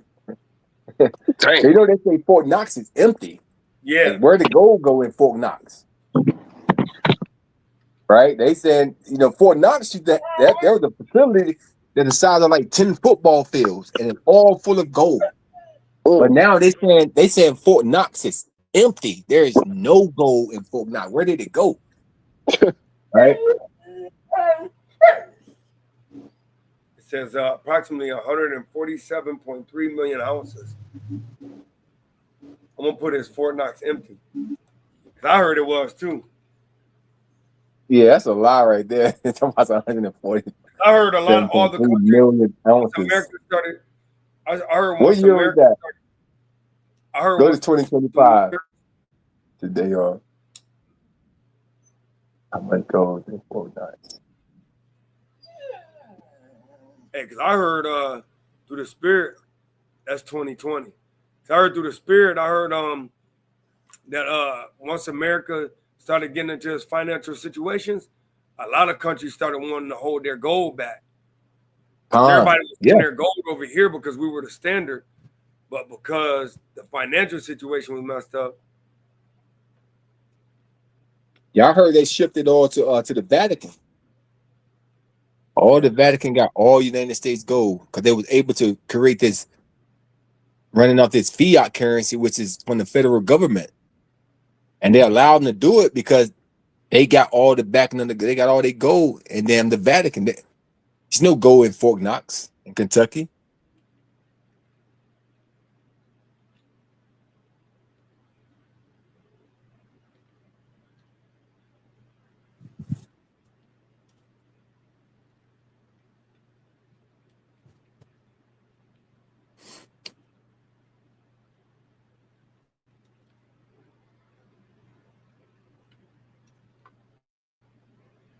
Yes, America did send its gold to Rome.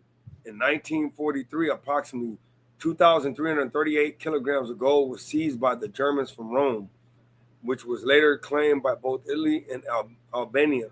This gold was part of a larger monetary gold removal process during World War II. See that? That shit going. America's backed by dust. And how much dust weigh on the balance, King? And nothing. Nothing. I do remember them saying that too, though, that they definitely had sent, because a lot of people wanted their gold back, so America had to send their gold back because of their financial troubles. Yep. Okay, so And he said, and the video just said around World War One, after World War One, is when they start going to this fiat currency. This because that's right after the Titanic and a Federal Reserve was established. So they said, well, we'll let y'all play y'all little game, but listen, we need something back. We need something to back y'all little game up. You know what I'm saying? That's how they had to send all that gold away. America has no gold. That's why gold is so high here, man. You know, because shit, they import it, and all these other nations had these jewelry stores set up. It's not America, but they don't get the gold from America. They get the gold from these other nations, the other countries, and sell it at an inflated rate here. They said for every 1,000 you pay for gold, it's inflated by another 1,000. So if you pay 10, it's really worth 20. But you don't know, if you pay 20, it's only worth 10 here in America, right? For a piece of gold. So you pay 1,000, it's only worth $100, you know, for the piece of gold here in America. And I yield with that. It's all inflation, man. Yeah, King. I mean, you buy, you buy a little chain now, man. Them chains be small, like skinny, man, and you paying over $1,000, $2,000 for that chain, man. And it might be copper. I mean, it might be it might be brass. It might be messing brass. with America. And then right, and then try to go get a loan on it. You bought it for 1,000. Like you try to go to a pawn shop or something, get a loan on it. They're gonna say, well, we can give you $150. Yeah, $150. And I paid 1,000 for the chain. Tell me what I can for $150. And then then you don't come with that $150. They selling it for $2,000. Car. These jokers crazy, yo. You go back. You know how your chain look. You marked it. You trying to find a little marking. They got it in their case. They got it in their display for sale, right? But you don't miss the payments. You look at the chain. They gave you $150, and they got it sale for $1,050. Yo, I remember back. I don't know if I told y'all this before, but this is so crazy, right? So back in the day, I got a bracelet. I actually got a picture with this bracelet on, right? It was a watch, actually. It was that's when gold nugget. This was in the '90s. So when gold nuggets was in, I had a gold nugget watch with diamonds around it that I got made for me, and of course, I was wicked, so it had weed symbols on it, and and I took it, and I got stuck up for it. You know what I'm saying? What's messing with? I went in a pawn shop in Raleigh, just looking to see what kind of jewelry they had. What's messing with? I saw that my same chain, bro, my watch in there, bro. What? On everything, bro. And I got this thing made custom. The one you got stuck up in Jersey?